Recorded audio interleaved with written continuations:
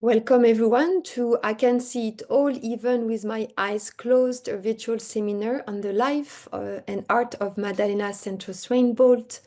This program of talks and presentations is co-presented with the Museo de Arte de São Paulo, Assis, Chateaubriand, and Brazil Lab at Princeton University. A quick note that today's program includes live interpretation in English and Portuguese and closed captioning in English.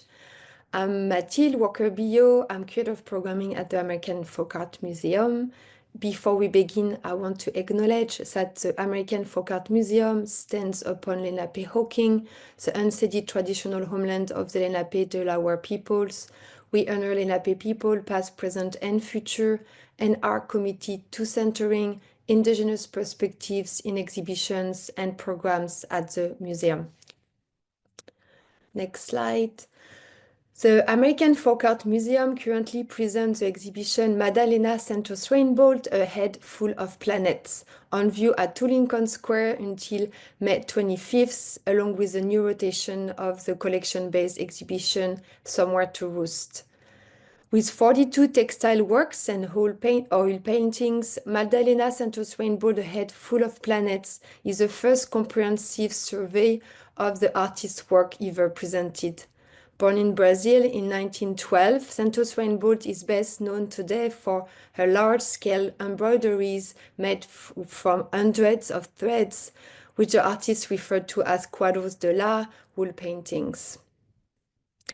This landmark exhibition is organized by the Museo de Arte de São Paulo, Assis, Chateaubriand, where it debuted in fall 2022 and where it was created by Amanda Carneiro and Andre Mesquita. The presentation at the American Folk Art Museum in New York is created by Valérie Rousseau and Dylan Blow-Edelstein. So next slide. So we're thrilled to welcome the creators of this exceptional exhibition to this virtual space, along with leading voices in the field of Latin American arts, African and Afro-diasporic arts, textiles, craft and self-taught practices, and to present a new scholarship on the artist Madalena Santos-Reinbold. As you can note on the slide, we have a really rich program ahead of us.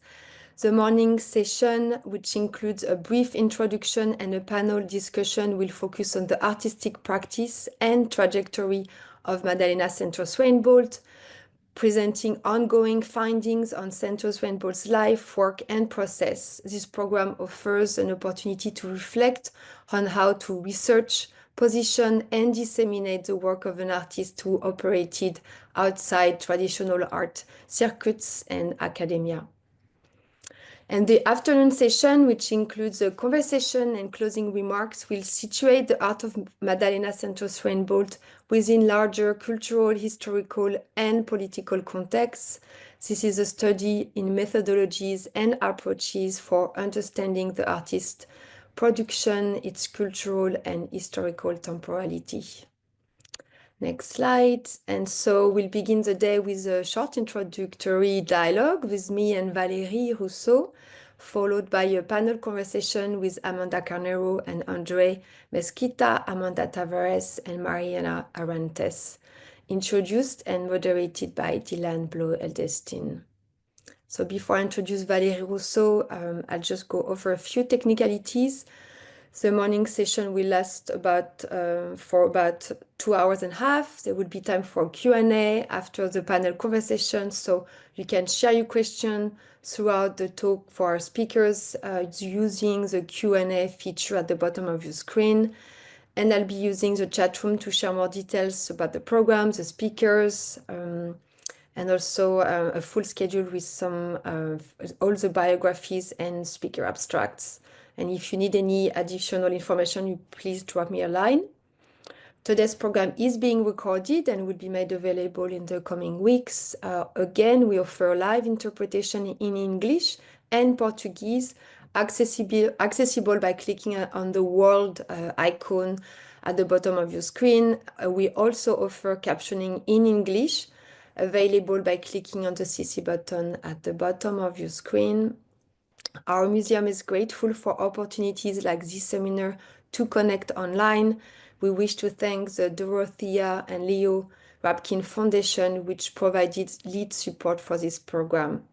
And I hope you'll consider supporting our program through a donation to the museum following this seminar. Your support has great impact and makes a difference in our ability to promote and champion the work of self-taught artists. So thank you for being here. And now I'll introduce my colleague Valérie Rousseau. Thank you so much for being here, Valérie. Valérie Rousseau is curatorial chair and senior curator at the American Folk Art Museum in New York. She overviewed critically acclaimed exhibitions, notably Art Brut in America, the incursion of Jean Dubuffet, the exhibition Photo Brut, Maurice Hirschfeld rediscovered, as well as projects on the legacy of Catalan psychiatrist Francesc Toscayas. Hi Valérie, how are you doing? And thank you for being here. Hello, thank you, Mathilde, and welcome everyone. I'll be happy to, to share a short genealogy of the exhibition. Maybe we can go to the next slide. Yes. Yeah, I'm so happy to have you here, and yes, it would be great to go a little bit over the history of the exhibition.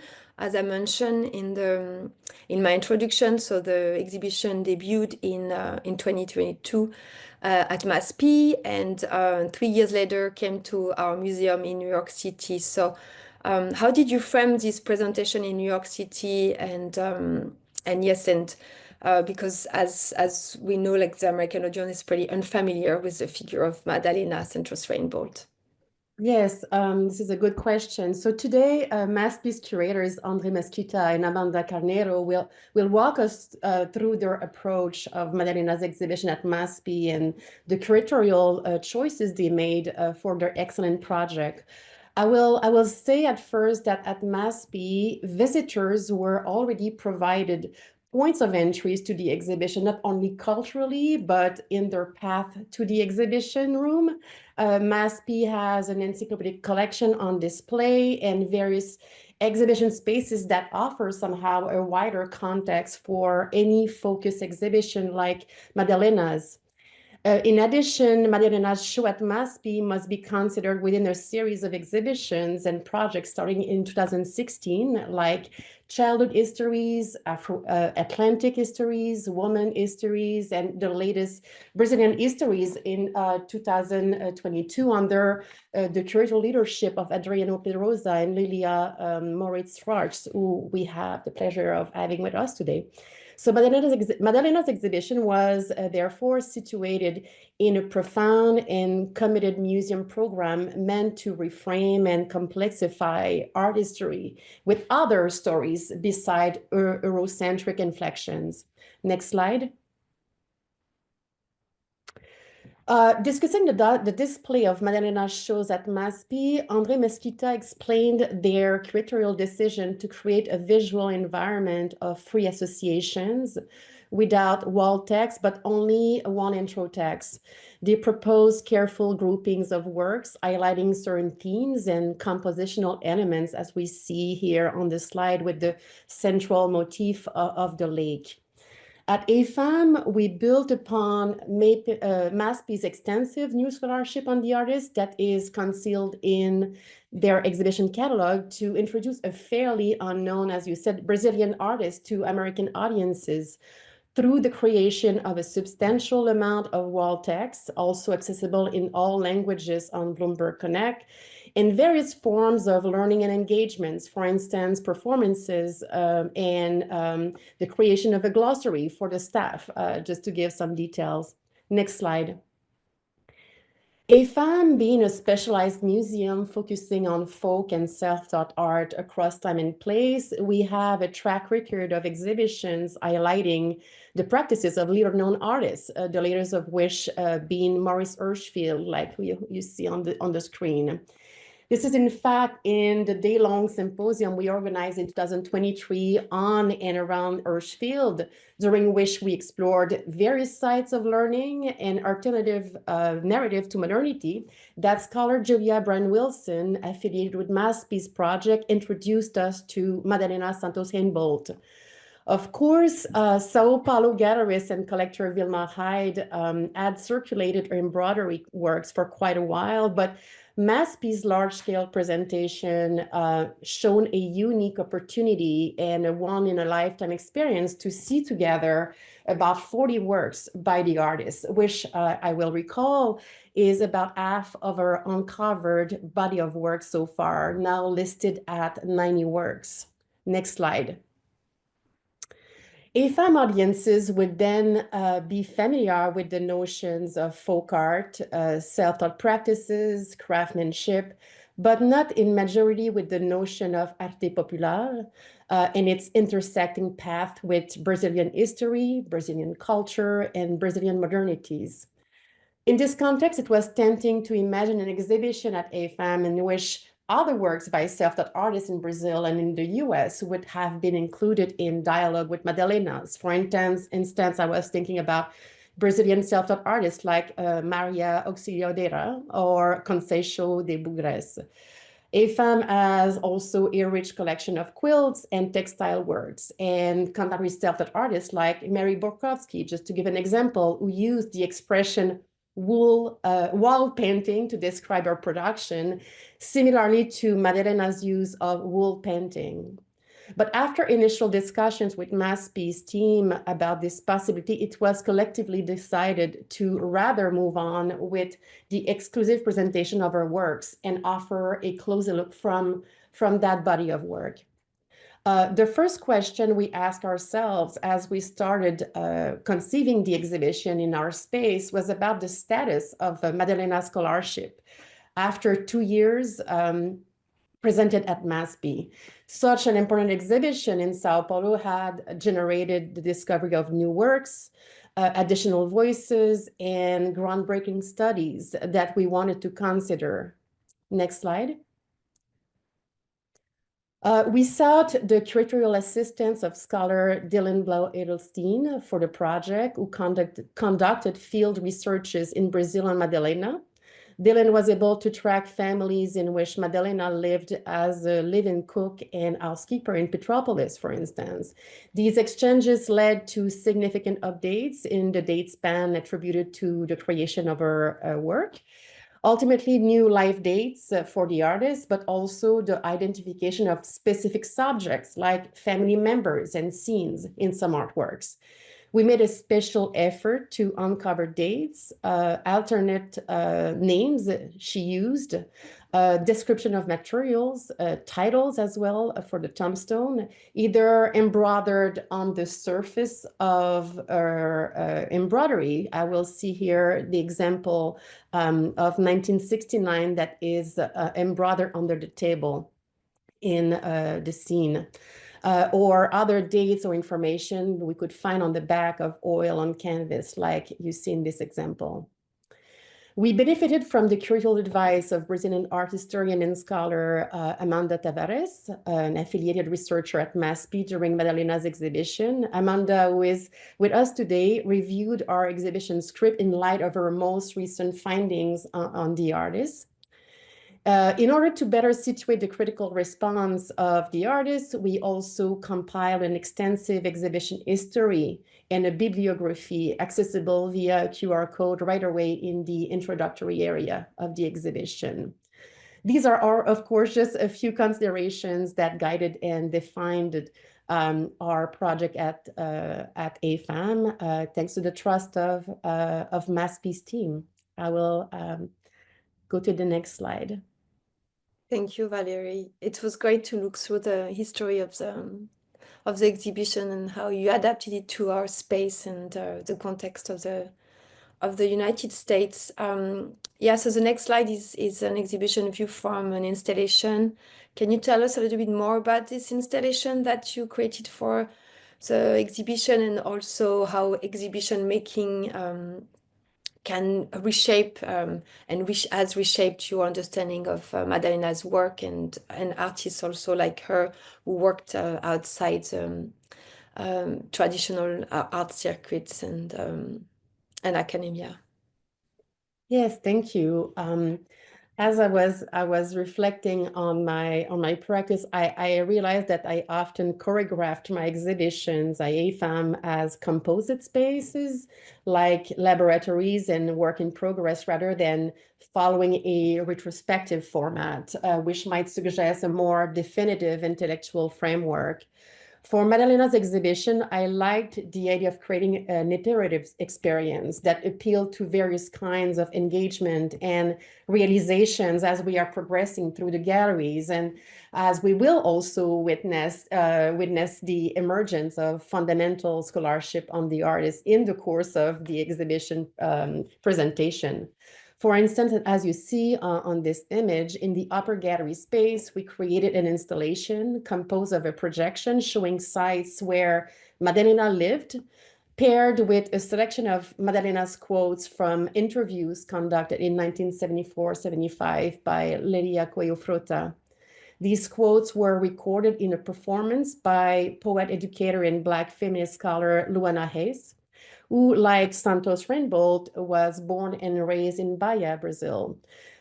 This component of the exhibition offered, in my view, a point of entry to recontextualize the conditions of her practice at a certain time. Next slide. Such activations occurred also in Anna P's dance performance in the gallery space, echoing aspects, postures, and themes of Madalena's works that cannot be verified through written archives, but were entering in dialogue with her Bahia rural culture, pop music, and Black spirituality, such as candomblé. Next slide. Our space wished also to pose questions. For instance, labels refer to race dynamics more specifically, like seen in this embroidery showing Salvador. Other labels reflect on Madalena's rare photographic portraits. This approach means for us assuming conflicted and oftentimes fragmented unresolved solutions, I think, which is very important in term engagement as well.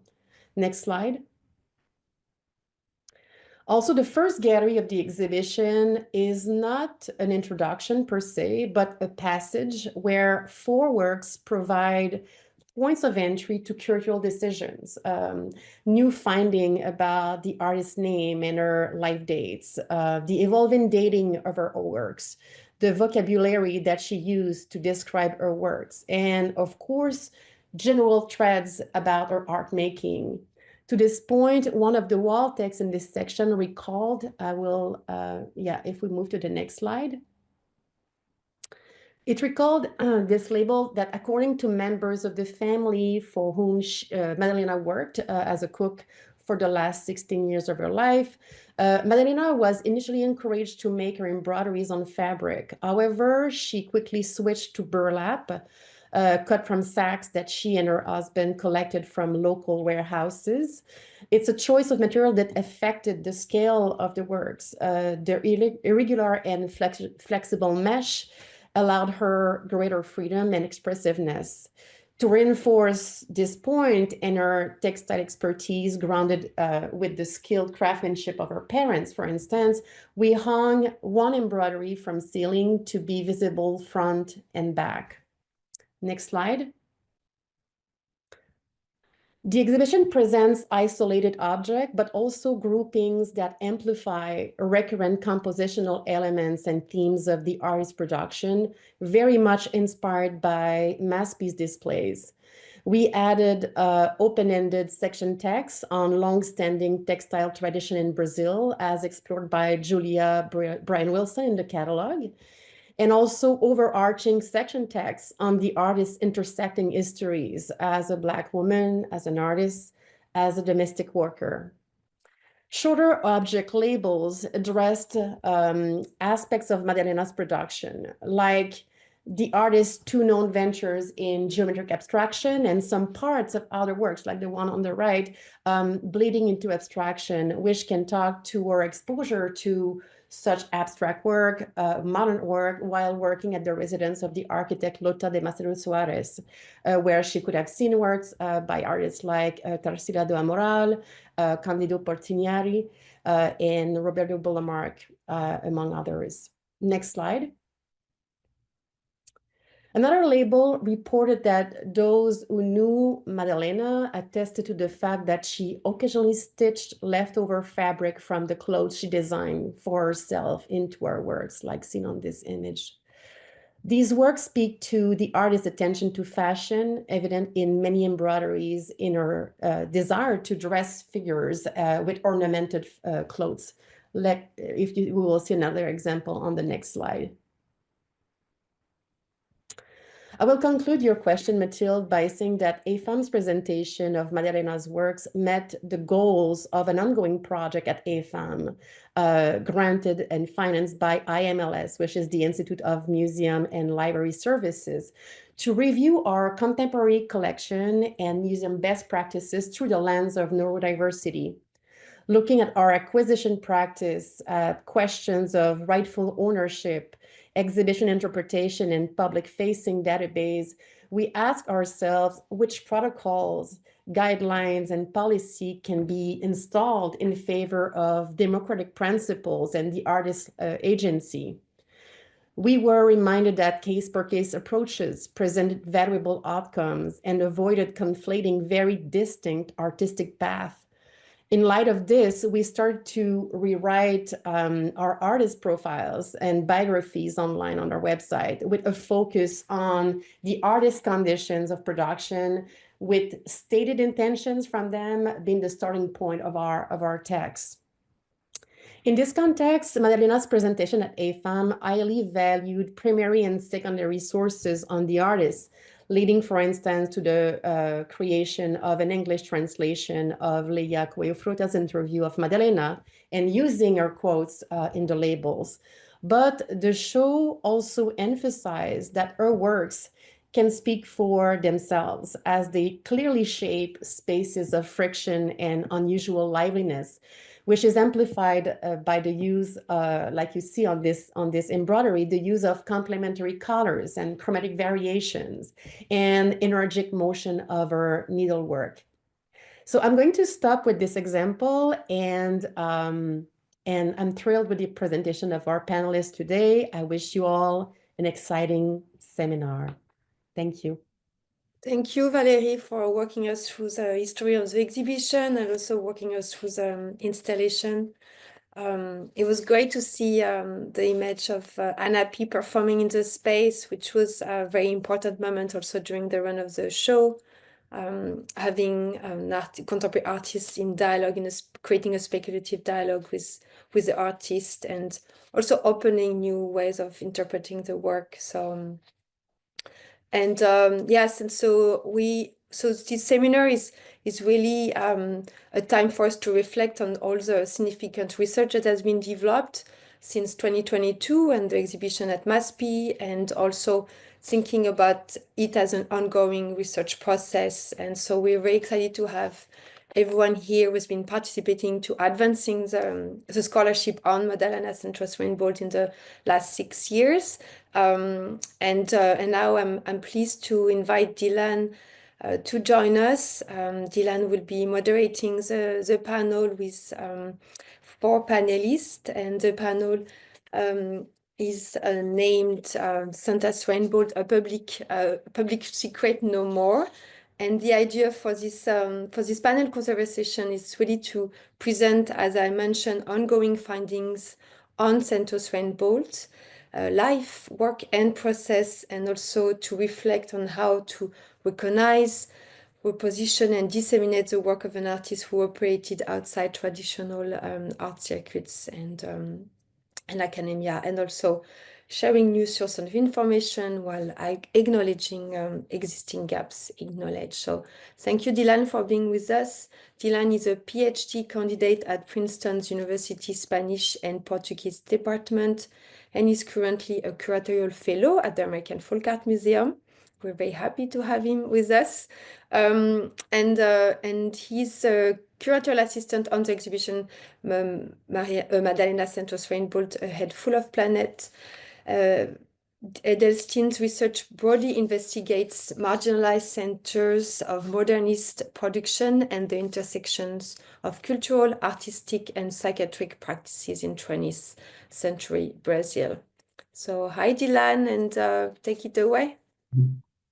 Thank you, Mathilde, for that intro. Also to Valerie for your wonderful introduction to our exhibit.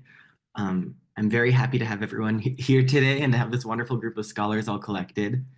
I'm going to start off in English here for the introduction to the panel and the biographies, but later we're going to be we have the, I think, very exciting opportunity to have a full panel of scholars from Brazil that will be in Portuguese. So later on, when we come to the Q&A, I will switch into Portuguese as well.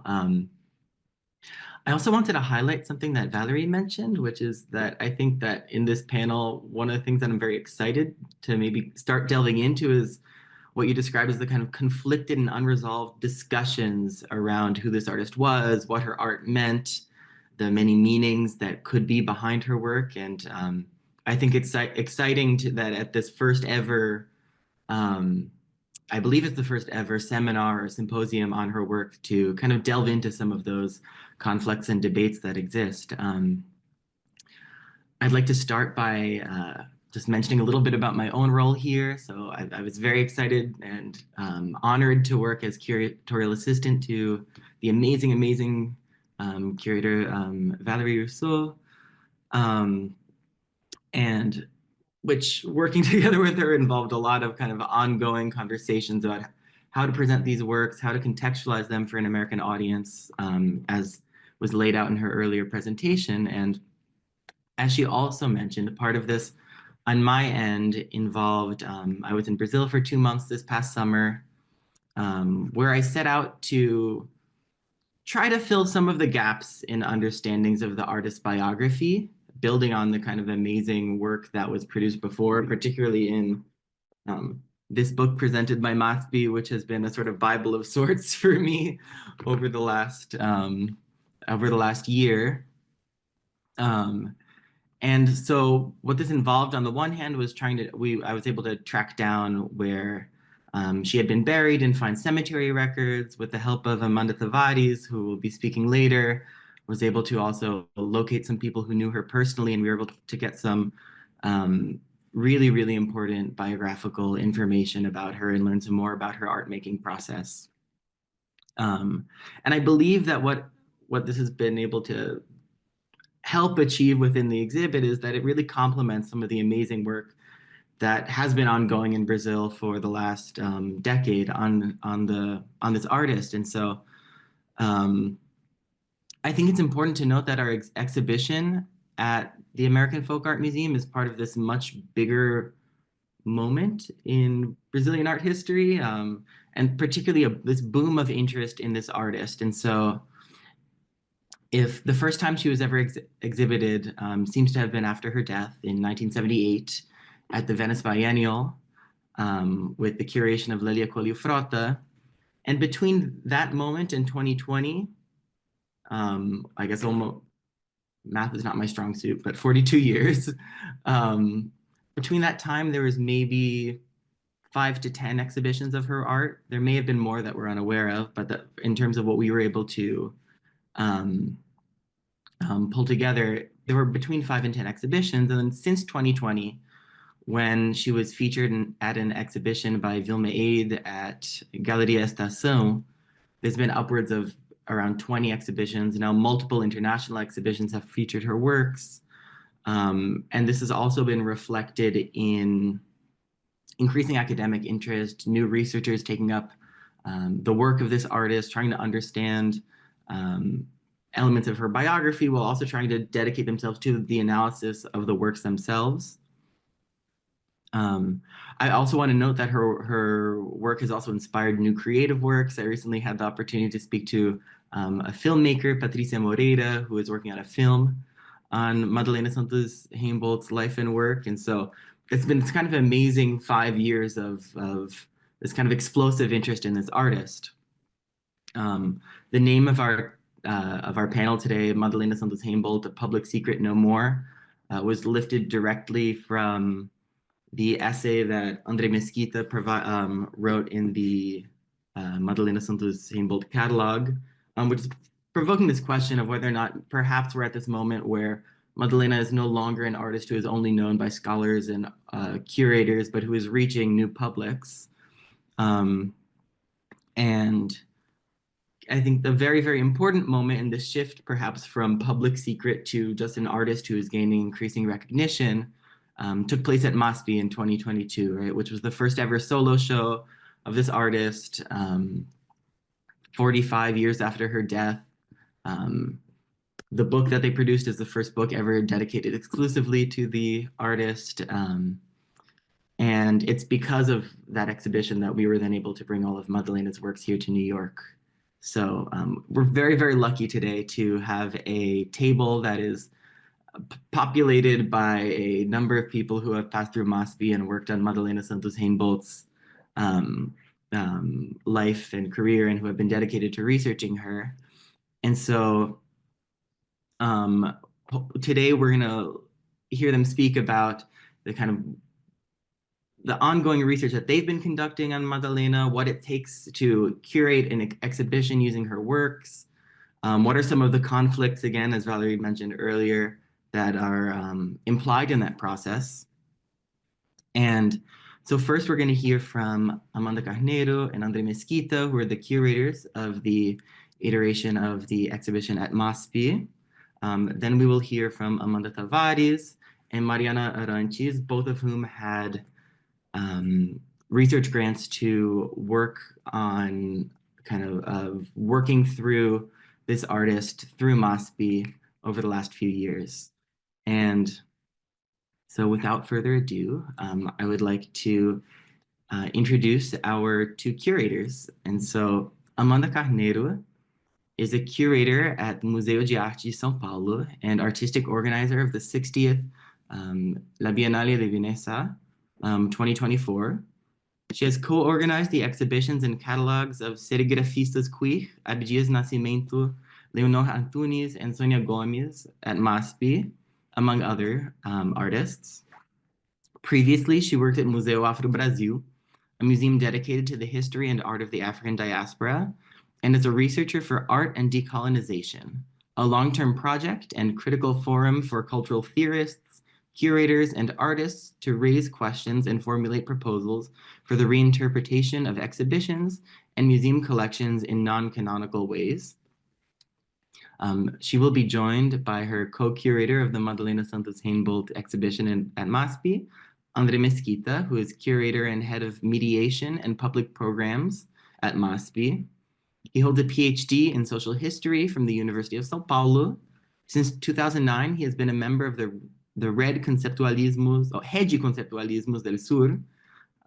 His research focuses on the relationships between art, politics, and activism, as well as themes such as the theory of secrecy, state violence, social movements, counter-cartography, music, art, and decolonization.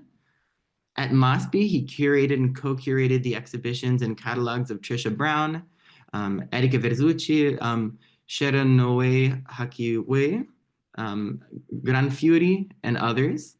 Mesquita is also an editor and organizer of publications, as well as the author of several books, articles, catalogs, and anthologies. And with that, the floor is yours. Thank you so much.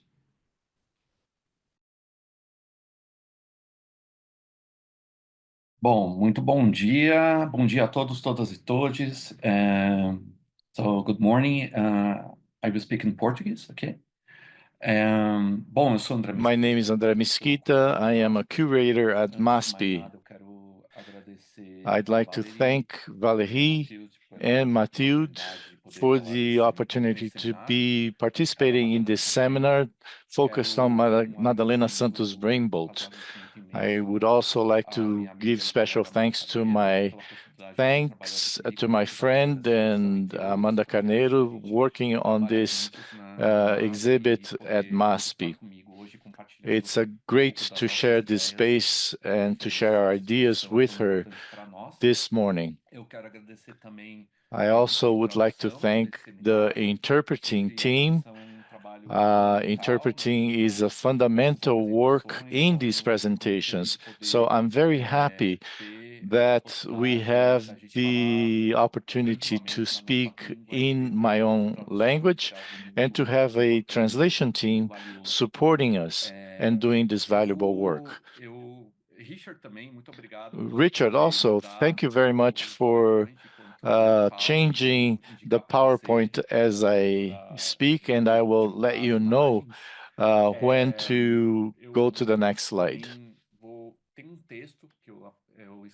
I have a text that I drafted for this presentation. I will read it in a slow way so the interpreters may translate it. The idea of my presentation is to provide a context for the Madalena Santos Rainbolt exhibit at MASP in 2022 and to have some considerations about the artist's work. Very well. The Madalena Santos Rainbow, A Head Full of Planets, began in November 2022 at MASP as part of the curatorial cycle. It is a biannual cycle in 2020 and 2022 when we were still gradually reopening the museum after the COVID-19 pandemic. Every year, next slide. Every year we have a collective show focused on a specific. Every year, MASP has monographs focused on a specific topic or theme. In 2025, we are working with ecology histories. In 2021, we had an exhibit focused on women artists such as Conceição Rubitz, Érica Martins, and Gertrudes Altu. In this image, we see two exhibits together in the mezzanine, curated by, and the second underground. These show a very rich dialogue. E o trabalho escultórico de Érica Berzucci, que se apoia em referências tanto das histórias da arte quanto das formas da natureza.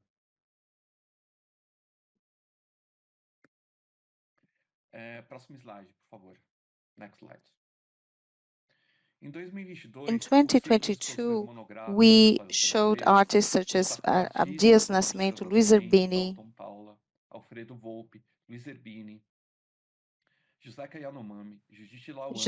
Yanomami, Cíntia Marcelli, and Madalena Santos Rainbolt. It was a remarkable year for us because we had a debate about communities and originary people that brought to the fore dispersed histories many times of outsiders. In the same year, MASP had a big show as well, the Brazilian Histories, under the curatorship of Adriano Pedrosa, Lilia Schwartz, and Amanda Carneiro, André Mesquita, Fernando Oliva, Glaucia Helena de Brito, Guilherme Friuda, among others. This show coincided with 200 years of Brazil's independence and the centennial of the Modern Art Week of 1922. However, it was not a nationalistic or triumphalist celebration. We were trying to make an inquiry into the narratives that speak of national symbols and also the project of a Brazilian landscape exploring rebellions and several different types of violence in the country, such as the claim of territories, community life, and emancipation struggles. One of these hubs on this show was called The Land and the Territory. It was curated by Adriano Pedroso and Isabella Reichler. It touched on the multiple relationships between the land and territorial disputes since the Portuguese invasion of 1500. It also brought together works that address the colonial and extractivism, looting. And also, it's in this discussion that we included a painting by Madalena Santos Rainbolt that was from 1963 and belonged to the MASP collection. This work shows a lake surrounded by houses and animals. The presence of this painting was really a trigger, a very important one, because what matters in Madalena's work is the production of space and how the space is the result of practices, uses memories, and the imaginary. The space is not a given, it's a production, and this production is, before anything else, the fruit of a social, economic, and political context. I would like to speak briefly about space in this presentation, but also of how we conceived the curatorial project together with Amanda.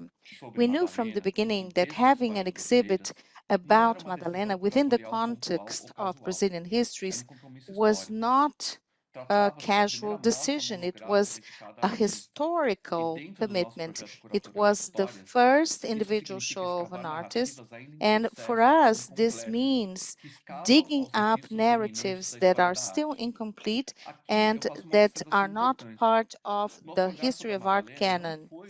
Our outlook, our gaze over Madalena's work was not aimed at repositioning her as part of the canon. We were not trying to correct an absence.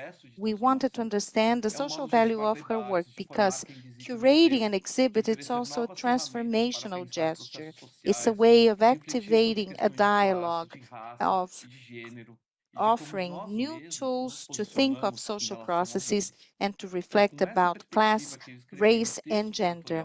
It was with this perspective that I wrote in the curatorial text that Madalena's work is a secret that's out in the open in the world of art. It's a provocation, of course, and it comes from the anthropologist Michael Taussig. The public secret is something that's circulated, but it's not said. It's not articulated as part of a trauma or silencing and violence. And in the case of Madalena, even though her work is visible and known and such in a few circles, it's still in a knowledge area that we still need to access and discuss. And here we're not claiming that we have discovered her work in any way.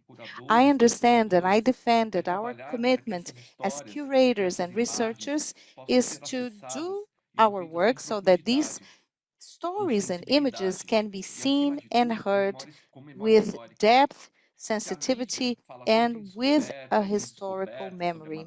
If the media talks so much about the discovery of Madalena, in fact, we're pointing out to an erasure, the erasure that women artists were subject to a long time, and also as a result of structural issues of gender, class, and race. So when we create an exhibit like Madalena's, we are not only fighting against hegemonic male and white culture, we're also fighting against several of those erasures. In this work at MASP, we wanted Madalena to take a leading position so that the audience could see the work, imagine, and create new readings and cartographies based on it.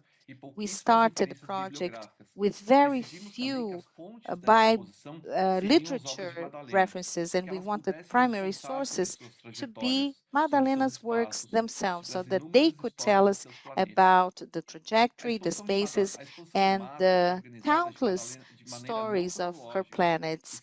The MASP exhibit was organized non-chronologically and without any distinctions between paintings and embroidery.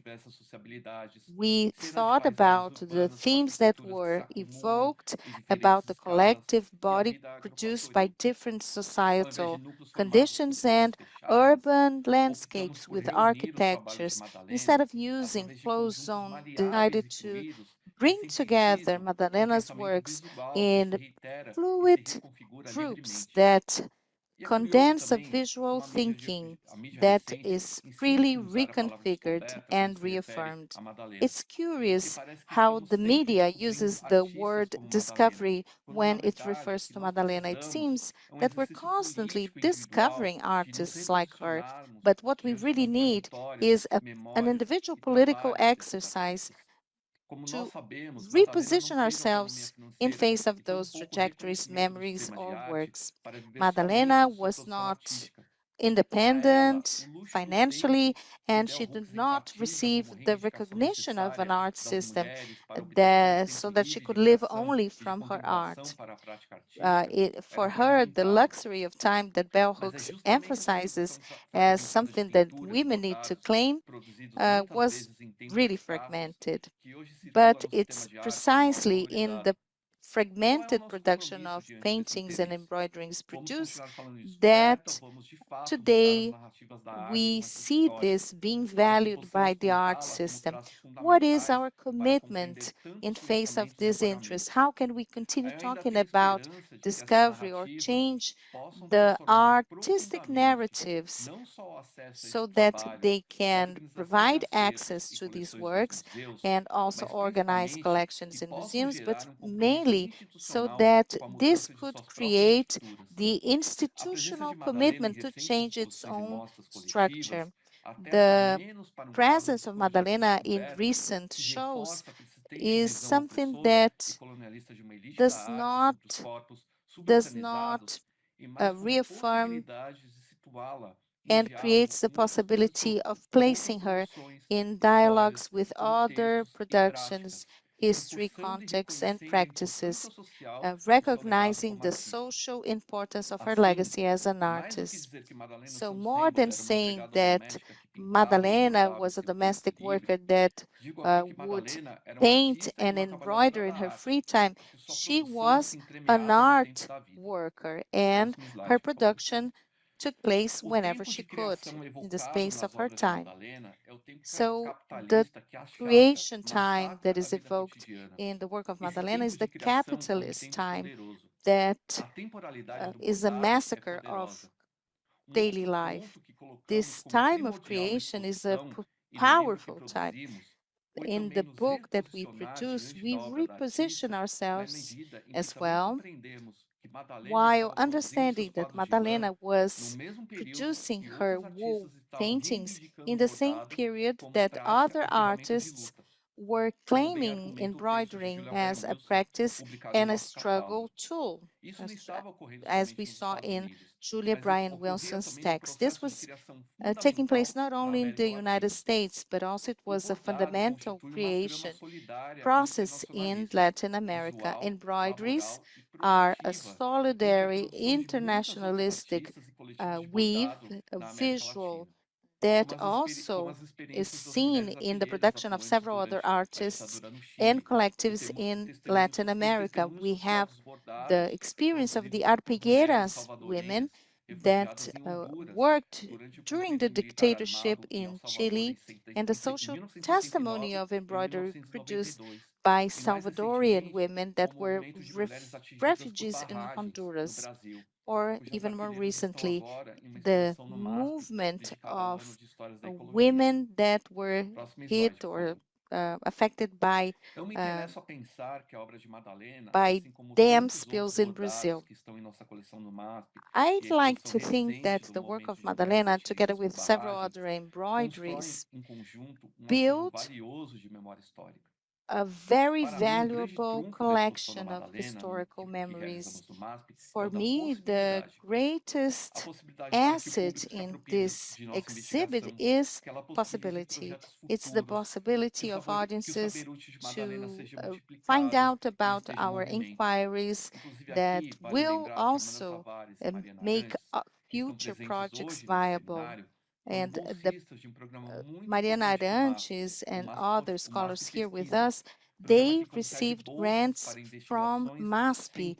It's a program that provides scholarships for students of the arts. And with this, Mariana Arantes and other scholars were able to research the work of Madalena. So I'm very interested in the production of space in relation to Madalena's work. Her paintings and textiles condense the image of this world as testimonials of history, not only in terms of time, but also a history of spaces that are recounted through her lived moments and changes of locations. This is, of course, something that makes us think of the rural Brazil migrations experienced by Madalena in her childhood. So the operation or the existence of a personal geography does not eliminate the class and racial violences she was suffering. Her work is a living testimony of resistance and existence, the work of creative enunciation. Speaking of this justice is speaking about justice. This relationship between embroidery and space is something that's latent in Madalena's work. Her personal geography that is weaved in the wall paintings and the artist's paintings makes us think of the social space.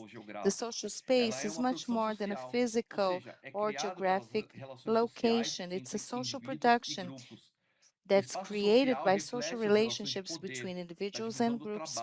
It reflects power dynamics, work dynamics, consumption, segregation, and inequalities. Speaking of these spaces, just like speaking about embroideries is also speaking about justice. And a space is a matter of justice as inequalities become manifest in the spaces of life.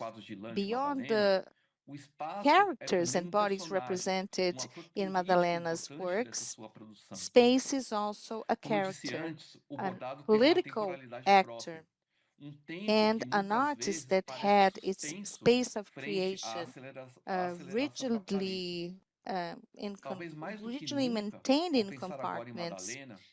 And especially now, when I think about Madalena, I remember what a group of Mexican activists do. They embroider the names of their missing children.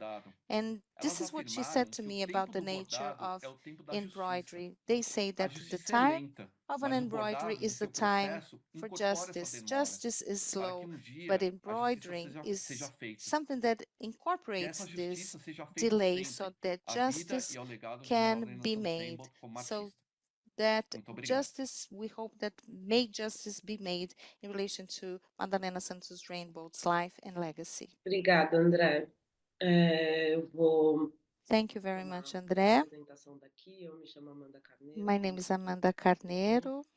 Co-curei essa exposição com o André. I was co-curator of this exhibit together with André. I would like to thank you all for being here. I would like to say hello. For those of you in New York, it's the morning, but here it's the afternoon.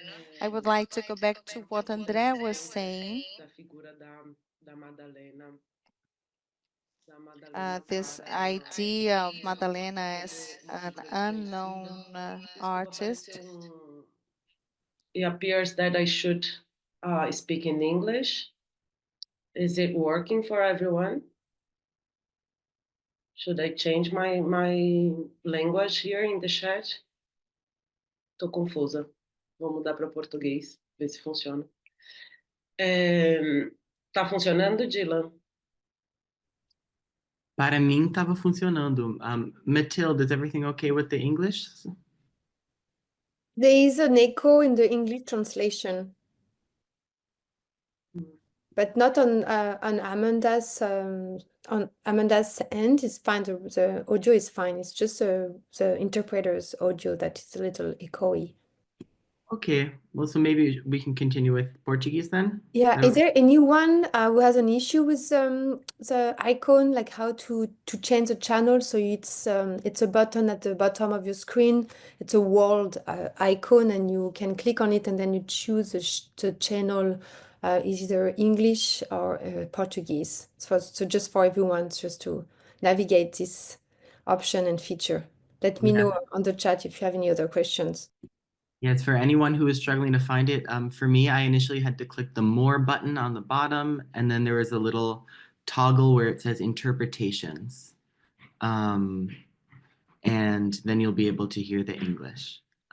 But yes, Amanda, fica à vontade de falar em português. You can feel free to speak in Portuguese. Obrigada, Dylan. Thank you, Dylan. Next slide, please. Next slide. Então, vou retomar a apresentação. So let's go back to the presentation about Madalena as an unknown figure and also as a domestic worker and an artist. We see the image of her in Brazil, and I'd like to hear from you about how her image has been described in the US. And what we hear from here is that they have never de-linked her image as a domestic worker and as an artist. I think this contributes to the debate and it helps us understand the filters and limitations of art and within the art institutions. And in these descriptions reinforced by the discourse of the elites, often diminish the power of Madalena's work,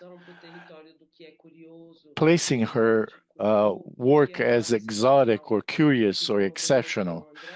As André mentioned, not just in the US, there has been a strong production in this vein. Something that's the artist's extremely complex production. It's a conflict. It's been for me to read her biography and to read her artistic production. This conflict is very alive, and I am very aware of how important it is to let the work speak for itself without interference from her biography, so that we're not reinforcing discriminatory readings. I also wanted to mention something very significant and fundamental, which must be remembered, which is the Museu Arte Brasil in divulging Madalena's work. Manuel Araújo, who was founder of this and curator of this institution, has consistently presented Madalena's work consistently in their exhibits without ever removing her work from the exhibit, which means that since 2004 until 2022, when we held our exhibit, her works have always been available to the public. And that's where I first met Madalena's work. I worked there between 2012 and 2017. It was also there that I had the opportunity to see works by Maria Auxiliadora da Silva and Conceição dos Bugres, who André mentioned, with my colleague Fernando Oliva, artists that I continue in conversation with in Brazil and with whom I've worked consistently for them to find other institutional spaces. And these discussions have always been pejorative towards their work in the institutions. It's not a coincidence that I identified the biographies of this work. As a Black woman, I've also faced my possibilities of articulation very restricted in institutions that are focused on artists. So I start with this painting because it is part of the Afro Brazil Museum collection. which seems to me very interesting, which is different from what the artist produced. When I worked at Museu Afro Brasil, there were wall paintings, and Emmanuel didn't show her paintings when I was there. When I first saw her work, I did not know that she had paintings. The access to her collection was restricted to her textile work. So I missed the opportunity to see different parts of her work, as in this painting in which she shows the Brazilian political situation. By that time,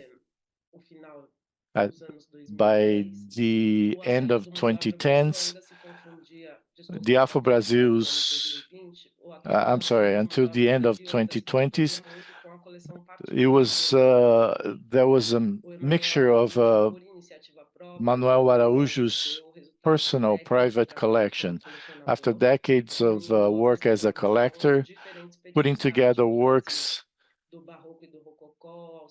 Barroco and Rococo and 19th century and academic production, modern and contemporary art. It was a radical constitution of his collection. I understand that this collection challenges not just the canon, but proposes a new vocabulary when we think about Brazilian popular art as being non-peripheral. In this body of work at Museu Afro Brasil, there are Estevão da Silva, Rosana Paulino, Mestre Didi, in addition to Maria Auxiliadora and Conceição dos Bugres, whom I have already mentioned. Since its founding in 2004, Museu Afro Brasil has continuously presented artists who became individual exhibits in Brazilian and international institutions.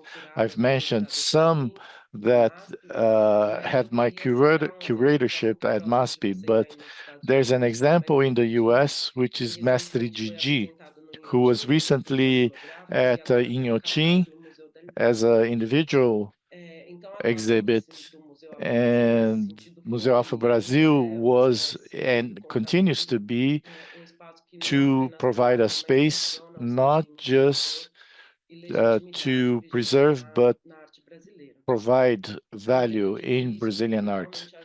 I think it's important to take back the Museu Afro Brasil's position in placing all these artists that I mentioned.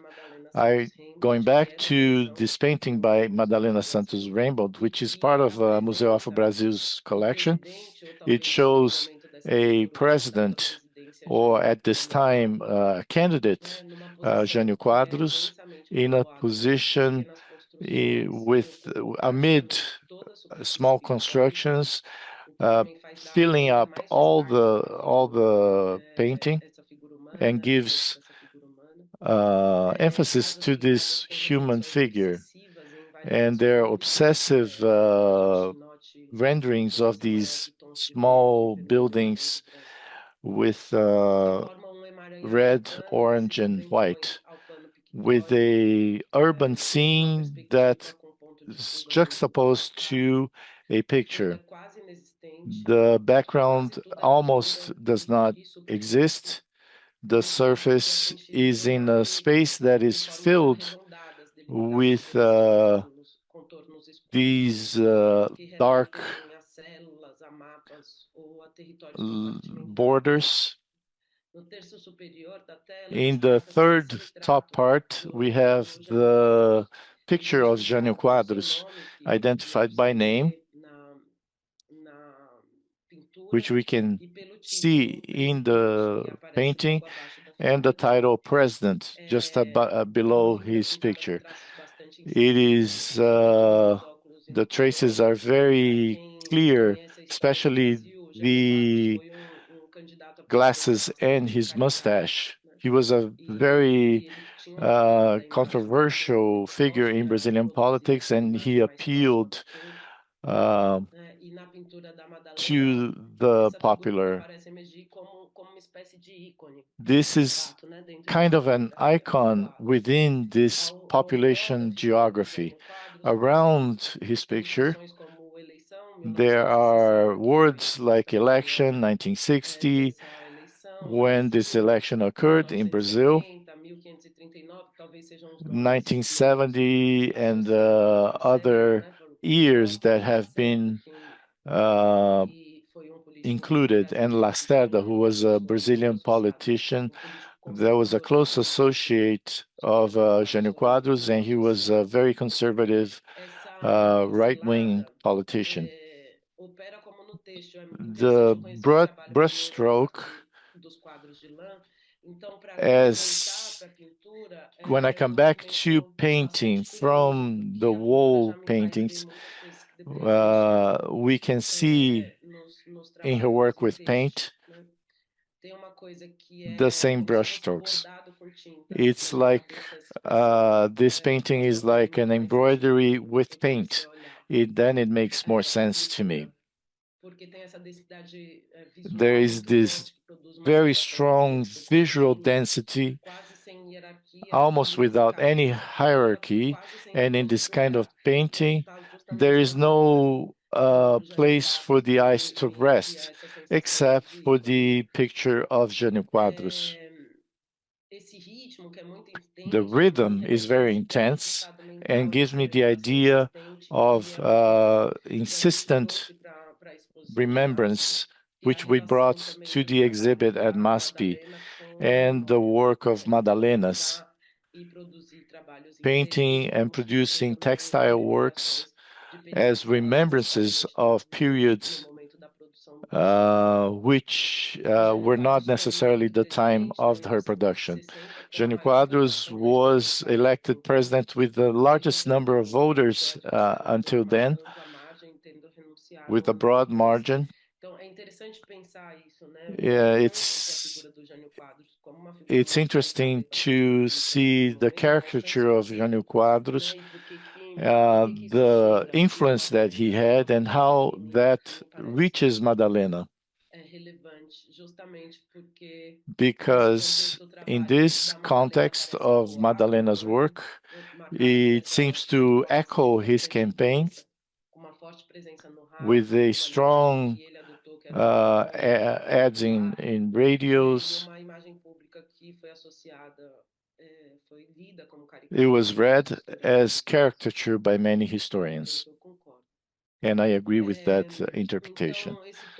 So the political record in this painting and the paradox in the artist's production reveals the complexity of her vision.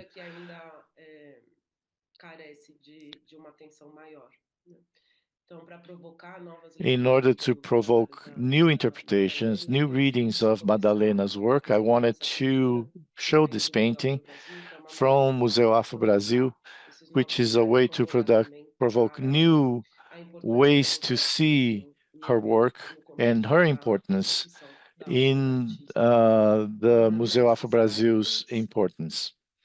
Next slide. Here,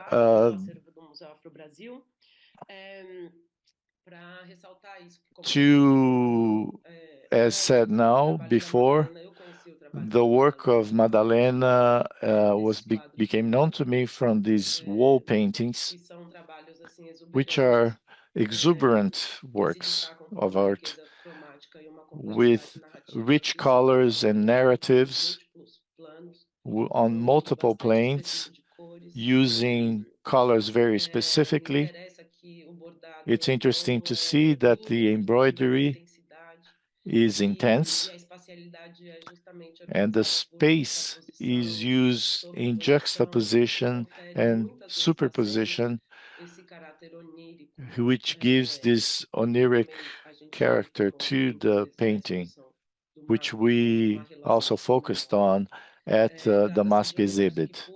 It's a universe with repetition and saturation, evoking discussions in art history as the essays in the catalog Next slide, talks about. please.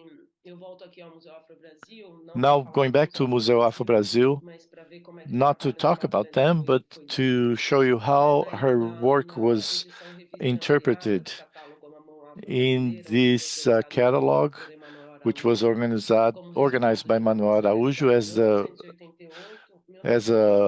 1988 is a very important year. It was a 100-year anniversary of the abolition of slavery in 1878, and it was a year in which Manuel created this seminal exhibit in Brazilian art, which received a lot of attention at the Museum of Modern Art in São Paulo,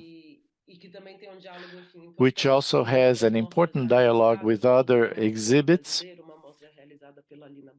by Lina Bobatti, which MASP recently brought back in an exhibit related to popular art. It always had a very strong presence in Brazil. Manuel Araújo created something very pertinent, which is what's called popular art. In fact, has a color. And he has an identity, and that identity is black. So these exhibits become marginalized in the art system. It's interesting to think about how Manuel's exhibit did not submit to an idea of marginality when focusing on other Black people. So the tension between who is the focus of the conversation, with whom we are talking to.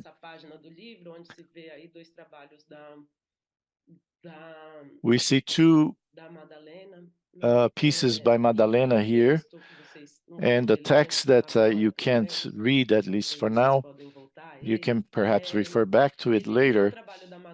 It interprets Madalena's work as an expressionist work and compares it to tapestry from Boyer. Until then, this reading in this circulation is not connected to a biographical narrative. It's interesting to note how there was interest in Manuel de Araújo. I don't know who wrote this because credit was not given, but this reading is linked to a comparison of Madalena's production, Santos Rainbolt, with other schools and fields of artistic production. So I'm curious to think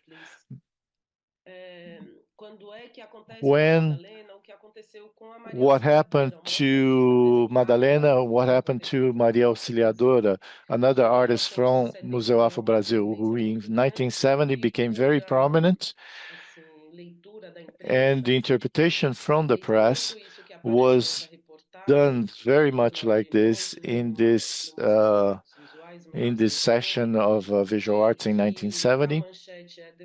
And the headline is very sad that the domestic worker replace the vacuum cleaner with a brush. That also happened with Madalena Santos Rainbolt. Here in Brazil, despite our attempts, our huge efforts, André and mine, to avoid this type of interpretation because of its violence in a very slave-focused society such as Brazilian society. So we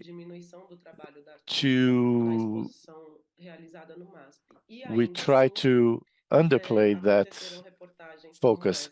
Yet there were articles such as former domestic worker Madalena dos Santos, and also focused on her relationship with Lota Macedo and Elizabeth Bishop. And another headline that says From the Kitchen to MASP, which is very a violent headline. From the Kitchen to MASP. So you can see that Brazilian media in 2023 reproduced the same thing that it did in 1970, asking what is our role as researchers to avoid this kind of association. We did not want her biography and the fact that she worked as a domestic worker to become the headline, as it often happened in the past and unfortunately continues to happen. I think this is very revealing of many factors associated with Brazilian society, and I'd like to hear from you how this has been perceived in the United States. In Brazil, in 2014, the labor laws for domestic workers were recognized, and as I said, the mentions of Madalena's biography are very violent and slave-focused. I wanted to go back to a new narrative, the production of new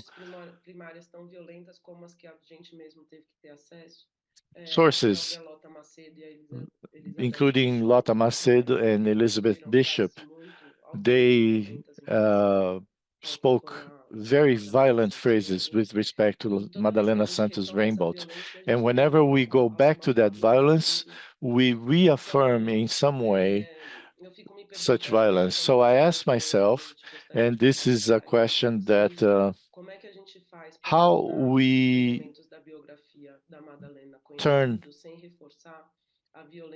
her biography known without reinforcing the violence that has marked her history. And the Brazilian media and a good part of the Brazilian elite continue to describe Madalena in categories and diminishing her production to her structural violence that she suffered. I don't know how much more time I have, but it's interesting to think about what Cynthia Hartmann said, to look at this work as an archive that challenges us and says what it resists to be said. Based on Madalena's work, we have the desire to imagine what could have happened if her biography had not been marked by such structural violence that affects so many Black women in Brazil. So what would it be like to use her as a primary source, questioning this logic imposed by official documents that often created violence and was not produced by Madalena? The primary source that was produced by her is her work. So that is the source that needs to be emphasized. So I leave you with this question: what kind of justice we are willing to build in the art field, waiting not for a discovery, but an interpretation of her work. Thank you.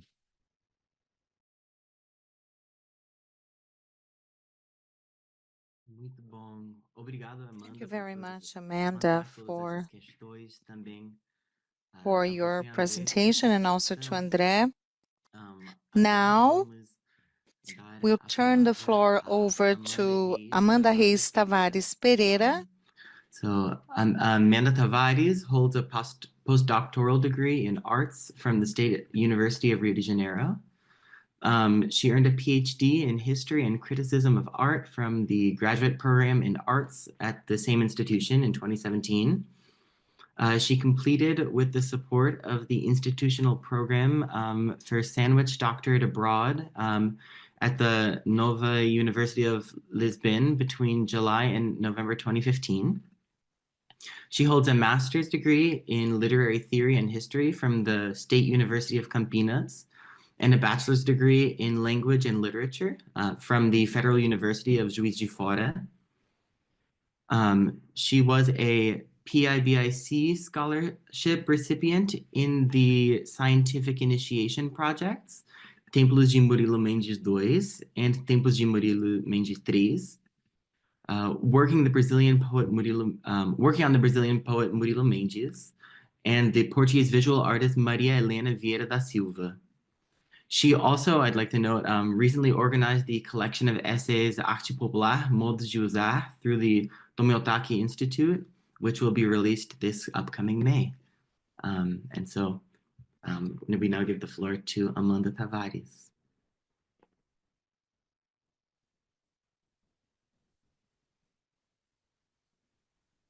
Obrigada, Dylan. Eu vou compartilhar aqui. Tá aparecendo? Can you see my screen? Sim. Ready? Ok. Então, bom dia, boa tarde. Well, good Uma afternoon. alegria estar aqui. Eu vou It's a ler a joy apresentação to da be minha here. I apresentação. will be Não vou reading gastar o tempo, my não vou gastar o tempo, presentation mas é uma in the name alegria of enorme time, participar desse but it's a seminário, joy and an nessa honor to be conversa, né, part com of this Amanda, Mariana seminar e and to André. share this Eu conversation with agradeço Amanda, também Mariana, and ao André. Folk Art Museum I pelo thank the convite team at para poder the Folk colaborar Art nesse projeto, na Museum for the participação nesse invitation to seminário. contribute Foi a primeira with vez this que project and to exclusivamente a participate in obra this da Madalena seminar, Santos Rainbow which is the e as first diversos dedicated debates to que essa Madalena's obra work mobiliza.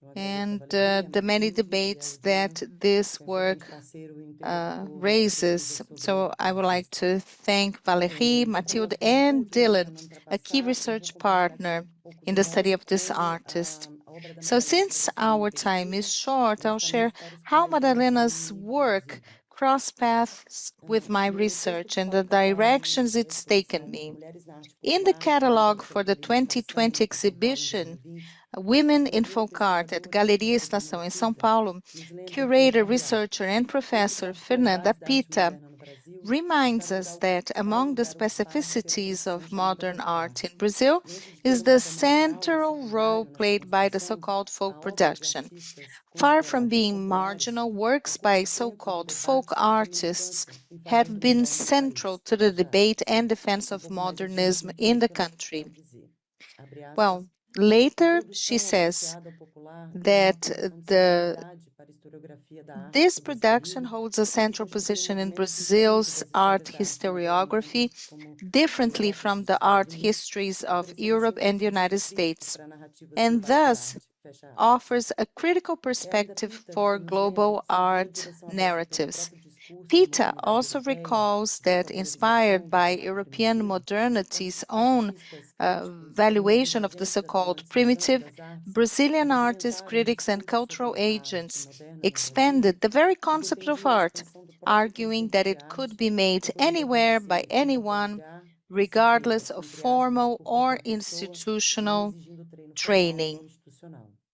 Primitivos, This autodidatas, expansion loucos, entre aspas, brought e together crianças que artists estavam também deemed entre os primitive, aptos, self-taught, entre aspas, mentally a ill, produzir arte. or children, Na esteira dessa and expansão, sparked o visual and repertório formal technical visual e dialogues. técnico associado a esse tipo de So produção fomentou diálogos entre obras this e also artistas created classificados a dialogue nessa between categoria, além artists de uma that are bibliografia sobre o que classified será in this dessa produção. category and a Então, considerable artistas como Mestre bibliography Vitalino, on Ranchinho, the Mestre topic. Guarani, Heitor dos Artists such Prazeres, as Pianina, Mestre Gabriel Vitalino, Silveira, Júlio Ranchinho, Martins dos Mestre Filhos, Chico da Guarani, Silva, Heitor dos são outros nomes que Prazeres, figuram nessa Janira, Maria bibliografia. Auxiliadora, and Contudo, Antônio da essa Silva are posição frequently central da cited. arte popular não Still, se the converteu central necessariamente em role reconhecimento did financeiro not ou pessoal translate into para esses financial or artistas e personal nem os livrou de recognition uma for many interpretação of these sobre o olhar artists, contemporâneo, nor did it me protect parece, them muitas from vezes estigmatizada, que se stigmatizing justifica a critérios interpretations socioeconômicos, rooted in geográficos ou race, raciais.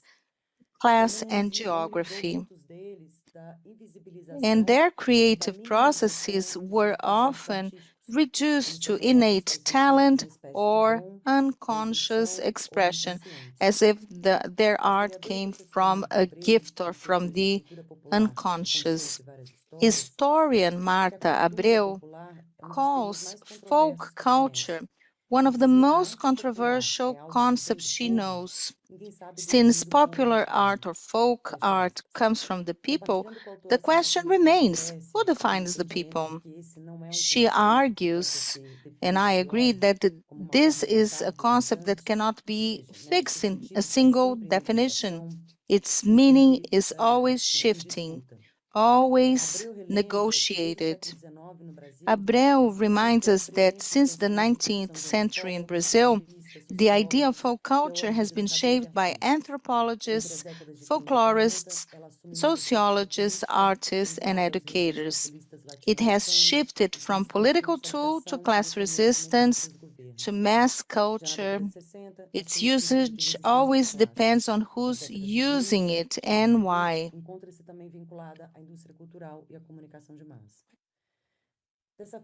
So when we say folk art today, we must consider the historical, cultural, and political implications of the term. These shifts affect how the work of these artists is seen, and it always depends on who is talking about whom one is talking and the criteria for this definition. And these mutations of uses and meanings is something that goes hand in hand with the interpretation of naive, primitive, and folk art. And also the concern with the bibliography is something that's completely apart from the associations to it. For example, primitive, naive, craft, and even the very notion of people. Figures like Lina Bobardi, an important architect that projected the MASP building, is a very important name in this debate. Also, Lélia Coelho Frota, museologist. They played crucial roles in shaping these debates. Frota, in particular, was committed to researching so-called folk artists and critiquing the term from anthropological aesthetic perspective. Like Lina, she rejected this association with static, anonymous folklore. She believed folk art emerged in the 20th century when artists began claiming authorship and the right to recognition. Emanuel Araújo was also a key figure in this discussion. Today, we are revisiting this historiography through the lenses of inevitable topics such as race, gender, and the Eurocentric bias of art history. This has led to renewed interest in artists previously confined to the category of folk art. Frota's legacy is just beginning to be re-examined, and we are now producing theory. Lina passed in 1992, Lina Bobardi, and her participation in this debate is widely documented. Lélia Coelho Frota's legacy is now being revisited, and in the coming years, we hope that this will be offering us new paths for research. For Marta Abreu, folk culture isn't defined, it's confronted. The same can be said for folk art. Every time we label a work or artist, and the existence of this category today, and not only its existence in art, but in other fields as well. So this is why my postdoc research called Popular Art Ways of Using it found Madalena Santos Rainbow. Frota also documented Madalena's work in Brazil, in Brazil's 1978 Venice Biennale Pavilion. As far as we know, I was the only scholar to interview the artist, and also for the first participation of Madalena in the art circuit as curator. Frota included Rainbow's work, which at the time did not really lead to further exhibits, as Valerie mentioned. This only started happening after the 20th century and the second decade of the century. And in many cases, as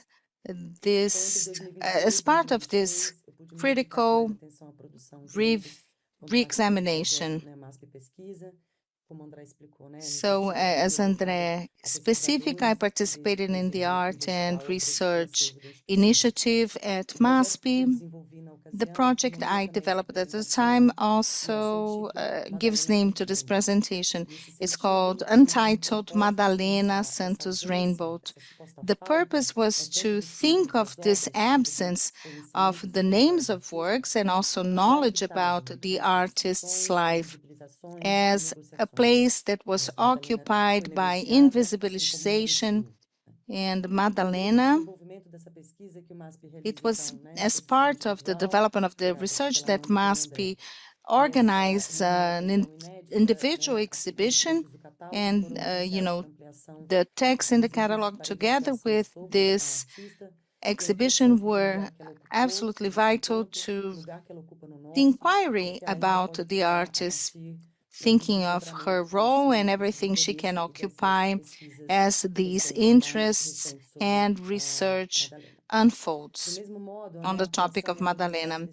Also, the expansion of this work and the partnership with the Folk Art Museum has also generated new biographical findings and expanded the scope of our analysis, and much remains to be explored.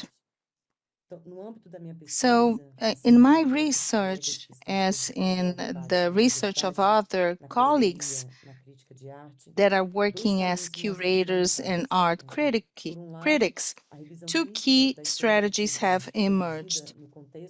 A critical revision of Brazilian art historiography and a direct analysis of these artworks. So if on one hand, many of these artists like Madalena may not have had formal training or had only interpretations attached to their works as from the racial perspective, and they developed their practice through interest, trial and error, and conceptual intent like any artist. In the case of Madalena, I was, and of course considering the time constraints, I was interested in finding out how she used floral embroidery, often ornamental, to create spatiality in her compositions, like this blue element, how it's applied to the fabric. And in the next images, the following images, this was the way in which this element transformed without necessarily creating a time relation between them. It was just a way to see how Madalena explored this element to build space in her works. Many areas of inquiry still remain open. How she racializes her characters, their clothing, the role of writing in her work, the shift between painting and embroidery, religious themes, and her critical perspective on Brazilian conditions, together with religious themes and its, Madalena's work insertion in the area of textile art in Brazil. Let's not forget that embroidery is a skilled craft, and Madalena worked as an embroiderer in Salvador. She once said to Frota, a conversation that was included in her poetic book, the artists do not dig up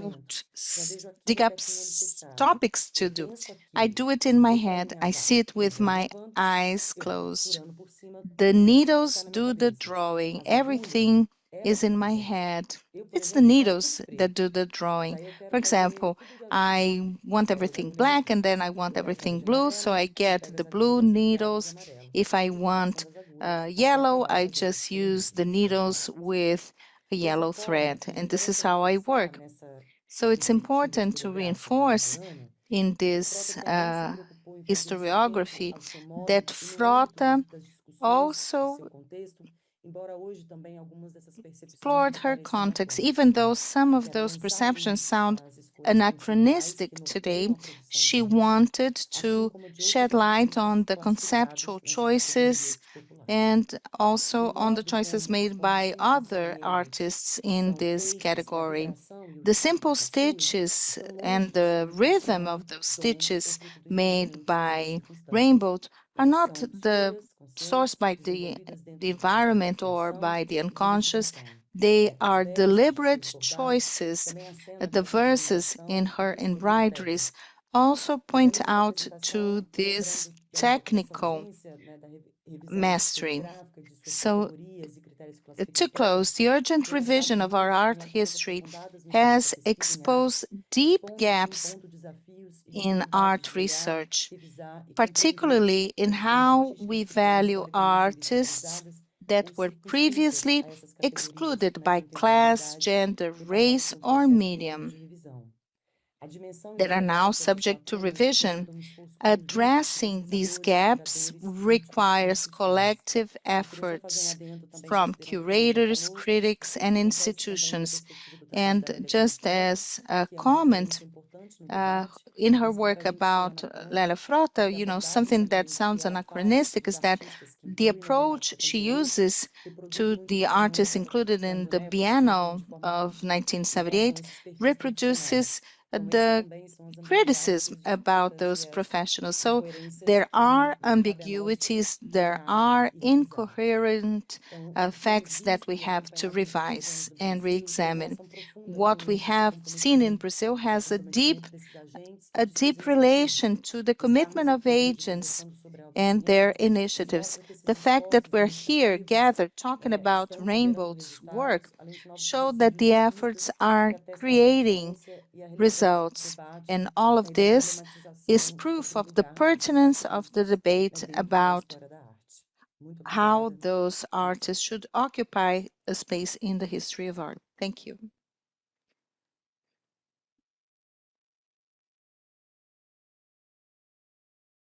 Muito obrigado, Amanda, pela apresentação muito Thank you, Amanda, for the very stimulating presentation. Para terminar, Now, our last presentation, Mariana Arantes. A nossa última apresentadora, que é Mariana Arantes. So Mariana Arantes is a historian and professor with a PhD in history from São Paulo State University. She was a researcher at the São Paulo Art Museum and has been working in the areas of education and research for over 15 years, with a focus on teaching, producing didactic materials, conducting research, and disseminating scientific knowledge.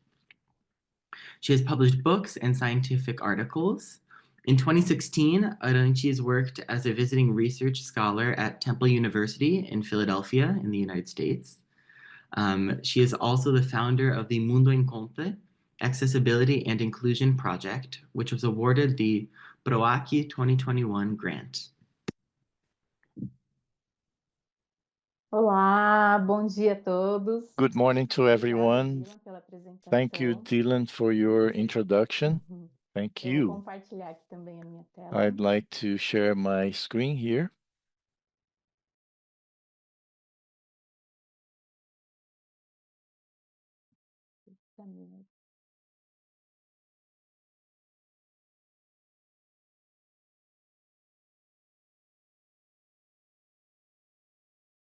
Ok.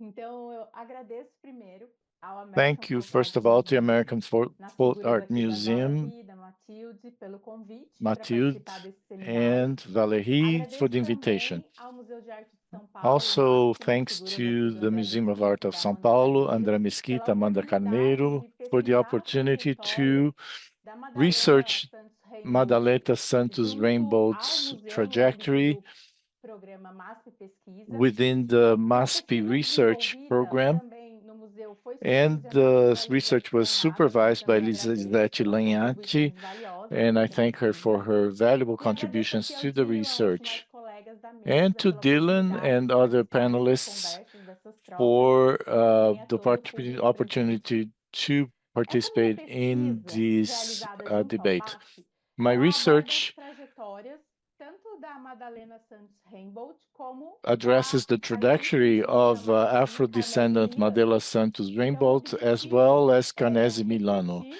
The sobre a objective is produção to social reflect on das the obras social visuais production desses artistas of numa these perspectiva de artists' história visual comparada. work O artigo from a final dessa comparative pesquisa, history ele se perspective. debruça então sobre as obras It dessas artistas explores que the compõem work o of these acervo do artists, which are MASP, do part Museu of de Arte de São Paulo, MASP's e collection, utiliza um arcabouço teórico and use metodológico a multidisciplinar methodological, baseado nas multidisciplinary perspectivas da framework interseccionalidade entre gênero, based on the raça, classe, intersectionality país e between gender, pluralidade. class, E o artigo também and the trabalha com a article also relevância works de with the estudos que relevance relacionam of studies história, relating memória e arte. history, memory, and art. E o objetivo, então, é trazer uma análise crítica So the sobre os purpose is processos de to provide a construção dessas critical analysis memórias on the culturais process de of mulheres creating no these Brasil. cultural memories of Especificamente women in falando Brazil. sobre Madalena Santos Specifically about Rainbolt, a respeito Madalena das Santos visões de Rainbolt mundo dessa regarding artista, que é her onde eu vou me debruçar nessa world apresentação, visions of the um artists. aspecto menos explorado An aspect that nas has been análises less sobre sua explored obra e in sua the vida é a analysis maneira on her pela qual work as and life experiências is vividas how se her relacionam com as experiences are related cosmovisões to ancestrais, que foi um tema de interesse ancestral meu nessa pesquisa. No cosmovisions sentido aqui de entender a cultura, in order to try as to understand the crenças, culture, the as beliefs, the histórias, o histories, cotidiano e a the memória day-to-day life, and the que memory articulam in rites elementos como that força vital, articulate natureza, elements such as vital ancestralidade. force, nature, E and para falar de ancestrality. ancestralidade, Speaking eu of trago aqui ancestrality, as I would palavras like to quote do professor da Universidade professor Federal do from Bahia, que é Federal University o of Bahia, Davi Eduardo de Oliveira, é um Davi Eduardo filósofo, de que Oliveira. na sua He's a obra Cosmovisão philosopher. Africana no Brasil, On Elementos his para uma work Filosofia on Afrodescendente, ele afirma Afro-descendant work que in um Brazil, elemento he says that estruturante de a grande parte structural da element população of de impérios a africanos large part of antes da populations of invasão African europeia empires é uma before não European separação entre invasions is the natureza, non-separation between poder, nature, power, política e politics, religião. and Ou religion. seja, não In other há words, there uma is estratificação entre essas no camadas stratification importantes between dessas these layers sociedades. that are Então, a gente important está at a falando de societal level. We are cosmovisões de talking acordo about com o princípio cosmovisions da according to the integração, principle of com vários integration, elementos da vida se with many elements complementando. of life No that are âmbito da vida e complementary. sociedade, essa integração In social, life and ela torna o society, this sujeito não social integration individualizado, mas sim creates parte de um todo a integrado. person who's not Então, esse individualized autor but part of afirma que a nessa whole that sociedade não integrated. existe a dualidade The homem e view is that natureza. there is no Tudo está duality interligado, between man tudo and gira em nature. torno Everything horário. is Ele interconnected afirma and que o uno everything é o is todo, o interconnecting todo é and o uno. interacting. O profano tem sua dimensão The one is sagrada, all and the assim all como o is one. sagrado também se manifesta no The profano. sacred Então, is no tempo da also analogia, o tempo dos ancestrais e o expressed tempo passado e o tempo in, de agora. there E is esse no autor, então, nos scatology. diz que esses princípios This que author orientam tells essa us that the cosmovisão principles that africana guide the African cosmovision são a integração, are a integration, diversidade e a diversity, and ancestralidade. Seriam os três ancestrality. elementos These principais are the dessa three main cosmovisão. elements of this Sem cosmovision. ancestralidade não Without haveria tradição, ancestrality, there is no sem a tradition. tradição não haveria Without identidade. tradition, there is no Então, esses identity. elementos So these compõem essa elements cosmovisão compose this cosmovision, and despite changes and ruptures, these elements continue to structure life even after the Black diaspora. Based on this philosophy and on these principles of this cosmovision, I examine the work of these artists. When we refer to Madalena Santos Rainbold's work, I emphasize the representations of nature, which is a characteristic that showed the importance of the environment for the artist, as well as the presence of memories of places and past experiences. The representations of nature are constant in her work and include fauna and flora. One example is when we think about the question of livestock, which is presented in many of her works and is part of her experiences, including her migration history between her worlds of origin and modern and urban references in her work. So flora, fauna, people, land, water, and human creations, they combine in her life experiences and memories. And another example is the lakes, which is depicted often in her work.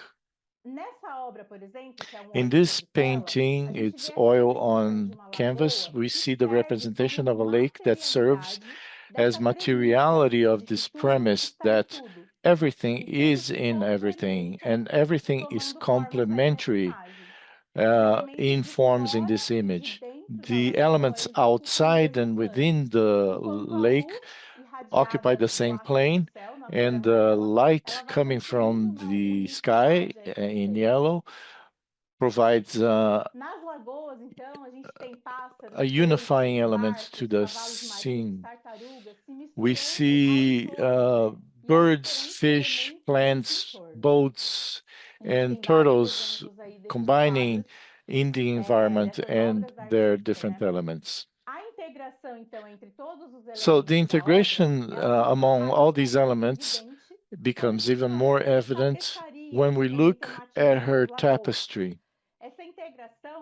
The integration becomes even clearer in the lines that are embroidered that cross themselves without a clear demarcation, separating beings and objects. The universe cannot be understood without a multiplicity of correspondences, analogies, and interactions with men and all beings that are part of this totality of the universe. Man is understood as a microsynthesis of all the elements that compose that form the universe. This is a microcosm, such as these lakes that are depicted by Madalena. When we think about world visions in which the whole is one, Eduardo Oliveira says that it's integration that enables the combination of differences, the different elements depicted in these works. Another very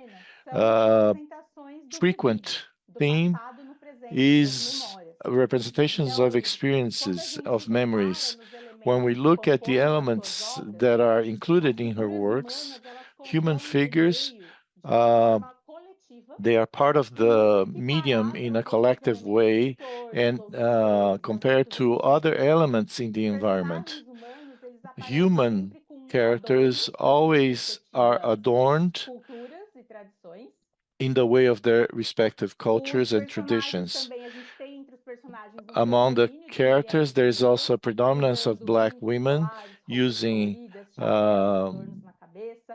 different adornments and hats, and they are shown in celebrations in day-to-day life, in religious rites, or collective gatherings in general. With respect to her preferences in color, Madalena also said in the interview that has been mentioned by my colleagues, she says to Lélia Coelho Frota, I am black, but I like dark colors. I like brown, I like black pants, black tops. I love black tops with a silver collar. In this same interview, she says that she learned embroidery from past generations as part of the domestic tasks that were ascribed to poor women.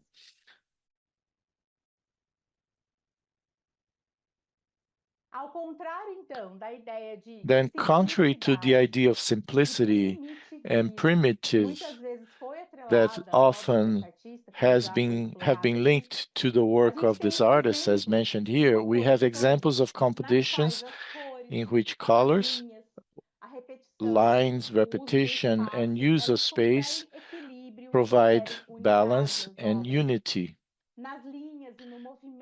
In the lines and in the movement of her works, we see a vital force that comes from ancestors and characterizes the cosmovisions of traditional peoples. The interaction between mineral, animal, and plant beings is highlighted in a balance that provides the work's unity in the representation of the complexity of cultures with very different world visions.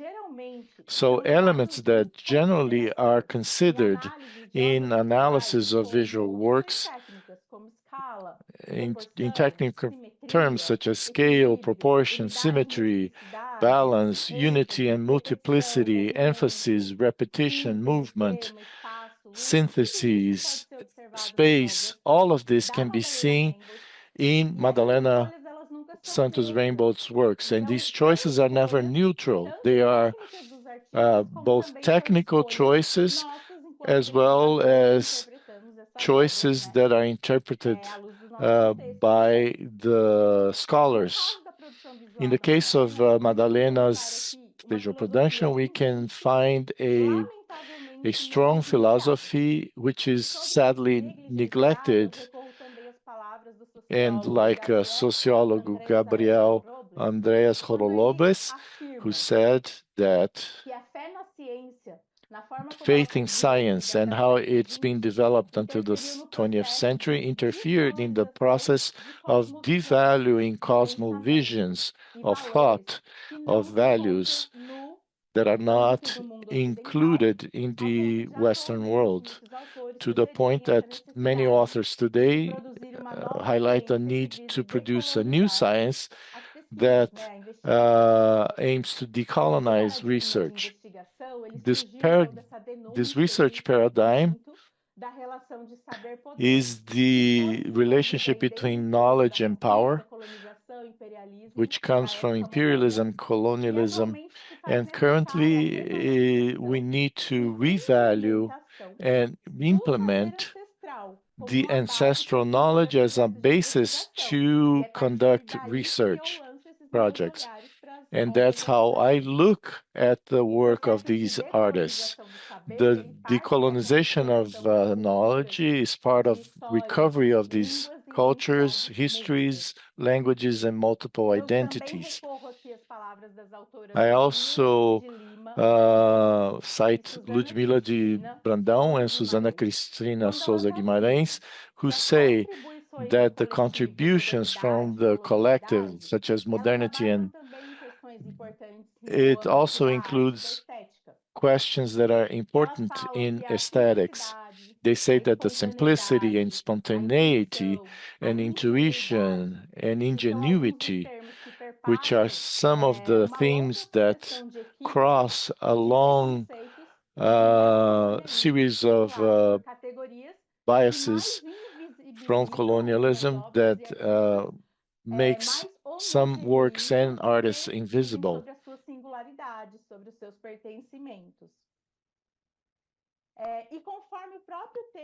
As the exhibit at American Folk Art Museum says Madalena dos Santos Rainbolt says she's a Christian and Catholic, but reports of people who knew her describe her as mystical, intuitive, and spiritual, which gives her works a mixture of symbols of different popular religions, histories of local folklore, and superstitions that are present in her life experiences and ancestral memories.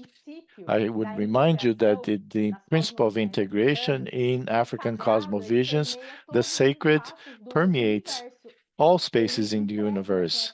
It impregnates with the ancestral life force any aspects of life and society. So the sacred emanates from ancestrality. The vital force comes up as a common support for all things to be connected and form an universal link. This vital force is a manifestation of the sacred and supports the universe and permeates the relationships between man and between man and nature. So I suggest here, as a proposal for us for reflection, we are trying to provoke rather than create controversy. The artistic production of women in the 20th century, they need to be paying attention to the relations between history, memory, and art, approaching the processes of building cultural memories of women in a critical form, particularly women who were born as poor, Black, struggling against these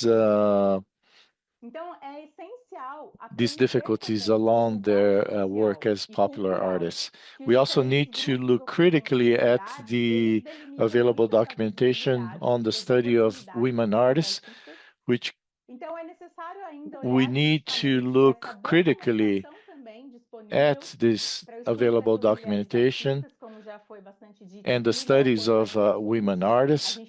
And it's very hard to have access to this documentation, which contributes to a new view of how these women characters are viewed. With regard to the more profound considerations about Madalena Santos Rainbolt, are in an article which is a final product of the MASP research program. It will be published a Cadernos Pagu, a Brazilian magazine. It will be in English and Portuguese. So I invite you to refer to this article if you want to go deeper into the issues that I raised here. Again, thank you for the opportunity, and I am available for us to talk a little further during questions and answers. Bom, muito obrigado, Mariana. Thank you, Mariana, for your presentation. André, Amanda, for your thoughts. I have 7 pages of notes I've taken, and I'm feeling very excited because I want to talk to you. Okay, I think that a common thread in all of your presentations is how to address her biography, how to interpret the artworks as artworks that could exist without any bibliography backing it up or any biographies, but at the same time that could lead to prejudice, as in the case of the Brazilian coverage in the media. And Amanda, on the other side, gave us insights on how we can understand her biography, looking at opening new pathways for interpreting the artworks. So thinking of what you mentioned, Amanda Hayes, you were asking about the experience in New York. So I would like to tell you about the guided visits. And you go and you show the works, and sometimes, many times, people ask, what does it mean? How can we interpret these images? Why did she embroider this? And I try to turn the question back to the asker, because this is what builds a relation, a rapport with the artwork. So the Cecilia Hartman work that you mentioned is very important. What type of fabulations we can make based on what is right in front of us? And so I think that the issue with biography, well, there are two sides to it. In fact, as you have pointed out, Amanda Tavares, you have said that folk artists, sometimes people say, well, it's coming from their unconscious, and there is a strong focus on class and race, and not really looking at what is being proposed as a piece of art. And we don't want to restrict ourselves to this emphasis on biography. However, I think that the absence of biographic details could lead to, to a myth being created around the place of origin of the works. At the Folk Art Museum, what was important for us, we wanted to avoid generalizations, like making her only as a domestic worker, which is the interpretation of Elizabeth Bishop. She calls the artist primitive and savage, and we know that all works that are now in the museum, they were made after she left Bishop's residence.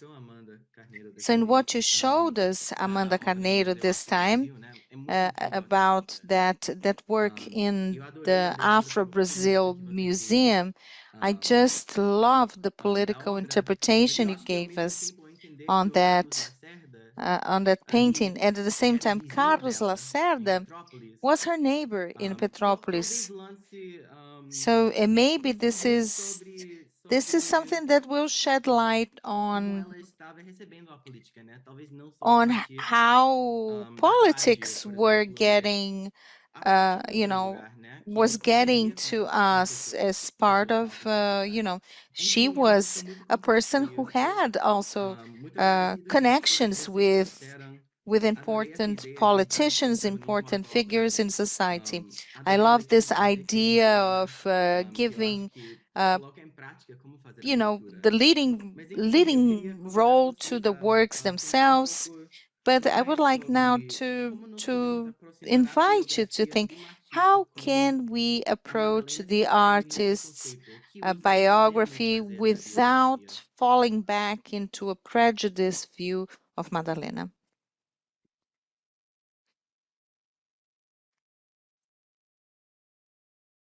Desculpa, não foi uma pergunta para uma pessoa só. I didn't address this question to anyone, but if you would like to pitch in, please do.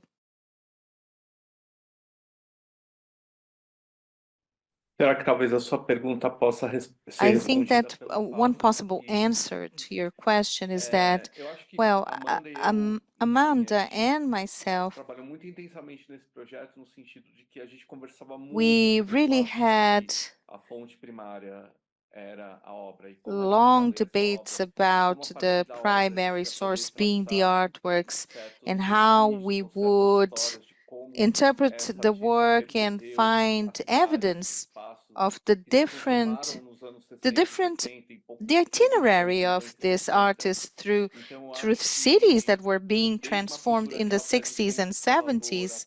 For example, the painting of downtown Salvador and the rural landscapes could give us evidence and a track that we could follow. So it was very challenging, creating this exhibit, because we are used to creating exhibits for artists that have documentation or they have a catalog, and sometimes we want to give a new angle to the production. But when we invited Renato and Julia to write, all of them really took a deep dive into Madalena's work to carve out new possibilities of understanding Madalena's contribution without biographical sources or without talking to family members. So sorry, I am repeating myself here, but in fact, artworks as primary source was something that was key.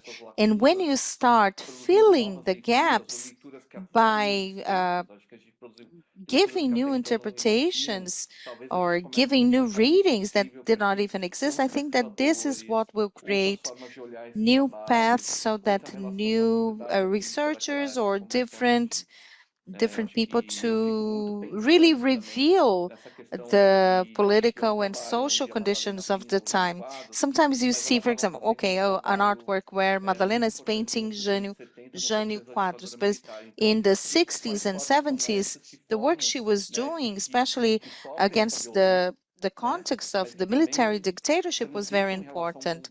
So at the same time, there's that, and there is this very repressive condition. And I keep thinking of how art production was taking place. Usually we talk about Lígia Clark and Cildo Meirelles as artists that denounce the violence of the military dictatorship. But in retrospect, after Madalena's exhibit, this is a question that keeps popping in my mind. What did it mean to Madalena to be producing art within that context? Para tomar esse exemplo que você deu, Dylan. Dylan, I think that there's this great example that you gave us. She was neighbors with Carlos Lacerda. So is this, like the period, the end of the discussion? We have to know who the children were, the children for whom she baked cakes and made, paintings celebrating their birthday. But does it really close the discussion or open the discussion? Because we're talking about members of the elite. They were the people around Madalena. And what is the narrative focus? Well, who are the people that we're going to focus on? Is this a justification, or does this create another area of discussion? The relationship she had with Carlos Lacerda, not only him. They were not really neighbors. He lived in another location. But in her imaginary, probably, she assimilated all information that came to us. They would go to Petrópolis during their vacation. Some members of the elite lived in Petrópolis as a retreat, or sometimes they went there because they wanted to breathe fresh air. The air of the city was great, but I would say that they were not really neighbors of Madalena. They probably lived in the area. And I'm saying this because, especially when we are talking about folk artists, and this is something I've thought in relation to Conceição dos Bugres and Maria Auxiliadora.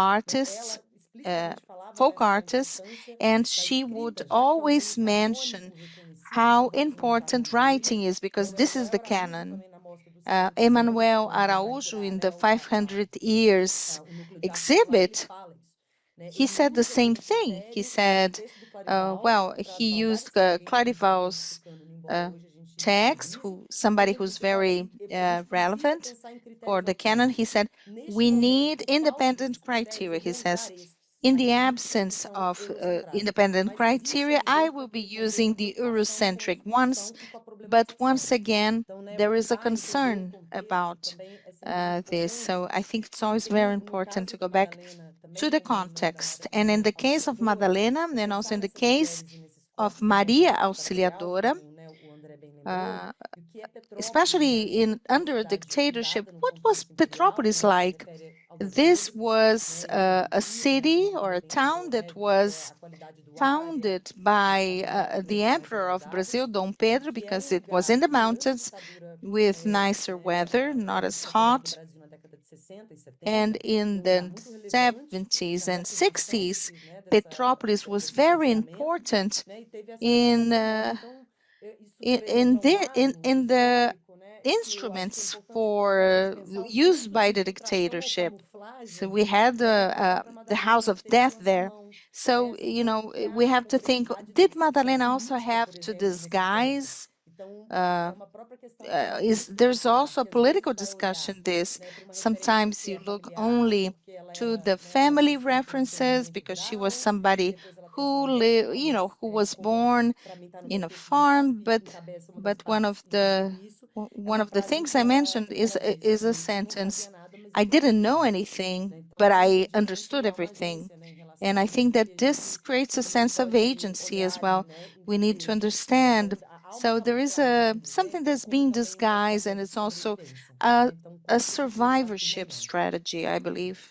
Quando a gente, só para acrescentar o que Just já foi to falado, add no to campo da what has história, been de maneira said, geral, né, passando overall essa in questão da igualdade, historiography quando a and gente also fala em termos de considering biografias, art issues, a when we gente talk sempre tem about uma perspectiva biographies, we teórico-metodológica want cotejar to as informações compare com o contexto mais vasto. information to Mais a amplo, broader que é um pouco que a context, which I Amanda think Camargo both Amandas explicaram um pouco isso, mentioned né? this. E quando a gente And coloca when aí you um have viés this teórico de, por theoretical exemplo, olhar sob a approach perspectiva da and you try intersecção com to temas bibliográficos, explore é a gente olhar intersectionality também para essas questões bibliográficas como o fato and the dela ser fact that vizinha, she, for example, olhando por was uma questão de neighbors with espaço, Carlos pensando Lacerda, de you que have to think that provavelmente ela não ficava probably ali she was conversando com not seu vizinho, having né, já que eles chats with estavam em her lugares neighbors sociais because of muito the diferentes, o fato dela different morar nem ser class vizinho de porta, não positions. faria que You necessariamente know, ela estivesse just na the fact that troca he was com essas pessoas que estavam ao her lado, neighbor né? doesn't mean Então, they eu were acho que é talking, importante, because como foi they colocado had aqui, a gente very olhar para essas different questões biográficas social e isso stances. com um So olhar it's num contexto important mais never to macro, lose né? track Para of além the das reflexões dos broader vieses teóricos context. para And, auxiliar the nessas theory can análises. Acho que isso support you in this contribui analysis para esse and can problema help que a gente se uh, coloca quando a gente olha para as understand biografias the de maneira geral. biographical questions that we find many times. Muito bom, obrigado, gente. Very good. Thank you very much. I love this idea of going from the, micro to the macro. Anotei aqui mais umas duas perguntas. Well, I have Eu também two more queria questions here that I abrir ao took note. público. If anyone out there has questions, please leave them in the chat. Eu tinha uma pergunta sobre, assim, pensando na obra em Now, si, thinking of pintura e the, bordado. paintings and Achei embroideries. muito interessante Something essa that was very colocação sua, different, Amanda, Amanda, você, was what you um, said, de que no Museu Afro Brasil eles tinham that obras, in Afro pinturas na Brazil, coleção, they had do paintings museu, in mas the que só collection, mostrava os bordados. collection, but that E only André, você showed citou o fato de embroideries. que para And você André, realmente you essa mentioned necessária that distinção you really na made a point of exposição not entre bordado e distinguishing pintura se between refletiu paintings também and na nossa embroideries, exposição. and I Achei think muito this is legal really amazing, an amazing idea. enfim, essa mistura de obras You know, feitas ao longo having both das décadas de produção dela. types of work Ao mesmo tempo, eu being acho que a Valerie presented. mostrou And I think that os versos da Valerie showed pintura, us, como the você pode mais backside facilmente entender qual título ela dava ao que painting, não é or possível this quando is abordamos something o that bordado enables us e to Amanda understand Tavares, better. Amanda você mostrou Tavares, como podemos you aprender showed bastante us ao that we olhar can o learn a verso lot when we look at the back side of an embroidery. So I would like to invite you about the points in common, the differences, you know, starting with their materiality.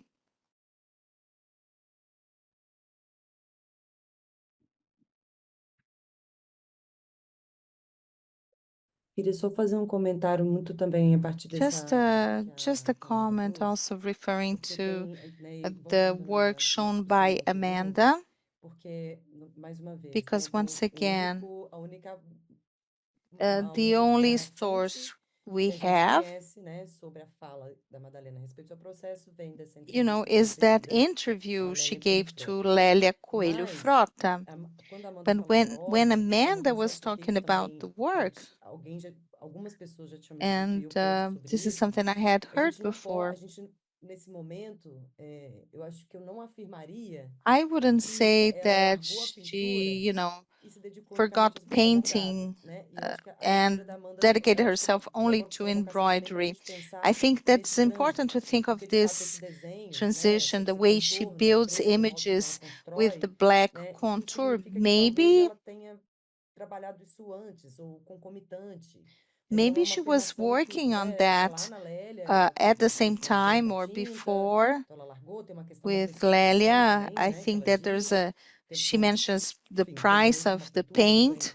com bordado, mas a gente não tem de I don't fato make as um outro much indício que comprove que in a existia painting as I make in an isso que ela de fato embroidery. parou de fazer, né? Então isso também eu acho So, you que know, this is also a gostaria de question. ver pesquisas So que I se would dedicassem a love to isso, see né? Que olhassem para research essas pinturas, para os addressing temas this, e também, né, pegar looking at the aspectos formais paintings dela and the né, uma formal perspectiva, aspects of her né, a paintings. partir dos bordados, Uh, né? Porque in há uma, comparison há uma with the mudança em embroideries, relação aos because temas que a the gente vê, topics change, mas às vezes and a I gente tem a think impressão I de que am tem uma under the produção acontecendo impression that she's concomitante, né? doing both at the Mais same uma vez, é time, só uma questão da gente embroidery também, and se eu fico painting. pensando de não So naturalizar it's que houve essa important not passagem to e de take fim, this for né? granted Ela and depois inventou assume mais that, isso. you know, this transition happened in some way. É por isso que eu falei em a That's gente fala em why quadros de lã, I mentioned wall paintings and I mentioned actual paints. People should also know that when we are working curatorship, we learned a lot. So I had worked with Madalena's work at Museu Afro Brasil, and I wanted to bring that experience to this experience. As a Black institution, it's perverse to take that idea from her. We need to be very careful not to reinforce for galleries or other institutions that also work with Madalena. These things reinforce themselves and prevents us from looking at things from different perspectives. But I digress. I did work with Madalena's work with the wall paintings. And in putting together the exhibit, as we published the catalog, all the lessons that we learned in examining her work, it is not incorporated into the catalog because the catalog is published when the show opens.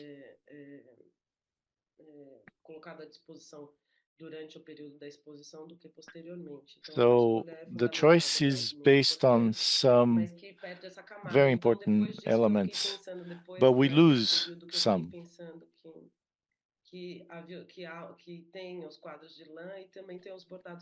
There are the term wall paintings and also the term embroideries with paint. So the possibility of seeing this together and will reveal the exchanges that are very strong between the two media. E algo que a gente também, It's also something that for me and for people who told me that this realization came from after several visits to the exhibit. We begin to research, and then when we get to the exhibit, then we ask, we look and look again, and we have the opportunity to experience her work.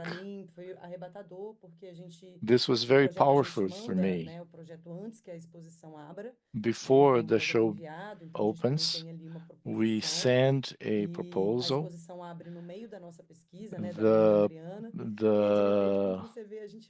The show opens in the middle of our research, and then we see all of this while we were doing our research, and then we realized that we need to start over.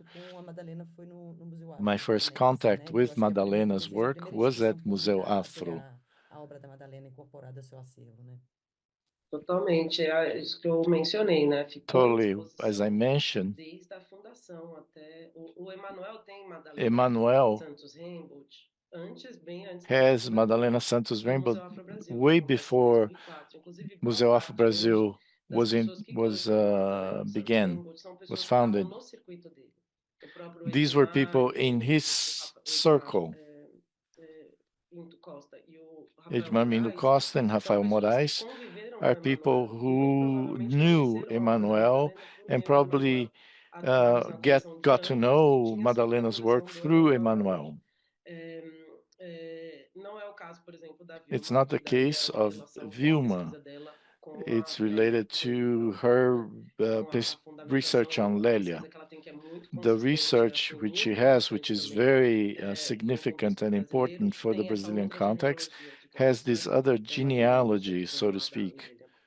A outra coisa que eu queria mencionar e que eu achei muito One legal, eu other não vi thing, pessoalmente a exposição and no I American haven't Folk Art seen Museum, mas the é uma exhibit coisa at the que a American gente Folk Art quis Museum muito fazer e personally. por uma série We wanted to do it, situações. but because Não of several conseguimos situations, mostrar we o haven't verso been able to, is dos to show trabalhos, né? Que tem um diálogo do the próprio, back quando a of gente the exibiu os works. cavaletes, o verso fica When we em show exposição, these mas works para aquela galeria e a on quantidade de trabalhos que a gente in the queria mostrar, gallery porque também on depois fica easels, uma decisão entre quanto trabalho você, we had to o quanto você decide quer que o público how veja, porque a much gente, we na want to verdade, queria que show o público the visse tudo que a audience gente teve acesso, considerando que because ela the nunca teve uma audience had exposição, né? access to Em everything relação we ao had espaço e a maneira como é with regard to organizada, the eles são space and how the importantemente exhibit is nessa organized. vontade nossa de mostrar We absolutamente tudo wanted que a to gente show tinha absolutely everything that we encontrado na had nossa pesquisa. found in our A research. gente acabou não mostrando os versos e decidimos fazer Ultimately, muita we coisa did nos versos, nos not próprios cavaletes, show né, the back do MASP. of Tem the esse works histórico. Então, achei muito bonito os versos because serem we couldn't exhibit exibidos them na on exposição do easels. American Folk Art Museum, porque, de The fato, é exhibit possível ver, ler at e entender muita coisa a partir FM do que está nas allows costas, us né, to look do at a lot trabalho of da things that are Madalena. on the back of Madalena's works.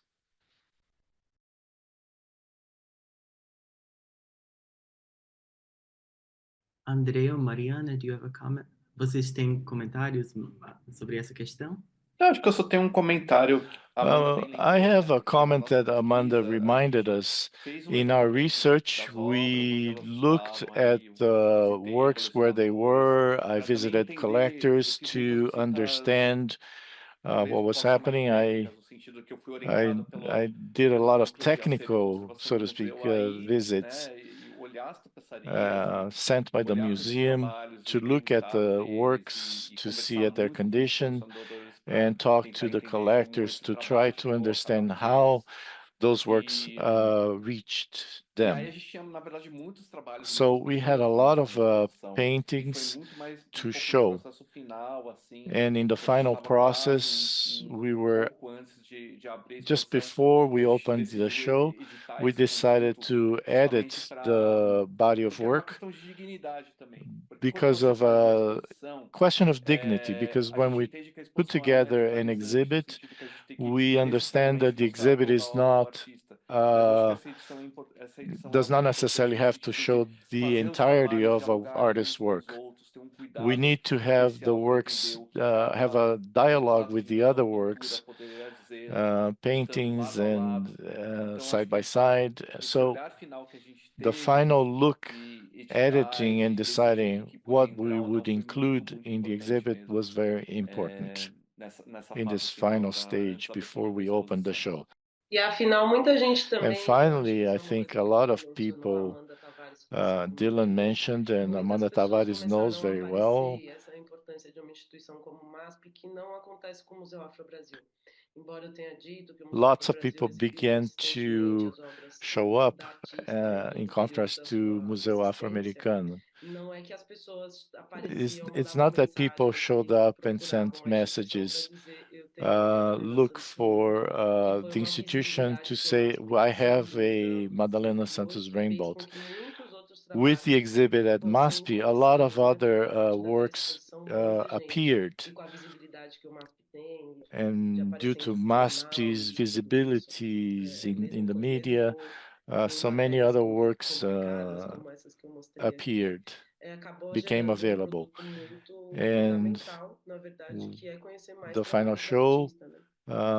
was Mesmo to agora, know the artist's recentemente, work. o próprio Museu Afro-Brasil colocou à Museu disposição Afro todas as Brasil obras que has tem made available numa all base of de dados their online. collection, Então, an online database. Mesmo as instituições Even que the já tinham, a institutions própria Vilma that também had começou them, a dar even mais Vilma, atenção para a started presença to da pay Madalena em feira, attention né? Isso more tudo também vai to aumentando a circulação da área e include o potencial de Madalena conhecer novos in trabalhos, other trabalhos que exhibits. eram jogados antes And perdidos, we mas que nem actually estiveram perdidos, saw né? works that Como vocês sabem bem, had been pela pesquisa que vocês believed to be fizeram, lost, but eles were na actually verdade não not lost. tiveram só a In chance fact, de ter actually, the conteúdo interest was not suficiente para enough colocá-los to na find exposição. these works. Não, e eu vou te dizer, acho que In no momento que a addition, Amanda I estava falando, eu me lembro did muito not bem, go to the eu não fui opening na of abertura da Madalena Madalena e nem numa montagem que foi quando eu tive Covid. because I had Uma semana antes COVID. eu fiquei So a week olhando a before, montagem, a I Amanda looked passava no at celular e the mostrava para exhibit mim as paredes, on eu the falava, meu phone as Deus, isso é uma Amanda digital que showed legal. it to E eu me lembro que eu dei a entrevista para on the o phone. portal Metrópolis, eu lembro, era a Copa do Mundo, eu estava com I Covid, eu remembered estava it em was the casa. World E Cup. I had eu ressaltei COVID, muitas vezes as and jornalistas de que I o foco da mentioned exposição to era justamente os journalists many trabalhos, a times gente that the encontrando focus muitas of the questões sobre os exhibit was the trabalhos, leitura work dos trabalhos, e aí a and gente the vê interpretation of the work. aquela And then manchete, we sabe? E era saw those tanta gente headlines, contra which were a totally minha conversa against com a uh, jornalista, assim, então my conversations with the journalists. But that happens. Muito bom. Very well. Tem uma última pergunta I have a que last Matilde question passou aqui para mim, that Matilde gave me, que tem a ver com a ideia do and it has reconhecimento. to do with the idea of Você perguntou recognition. aqui se a Madalena You asked viveu if para ser Madalena reconhecida como artista, began to be dentro do recognized as an ideal, artist ou seja, dentro do mundo das in the artes. art Mas eu world. acho que podemos pensar também de We forma can maior think sobre essa ideia da a little bit canonização. more about Que é o reconhecimento, canonization, né? what Achei naquela recognition entrevista com a Adélia meant. Coelho Frota, ela diz, eu sou uma In grande the artista, muitas interview with pessoas já Elia falaram Coelho isso para Frota, mim. she said she's a Eu li great os teus artist. Many versos nas people pinturas, ela called muitas me a vezes great colocava artist. ali And in the back o of her preço, né? works, Ou seja, ela often vendia she essas put the obras. price. Mas In enfim, other words, she para sold fechar, these eu acho que works. seria legal So pensar in um pouco, closing, convidar vocês a perhaps we pensar could sobre invite o you que to é think about reconhecimento. what is recognition.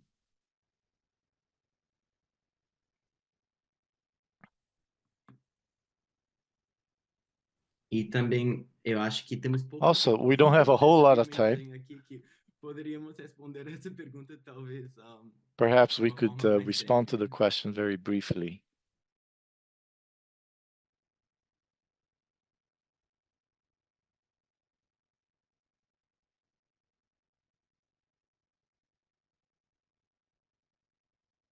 Bom, talvez isso fica para o público, então, refletir um pouco. Perhaps we will leave that as a reflection for the audience.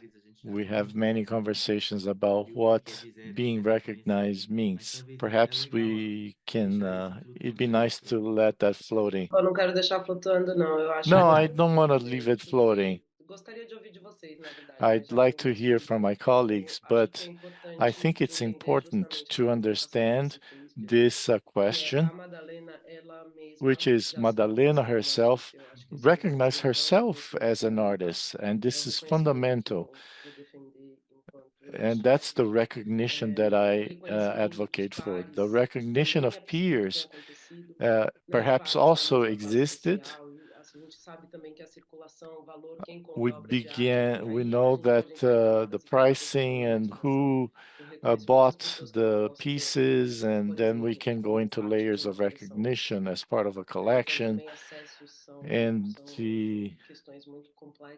these are very complex issues, but recognition of her, understanding herself to be an artist and circulating the work which she did while she was alive, and she sold pieces while she was alive. So that's also a recognition. So she had recognition while alive. It didn't begin with the Venice Biennial. In history of art, we need to recognize the Black artist's self-recognition. This is a bias that persists in our system. We need to recognize the artist's self-recognition. Eu também não vou responder, só vou, é I provocação, won't. de que sistema de The question reconhecimento de is, arte what que is estamos falando, the porque não é recognition of sistema, art A gente não pode falar de system? sistema. There isn't São just muitos one sistemas. single system. There are many systems.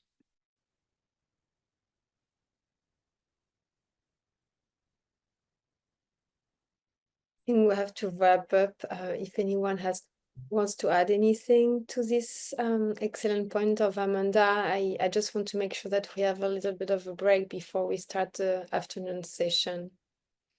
But I hope we can continue this fabulous debate about self-representation and the way Santa Swainbolt saw herself and talked about herself in the interview and in the work. So I would like to thank you, all of you, for these wonderful talks and presentations, and also for helping us understand the work and recontextualizing in today's moment.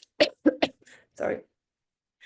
So we will reopen the debate in about 20 minutes at 2 p.m. with a conversation with Julia Bryan Wilson and Christiana Onosigo, and closing remark by Lilia Morris Schwartz. So please stay with us. And again, thank you for this morning session and this illuminating talks and debate. Muito obrigado a todos vocês pela conversa. Thank you very much for the Eu conversation. que agradeço. Obrigado. Well, I thank you. Obrigada, Angela. Thank you.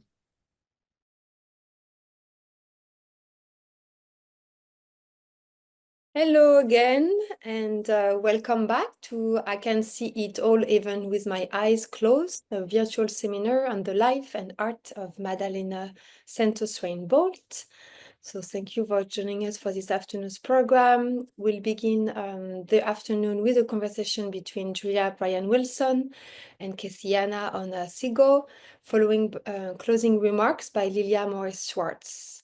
So as a quick reminder, closed captioning is available by activating the CC button at the bottom of your screen, and live interpretation in English and in Portuguese is accessible by clicking on the world icon also at the bottom of your screen. There will be time for Q&A after each conversation, so please share your questions for our speakers throughout the talk using the Q&A feature at the bottom of your screen. The title of the conversation, Embellishing the Thread, Madalena Santos Swainbolt and Afro-diasporic Textile Traditions, is a direct reference to Julia Bryan Wilson's seminal talk and essay on Santos Swainbolt's embroideries and paintings included in the symposium we hosted here at the museum called Unexpected Partners, Self-Taught and Modernism in Interwar America. Julia Bryan Wilson and Ksenia Onasigo will discuss the ways in which textile and craft arts, like Madalena's wool paintings, engage with larger modernist narratives of embellishment and can help us reshape art histories, their centers and boundaries. So I'll invite now Julia and Kathiana to join me, and I'll introduce them both. Julia Brian Wilson is Professor of Contemporary Art and LGBTQ+ Studies and core faculty in Columbia's Institute for the Study of Sexuality and Gender. She's the author of 4 books, including Fray, Art and Textile Politics. Brian Wilson is curator at large at MASPI, where she co-organized a major group exhibition, Women's Histories, Histories of Dance, and Queer Histories. Kathiana Onasigo is a mixed media textile artist, natural dyer, and educator. She engages in a range of mediums, including textiles, painting, jewelry, and botanical pigment making. Onasigo earned a BFA from Parsons School of Design, where she began her exploration of fine arts, design, and sustainable materials. It's wonderful to have Julia back on our virtual stage, and also to welcome Kathiana for the first time here. Thank you for being here. We're really excited for this dialogue, and I invite you now to start the conversation. Thank you. Well, thank you to Mathilde. Thank you to everyone at the American Folk Art Museum.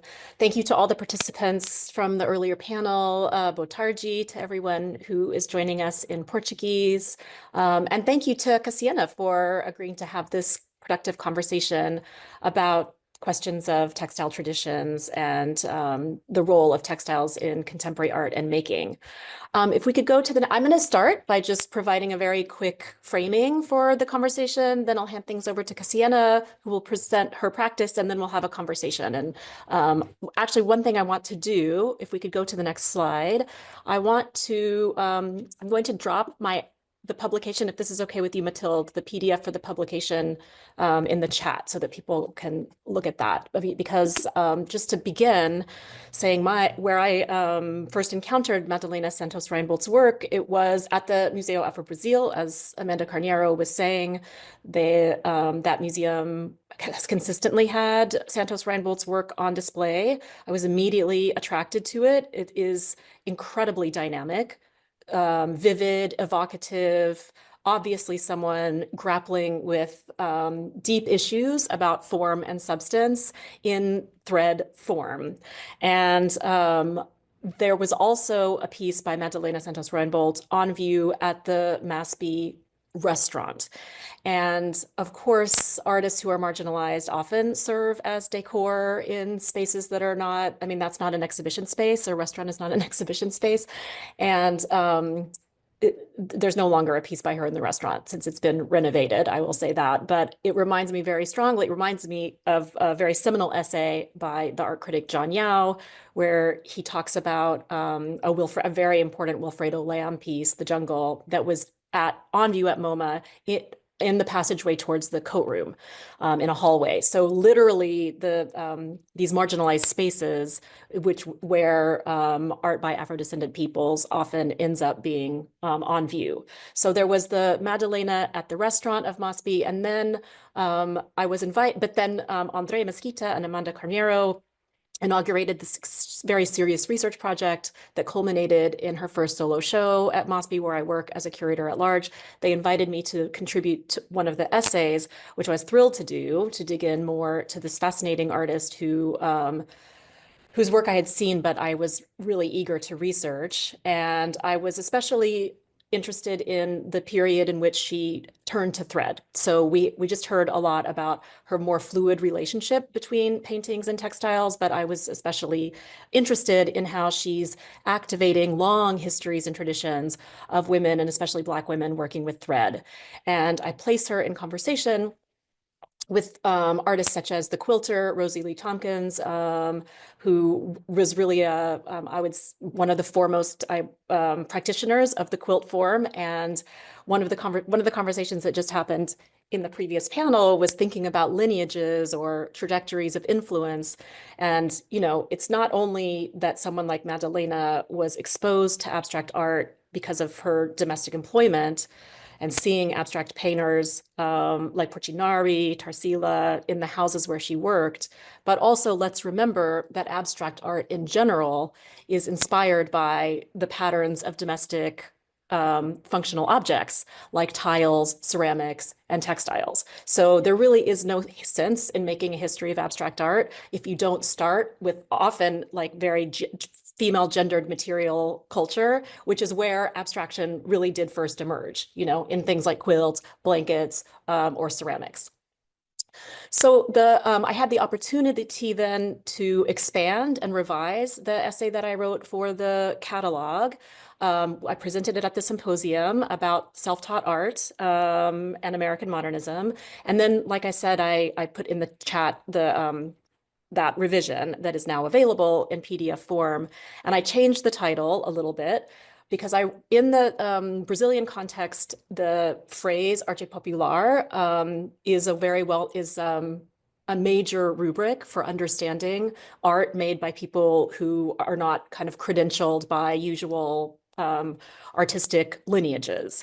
In this country, in the US, we don't really have that as a phrase. We have folk art, as has been mentioned, but the term that's gaining the most currency is self-taught. And I was writing this revision of this essay in the context of a symposium and proceedings about this phrase self-taught, which I kind of end up rejecting and in favor of the term mother-taught for someone like Madalena Santos Reinbold or someone like Rosie Lee Tompkins, who are Black women who have learned to sew, quilt, patch, embroider, etc., from their mothers. And I think we need to be specific about that and to name that.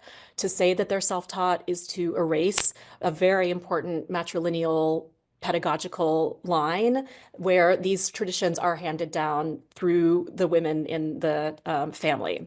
So I called the essay Mother Taught precisely to emphasize that kind of skill and that kind of training is hugely important, that the people like Madalena are not teaching themselves how to do these things. They are being taught in family configurations and that's, I really wanted to emphasize that. If we could go to the next slide.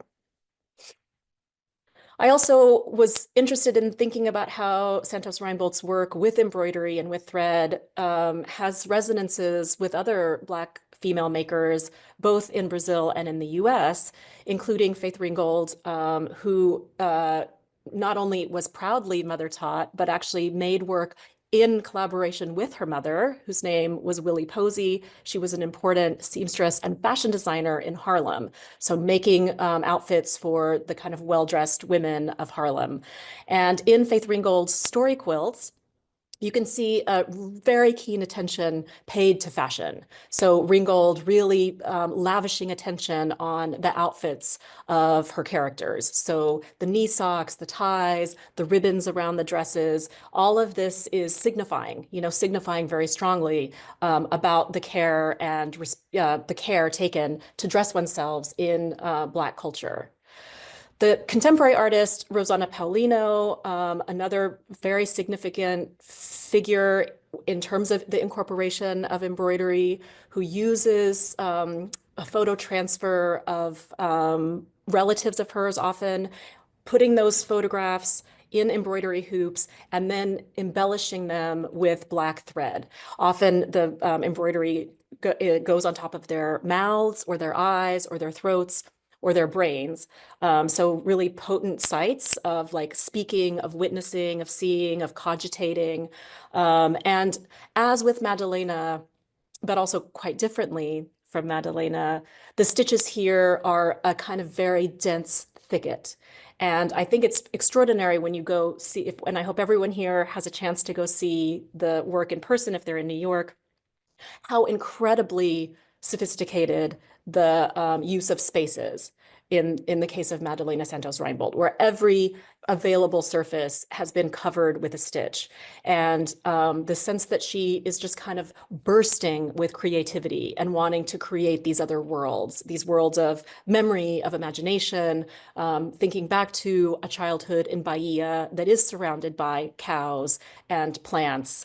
And I loved one of the presentations earlier that's really talking about this sense of animacy in her composition situations where the lines between human, plant, land, star, sun, they're somewhat porous. And Paulina's sense of the denseness of the stitch feels a little more angry, I would say. And there's work that, and because she is thinking about like colonial violences and silencing, etc. And I think Madalena's work is more exuberant and excitable even. Still, there's something in common about the fact that stitch work can actually be both. You know, stitch work both can feel like a meditative process of slowly creating something. Embroidery is also it's a violent act. You are puncturing again and again and again, and a needle is piercing through something. So I think that embroidery for me always has the ability to signify both of those moods.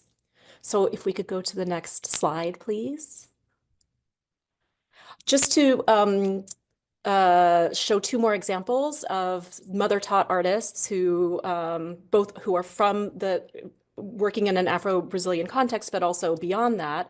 Sonia Gomez, who utilizes fabric often in an abstract realm and moves her work, her stitch work off the wall of the gallery to make these new forms and bodies that feel very much like surrogate forms that might slump in the middle of the gallery or might crawl outside and, you know, take life you know, in a landscape. And there was a very beautiful show curated by Amanda Carneiro of Sonia Gomez at MASPI some years ago, where there were works hanging in the gallery space and also works that had been very carefully situated in the plants that you could see through the glass, and to connect that inside and the outside and the natural world and the sense of kind of ghostly presences that were also inside the museum was very haunting and I thought extraordinary.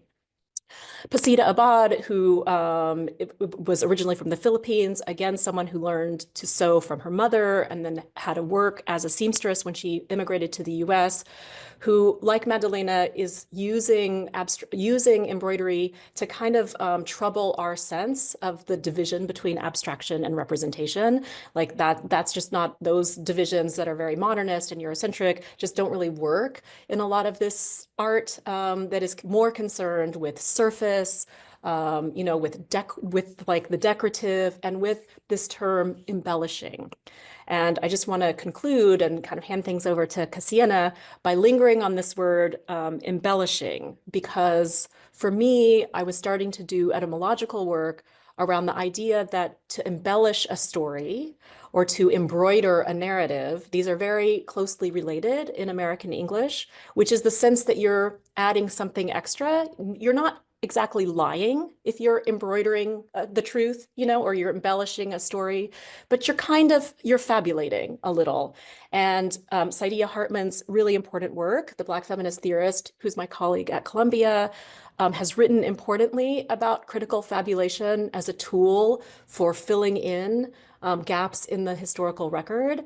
And I extend that to think about embellishment in particular, and how embroidery as a material form can also help us fill in the gaps. So, you know, as we've been hearing, there's so much that we know about Madalena from the work, but there's a lot that we don't know. But let's take embellishment and embroidery, not only pay attention to it as the physical practice, but also as a method for thinking about how we can expand art histories and you know, creatively fabulate or kind of fabricate, as it were, the narratives that we need, you know, the narratives that are going to take us away from these very Eurocentric understandings that, you know, why would we look at the work of a domestic worker? And of course, both of the shows at AFM and at MASPI stand in rejection to that. So I invite you to take a look at the proceedings when you have the chance, but I also am really thrilled to be in conversation with Cassiana about her incredible practice. And Cassiana is someone that I've heard of and been following for a few years. And I once invited her to give a little practicum for a seminar that I was teaching on handicraft and contemporary art in an art historical context. I strongly believe that if you're writing about something like embroidery, you should know how to do it. And Cassiana very graciously agreed to come and teach my students how to thread needles and to learn how to embroider. And I'm so very grateful to her for bringing all of her intelligence and her material wisdom to this conversation. Thank you so much, Julia. That was great. And thank you, Mathilde, for the intro earlier, and everybody else who's participating with this seminar. And thanks for everybody tuning in. I'm going to hop right into my practice and really speak to my process and my approaches to art. I keep everything quite informal, intentionally, and sometimes I take risks with how I formulate sentences. So please stick with me if I stumble a little. Next slide, please. So I'm going to situate us by speaking about this artwork. My art practice is really rooted in exploration of materials, deep research into textile histories, coupled with experimental art making approaches to experimental art making approaches. This leads to a very process-driven practice. I work very intuitively, falling into rhythms, guided by whatever materials I'm using. I often make my own materials, or I slowly forage my materials, or preserve materials, such as preserving flowers or botanical matter. I repurpose materials often, recycling fabrics from other places. And now I'm moving more and more into building community and making friends with people who will help me grow my materials. This artwork that we just pictured here, titled Navigating Space, it uses, the blue color comes from indigo. For people who don't know or haven't experienced indigo, indigo makes a blue color or a blue pigment from a green plant.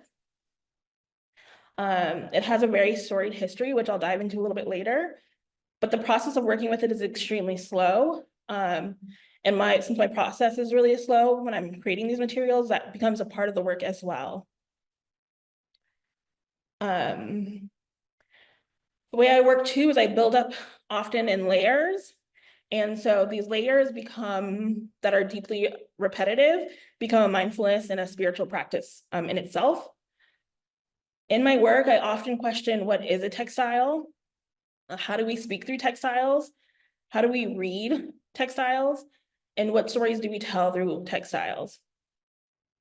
But I think the most important question I'm asking when I'm working is, how are we valuing textiles? And so my work often blurs the line between a craft practice and an artistic practice. Intentionally, a lot of the work, especially in this artwork, resembles textile charts. So anyone who is familiar with like weaving or knitting, you often see a really graphic chart that shows you, kind of guides you through how to make a material. And as with this title and a title of a lot of my other works, it works on multiple layers. It holds multiple meanings. So in this space of navigating space, I'm thinking about actual space exploration, but I'm also thinking about working on this canvas. How am I moving through the space? Since I work intuitively, I can create the direction. I often don't start from the bottom or the top. Sometimes it's the middle, sometimes it's not. As I'm working intuitively, I build. And wherever this rhythm I'm starting to see forms, I start following it. Next slide, please. So here's the detail of the work. And so often when you hear artists speak, they start from maybe applying onto a canvas or adding color with their paints. In my case, it starts with dyeing the actual material or creating the actual dye from the material. And so here are some examples of that. I'm hand forming these dimensional pieces of paper that I'm adding onto the canvas. I'll paint on the canvas and I intuitively work to find where I feel using color and tone to guide me, where these dimensional pieces should be added. Next slide, please. So indigo dyeing is extremely important to my process. It's one of the materials I return to again and again. It is a very laborious process, full of many steps. And there's various ways to approach how you can create indigo. But with indigo, you have to build up the color. So often you can get a lighter shade, but to get it to be extremely dark, you will have to dip it again and again. And that is a really true form to indigo. So it is a very slow process. Indigo has an extremely complex history. It's mostly associated with cotton jeans. That's what originally gave denim the blue color, and that's how most people know it. Cotton and indigo have a deep affinity for each other in the sense of you can dye a lot of cotton really well with indigo, but in terms of textile history or histories of these plants, both cotton and indigo are plants. They both have a very charged history in terms of they both were extremely major and important cash crops during enslavement period. People often think of cotton when they think of that, but also indigo was. Indigo was at one point valued the most. One of the items that was the most important cash crop during enslavement. Indigo also in many cultures, specifically West African cultures, holds medicinal purposes. And it's often believed to hold the power of protection. So as you can see, it has so many layers and so many importance, but also so many complexities and so many negative stories that it's a material I can explore and talk about forever, but I will not. So we can move on and explore the next slide, please. In this wall sculpture called Map to the Stars, I'm working with different substrates or different bases to explore indigo on. And so while I'm working, I do kind of a different process. I'll begin maybe with different items pictured here. There's the indigo ink and indigo paint I'm working with. That's giving me the blue color. There's recycled denim that I'm working with. There's cotton thread. And I'm very intentional with the materials I'm using. I don't feel that the viewer has to understand the histories of these or the many layers I'm working with, which is why I like to explore textiles, because I do think since we've all been exposed to textiles and most of us wear fabric or fiber and will encounter a fabric and fiber for the rest of our lives for the most part, it is a very accessible material to work with. But I do also love to contextualize how I'm creating and what I'm creating with. So I oftentimes when I'm working, just jot down ideas or what I'm feeling, and they often are hinted at in the title. So with this Map to the Stars, I was speaking to, this was in 2022 when I was creating this work. At the time, a lot of billionaires were exploring space exploration. And so one of the big things too is there's a cardboard piece here with a grid on it. So I'm speaking to kind of the importance of the material. So oftentimes you'll see me take an everyday item like an Amazon box or a cardboard box and put it in conversation with something that I've, like denim, like cotton, like a painting with indigo, to kind of really pull on these histories. And the indigo plant, again, just to kind of revisit it, it's been a tool for liberation for women in West Africa. Oftentimes the textile has been really valued with specific tribes there, and it was a way for women to really gain their own independence and have their own business, but it's also been a huge tool for exploitation in terms of people using it to gain free labor, people being enslaved for it. So this juxtaposition, this idea, and then also the last thought I was thinking about when working on this piece, denim takes an extreme amount of labor to be used. Next slide, I'll speak to this too in the process. So you'll see on the left, this is a detail of the denim I'm working with. This is all denim scraps that I've recycled. Denim is a very laborious process in terms of the amount of water it takes to make, the amount of dye it takes, the amount of labor it takes. And so, but it's often also associated with the workwear or utilitarian wear, right? When we think of denim, it's a very casual material. And so again, just playing with these complexities and thinking of different ideas of what is value, how are we valuing, what do these materials mean? Next slide, please. And so you'll see often, I do come back to materials a lot. This is one of a really early work. Almost a decade ago, I started exploring denim very slowly in a wearable form.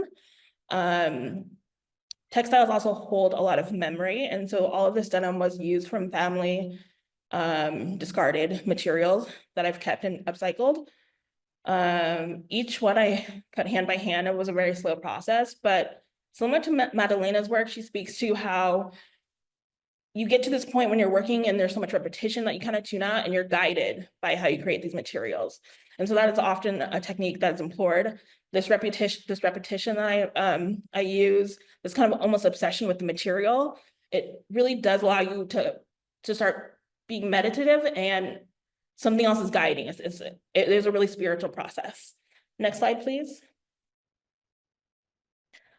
So this artwork, Guide Me Through the Darkest Night, it's actually comprised of multiple failed artwork.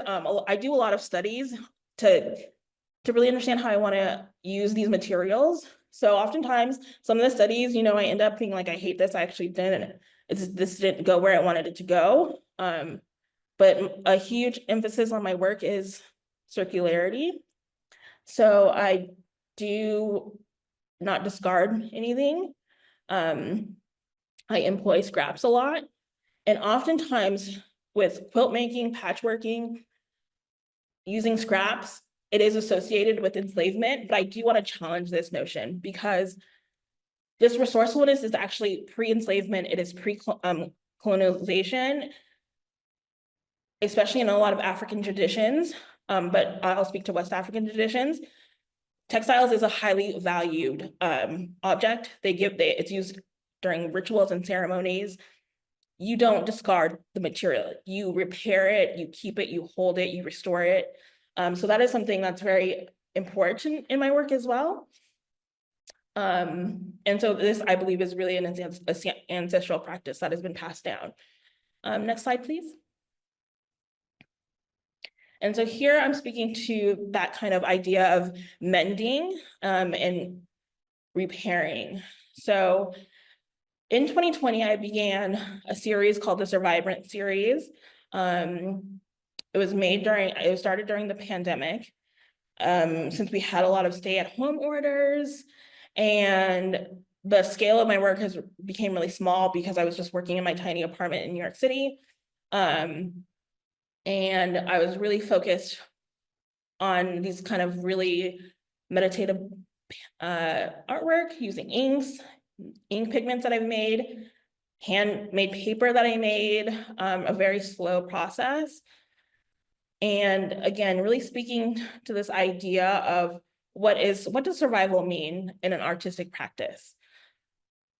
There's been a lot of traditions passed down to me through my family members, and I'll speak about that too in a bit. But repairing is a huge one.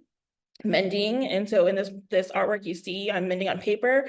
I really use handmade paper as a textile. It's the paper I use and the paper that I explore was originally, it's all handmade cotton paper used from garment waste, 100% cotton rag. In paper making, there's a huge tradition of using cotton rag, which is textile waste, to create paper. So a lot of this work isn't anything new, it's recontextualized, but there is a very historical aspect to it. Next slide, please. And so the Survibrant series is one of my longest series. They're small scale work. And I really enjoyed the handmade paper feel. Again, in 2020, I started exploring with a lot of paper making. I was using a lot of recycled denim, a lot of plant matter in the paper. Now I've shifted to collaborate with more artisanal paper makers. So I'm not, because my practice is so slow, I'm not making every aspect anymore. But even with these small scale works, they are very meticulous. And so you will see hand embroidery used. If you look on the right in the light green area, that texture is created by me hand knitting yarns together first and then weaving it through. And again, I work really intuitively. So I allow the work to speak and I follow where it leads me in terms of color, in terms of pattern. And I do want to say, yes, I was taught to knit by my great aunt when I was 16 years old. And it was an obsession that never stopped. And I had a really early interest since I was a kid of working with textiles, whether it was making clothes for myself or my my dolls. So I don't know a life without textiles or without creating, just being creative, painting, drawing. So that's been very important to my work too. Next slide, please. And so often in my work too, you will see a lot of natural elements, a lot of natural fibers, a lot of me working out. I refer to these as studies, material studies, color studies. This Material Blooms series started in 2021, and this is another ever evolving series which I constantly explore. With this, I'm just playing with different preserved botanical matter, and that is a very slow process as well. In general, it usually takes like 4 to 8 weeks to preserve a flower or a leaf. So it is a very slow process. And then I'm consistently working to kind of rearrange, lay out, and decide where this work is guiding me. Next slide, please. And so that brings me into the botanical dyeing work I do. I'm also a natural dyer, which means I work with nature to get the colors onto cloth. In this process, it's very slow, but it's very rewarding. But depending on the dye, there can be a very ephemeral aspect to it as well. Some of the colors will fade, some of them last very long, which is a part of the work. And so in this example, Stranger Fruit, I was really listening to a lot of Strange Fruit that was popularized by Billie Holiday. I was listening to Nina Simone's version as well. I forage a lot of my materials, so these branches are actually foraged. And then when I'm building the composition, I'm thinking of how best does this represent. And this work does blow in the wind, it does move, and it really does evoke the idea of what does it mean to be a Black American for me in this case? What does it mean to work in an environmentally practiced, an environmental way? And the beauty of working, next slide, please. The beauty of this process of working with natural dyes and botanical dyes specifically means from flowers, is that there is a lot of uncertainty in this process. There is a lot of letting go that will happen that can create the colors. And so employing that process too is really interesting, and it really informs my practice. It is very slow. It's not unusual for me to work on building up color for months on a particular fabric. So I do have to really have deep periods where I can work on a piece to build up the colors I want. And I employ with this practice color theory. And I think that's what separates me from a lot of botanical dyers. A lot of botanical dye is usually used in a garment making process. And I do use it more of it in an artistic context. Next slide, please. So since the dyeing process is so slow, I do repurpose a lot of materials, and I do work from a vast library of materials to explore basically my material. I often build up color. I do really play with how I'm using the materials. I use paper, I use plastic, I cut up, I knit. So it does combine multiple materials. I'm using multiple materials and techniques. I'm using grass. I'm using a lot of things that you wouldn't find in traditional textile practice. Again, pushing the boundaries of asking what is a textile. Next slide, please. And so this textile collage is actually a part of another series called Yo, Word to the Mother series. I've made and expanded on this series, but the original ones I always think hold the most kind of like free thought of exploring, just you don't know where it's guiding you. And then, so I always refer back to the first 3 that I made in the series. In this one, it combines things such as copper mesh and some of the naturally dyed fabrics I'm using. I'm hand knitting plastics here to create texture. There's balloons that I've found on the streets of Brooklyn in this, and there's paper. And so trying to get all these materials that are not naturally supposed to work together, it does force me to really let go and understand the friction in working with these materials, combining these kind of different elements. And I do work with them, often sewing them together. So figuring out how to sew a mesh with an organic cotton, and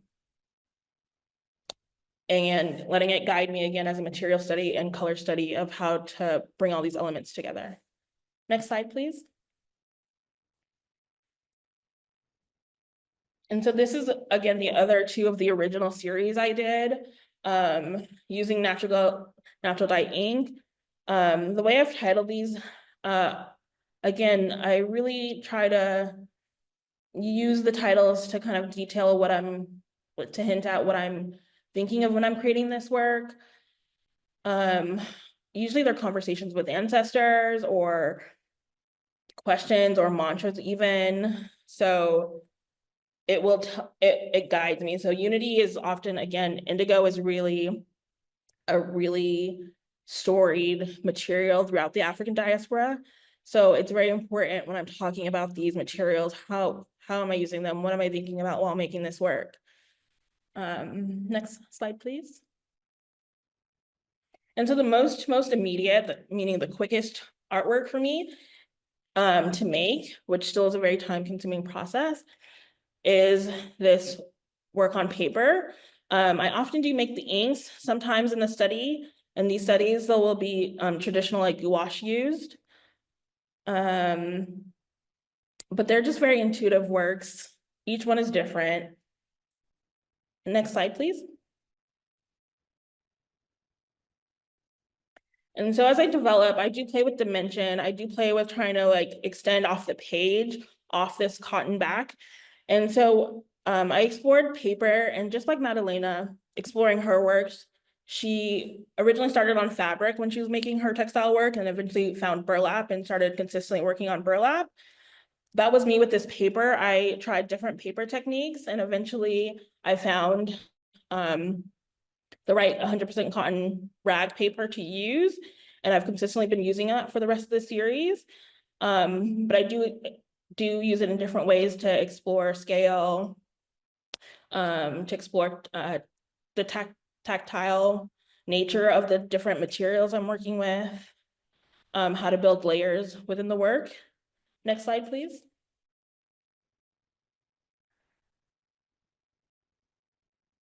And so this artwork, how can I build generational wealth with all these bills? It includes collected paper, collected bills that are my actual bills, ink, charcoal, cotton. It's on wood panel. And when I was creating this work, there's a lot of repetition in the work. Next slide, please. As we zoom in on this slide and look deeper, there's a lot of hand drawing. Again, the actual bills used.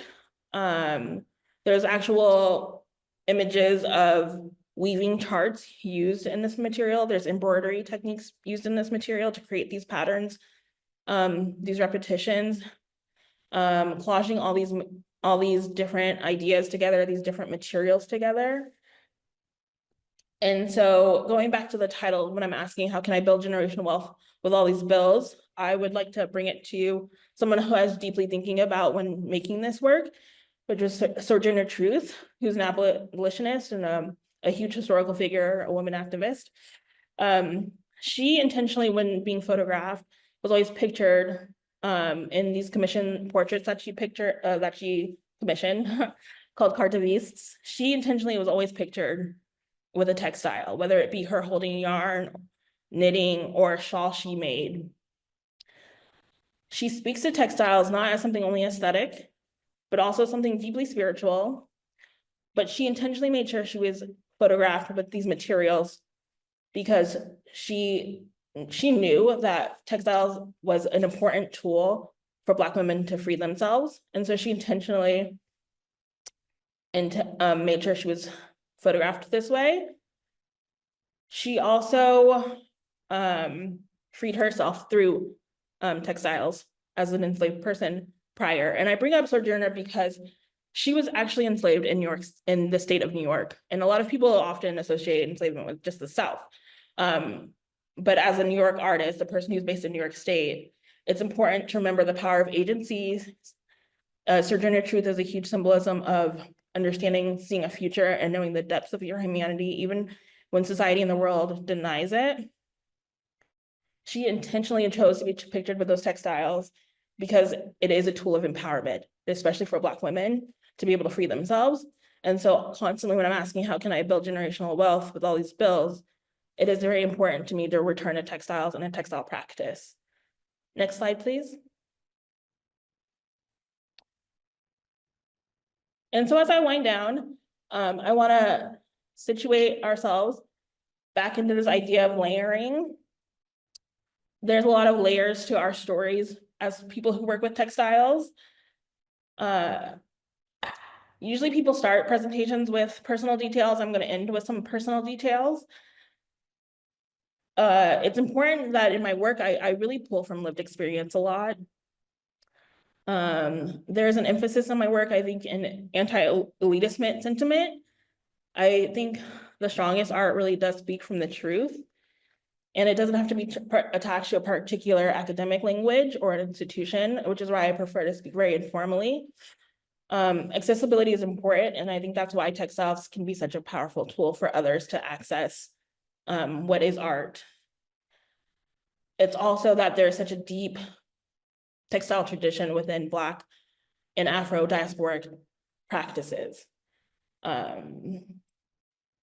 So I don't come from an artistic family. My great-grandmother, Priscilla, was a domestic worker. On my mom's side is very matriarchal. It's full of women. I have 3 sisters. I was taught to knit by my great aunt, so it is passed down to a lineage. The mom's side of my family really has an emphasis on social work. My mom's side of the family is originally from Louisiana, and migrated to the West, and I was born in Reno, Nevada. Both of my mom's parents come from a Creole lineage, which is a mixed history, but very emphasizing different roots of Blackness and diasporic roots. And it's hard to gain access to really what are those roots because of being descendants of enslaved people on that side. But on my dad's side, my dad is Nigerian. He comes from a very small tribe called the Yoruba people. It's really funny because a lot of Nigerian has a really strong textile history and textile practices. He comes from a tribe that has no textile practice. So it's always really funny to me how I've become so obsessed with textiles.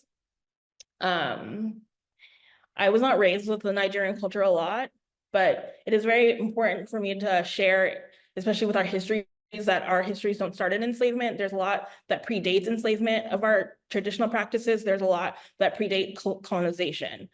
And so when we speak of lineages and passing down, it is an ancestral lineage. Neither of my parents pursued art or wanted to be artists. Neither of my parents dreamed of becoming an artist. I wasn't really raised. So I'm always asking myself, how did I end up here? But my family is a story of a diasporic family, in the sense of it comes from the different parts.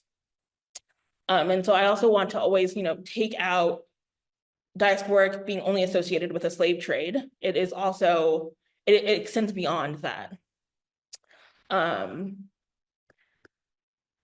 I do deeply believe a lot of my work is a commitment to uncovering, reclaiming, and retelling stories across the diaspora, specifically with textiles. and expressing through my artistic practice.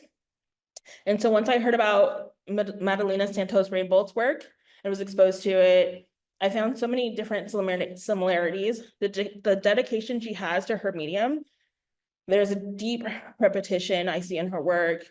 The way she switched from oil painting into textile work. She speaks of how when she's working, something's guiding her to the color, to what she's using. And I feel very, very drawn to her abstraction composition works. And also in her figurative works, there is this like leaning into abstraction. Next slide, please. And so you see that here in this specific work with the detailing of the sky. There's a clear focus on the colors that she's using. There's this dance I see in her work that is very familiar. It speaks to a future, this like gazing towards a sky, gazing upward. There's an emphasis on natural landscapes that I really feel drawn to. And there's a spontaneity with the way she uses the material. And I find this really similar to my work as well, since oftentimes in my compositions, there is a leaning towards a gesture, a spontaneity appearance. Meanwhile, textile work is extremely slow. And so I don't pre-plan out, I work intuitively, and I can see I really feel so drawn to her work, the way she's using color to express. There is something very rhythmic and vibrant in her work. And I do think it really ties into this idea of reclaiming abstract practices, really emphasizing how we use rhythms, cadence, how we control pacing through our work.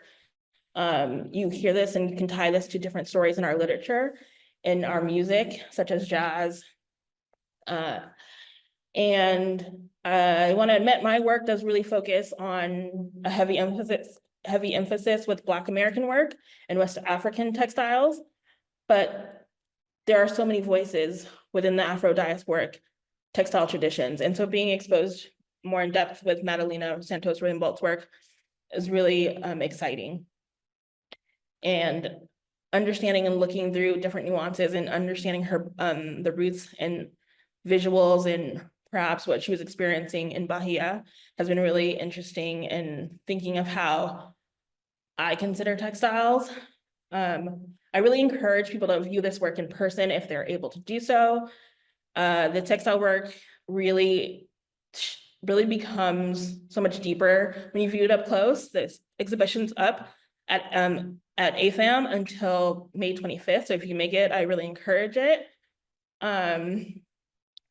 And I will wind down and on the educator in me, I just love to share resources and where people can learn more about materials and textiles if this is something of interest.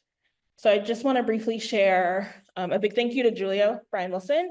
Her text on Santos Rainbolt's work has been really illuminating and very engaging. Mother Taught Embellishing Madalena's Threads has been really informative.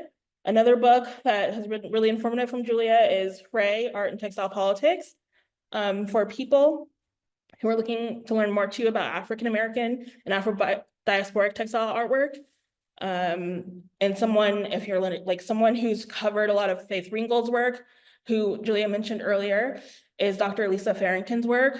She is one of the foremost scholars on African-American art. And her work, creating their own image, the history of African-American women artists, has been really inspirational to my practice. Dr. Farrington was actually one of my first professors. She was my professor during my first year at Parsons. And also for people who are not readers, I just want to share a podcast that is really an amazing podcast. It's called Black Material Geographies by Teju Adisa-Forar, who is a multi-hyphenate. She's someone who I collaborate with on a few projects over the last couple of years, but her podcast maps out the importance of Black fiber in textile systems and her ability to map it out. She's also a geographer and connect dots about Black textiles and Afro-diasporic practices is incredible. She's also the founder of the Black Fiber and Textile Network, which has been a great resource in the support of my work. So these are great places if you're looking to learn and also check out the exhibition in person. Thank you, and that's all from me. What an incredible presentation. I feel so full of your work and your ideas, and I took a bunch of notes, but I have some keywords that I thought we could come back to. One of them is this idea of guiding and being guided, and the sense that you don't always know where you're going to end up with something, but that the materials that you're using are speaking to you, or that also you're having bigger conversations, you know, that extra, I would say, extra physical conversations, as you said, with ancestors, or that there's a spiritual practice to the rhythms of making. So maybe I'll also say that Madalena Santos Reinbold, we know that her process was very improvisational, as you mentioned. We have you know, an account of her pre-threading over 150 needles with the colors that she wanted to have on hand, and she would not draw out a schema in advance. And this is just, but rather, you know, she would kind of like be guided, as you were saying. And that sense of an improvisational material practice is really different in her art, was really different from the vocational making that she was doing as a domestic worker, where she would embroider tea towels for the people that she worked for, where they would maybe draw something and she would have to execute it. So there's a big distinction between the plan as part of labor versus like being open to being moved, you know, in the moment, which is part of the inspiration. So maybe if you could say more about how you feel guided, or how you balance being guided and guiding, you know, because sometimes you're working with pretty intricate processes that need to have a structure. Yeah, I mean, I think that's really important in my practice, particularly, and I do think I see this in Madalena Santos Reinbold's work too, is there has to be a commitment of going with it. There has to be an ability to let it go, and because you're dedicating so much, this is slow work, so you're dedicating a lot of work to this. If it fails, it fails. And for me, I'm a big believer in lessons. It's teaching me something else. I call them a lot of times studies, but I will return over and over again. And so I love that Madalena, when she's speaking about her work, she's a painter. I truly believe she's a painter. She calls them little paintings. She sees herself as a painter.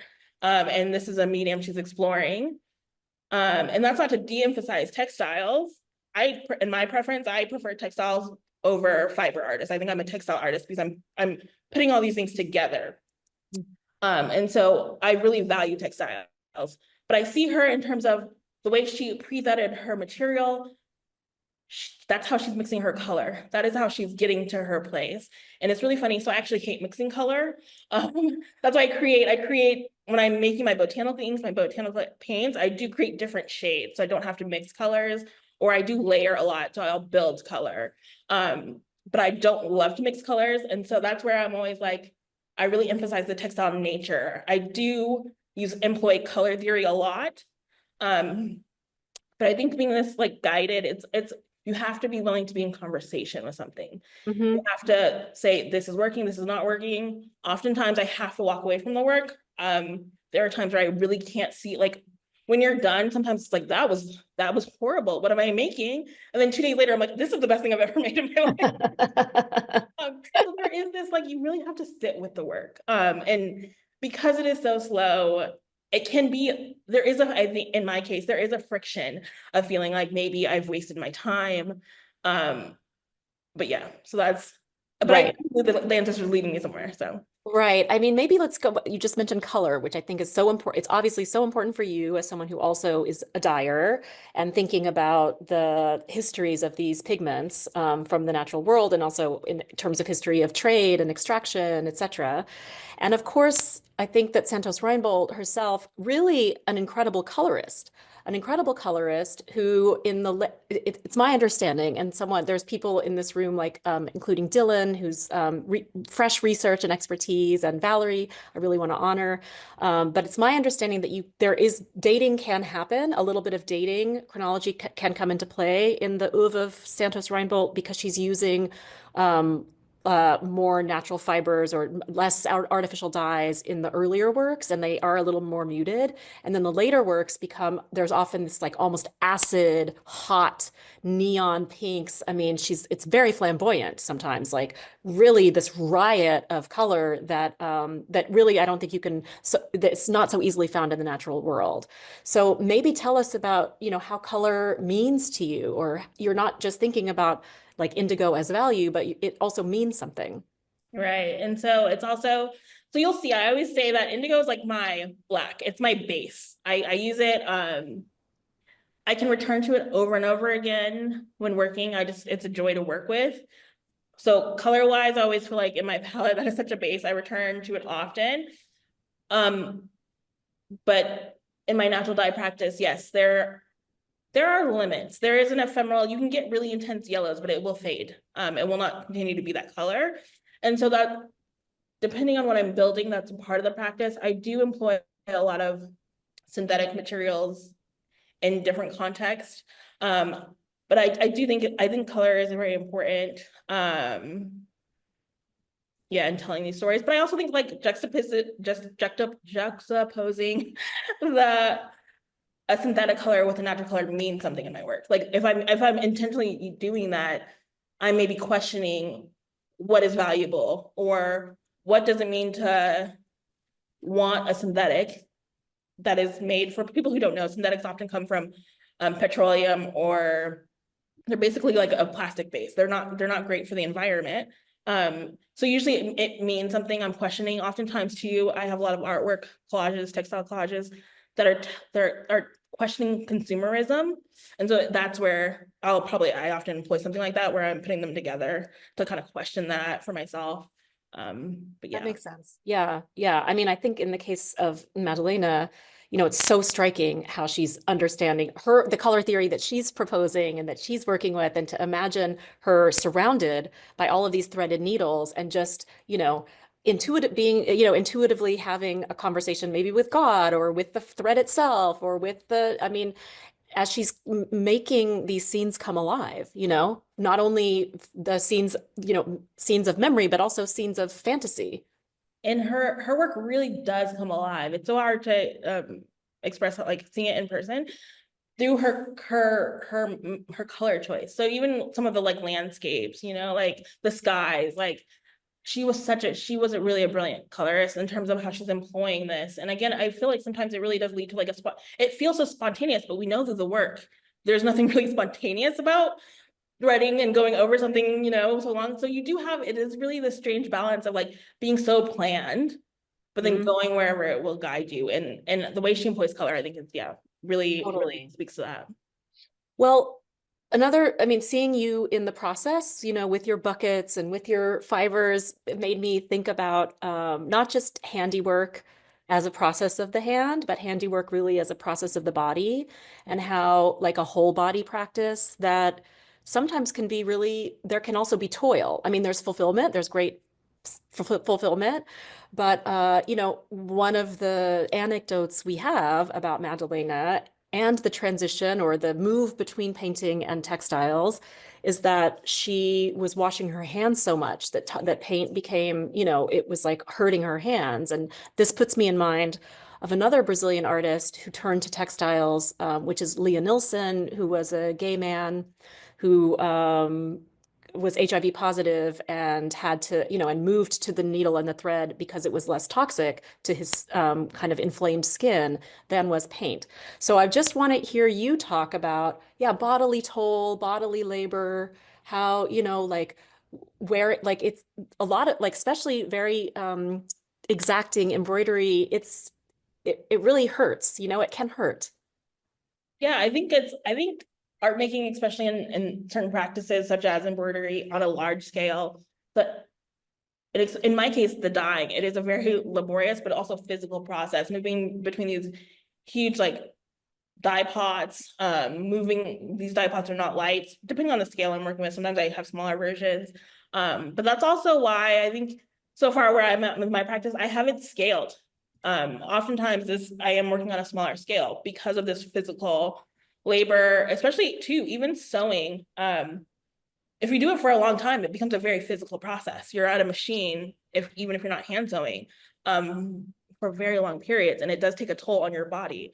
And so I think oftentimes many art making, so I don't think it's just textiles, but I don't think people understand how physical art making is. Yes, It is a very sure. physical process. Well, I have one more question for you before we open it to the audience, which is about the textiles holding memory, and not just cloth and fabric, literally clinging to us, being, surrounding us day and night for, our entire lives. Textiles are very special in their ubiquity, I would say. But also, when you were talking about how paper often is made from textile waste, so the garment industry. So I just wanted to speak to you more about how textiles hold individual memory. They also hold collective memory. It can be about a family, a precious, quilt or something passed down.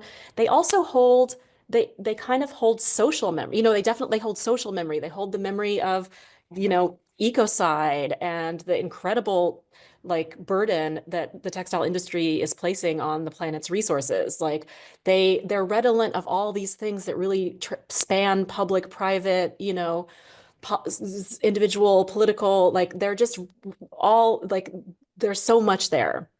And I just wanted to hear you talk about how you think about, the thread or the waste as related, or yeah. Yeah, I think I'm gonna try to approach that in two ways. Stay with me. It's gonna be off. I don't know if I'm articulating this well, but one is, and your work speaks to this a lot, Julia, there is a social practice with textiles because it is so slow. In order to get a quilt made, it used to be done in communities. There is an aspect there. And then there is an aspect of socially using recycled materials in that context, right? But I think especially if considering timelines, the Industrial Revolution really has shifted the amount of waste, right, that we employ, in terms of a lot of these textile practices have been industrialized. And coming from a garment industry, there is such a huge waste. And I think with my work on ecological practices a lot, which is why I'm building community around people who grow and repurpose. But I think there's a huge challenge. I think for access to materials, waste is such a good resource. I don't think waste as a resource necessarily dictates accessibility. It can in some cases with artists of what you have access to. But I often think in this time and age, there's so much waste, we can access a lot of it and repurpose it for art making and textile making. But I think about the textile waste from garment industry specifically a lot in my work, and a lot of I used to work in the fashion industry, so there's a lot of textiles that I've gotten, and as I work with material libraries, I have huge material libraries. A lot of this is from textile waste from the garment, specifically the garment industry. Yeah, right. And I think what's one of the things that I love about your work is how you're intertwining all of these worlds. You're intertwining the worlds of kind of textiles as an industrial procedure. And of course, textiles were the first major industrial product. That's what Karl Marx and Frederick Engels are basing their whole theory of capitalism on, is the textile mills, but also thinking about textiles as a deeply personal, as something that can be threaded back through the ancestral, etc. So I think we have time for some questions. I don't know how to field the Q&A. I'm never very good at this. Maybe if we read them aloud, or is Mathilde going to come back? Yes, I'm back. Thank you so much to you both for this amazing conversation, and Ksenia for guiding us through your amazing practice. I think we learned so much by just thinking with you about the material practice, and also the labor you put into place. So it was really illuminating and really interesting combination. So thank you both for this conversation. And yes, I would like to encourage everyone to share questions. If you also want to connect what was talked earlier to this afternoon conversation, please do we have one question which is really specific to your practice, Ksenia. Someone asking more about your process of dyeing. So do you ice dye in your botanical dyeing process? So it's very specific if you want to answer this question. Yes, I would love to answer this question. And so I'll say, yes, I've experimented with ice dye. So one thing I didn't touch on a lot is I use very like ecological approaches.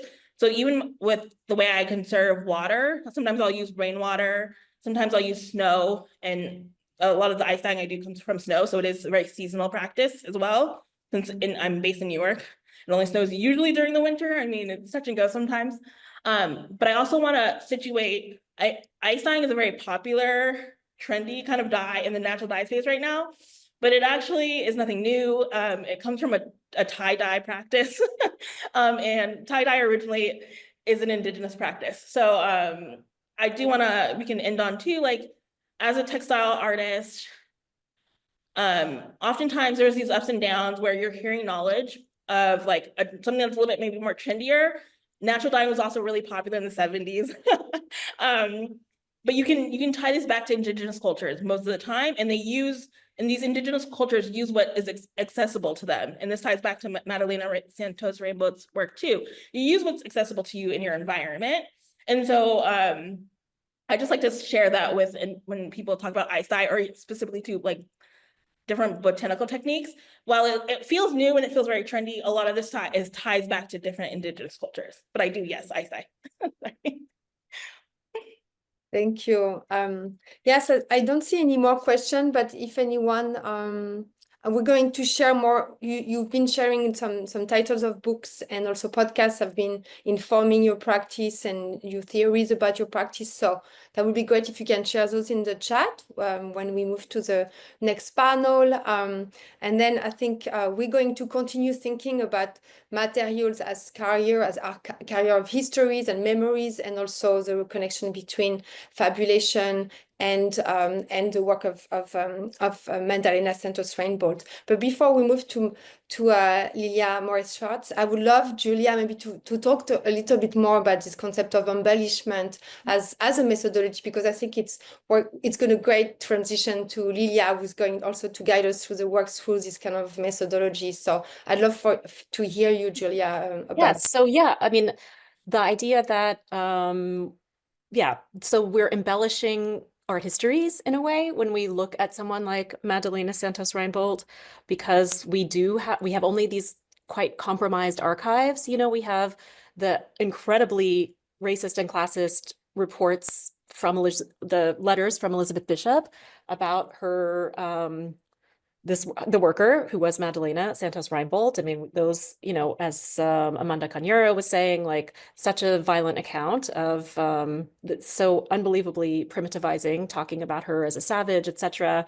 And then we have, you know, the interviews that she did with the anthropologist Lila Frota, and then we also have accounts of others, and we have the work. Most importantly, we have what the work tells us and what we can do with the work. But in order to speculate about her life or her intentions, about which we know very little, you know, we have to engage in a process of embellishment. And to embellish or to embroider is, like I said, it's not to make things up. That's not what I'm talking about. I'm talking about speculating in a informed fashion, using the work as a guide. And to embellish is also, you know, when I was working on Pasita Abad, who's the artist from the Philippines, who also has an amazing practice of embroidery, often she would make like embroider a pocket of like a work shirt of her husband, and all that is left over the years, everything else of the garment has worn away. What remains is what has been embroidered. So in fact, to embroider is also to make something stronger, to embellish. I mean, literally, you are strengthening the foundation of the burlap or the woven fabric when you embroider upon it. It becomes really it's reinforced. So I think of embellishment not only in conversation with Saidiya Hartman and the idea of critical fabulation, but also it is a material way of thinking with the fabric. It's a material way of thinking with the threads, and to let them, strengthen our understanding of how we're not going to know. I mean, this is another point that I make in my essay, which is that Madalena Santos Reinbold doesn't, she was surveyed constantly. Like, she lived where she worked where she lived, but those things overlapped. So the idea that there was like a kind of separation, like public versus private, it kind of breaks down here. Not to say that she doesn't have a private life, which she certainly does, and that is the life of the imagination. That is the life of her creative blossoming, flourishing on the space of the burlap on which she worked. I mean, she is creating incredible scenes from memory, but also from imagination, and that too is she's embellishing her present. She's embellishing her world. She's embellishing her circumstances by kind of, remaining kind of stubbornly unreadable. I do understand that there's a lot we can learn from looking at what her work is. I also think she intentionally is not totally legible. She's maintaining a space for herself. We're not always going to know exactly what is quote unquote what they mean or what they're depicting. There's going to always be a gap between those things, between what she's thinking and what we see. And to me, there's something really willful about that. We don't exactly know where she's placing her scenes. And I think she wants to keep that for herself. So embellishment encompasses all of those ideas of kind of speculation, opacity, legibility and illegibility, and, returning always to the thread and the textile itself. So hopefully that was helpful.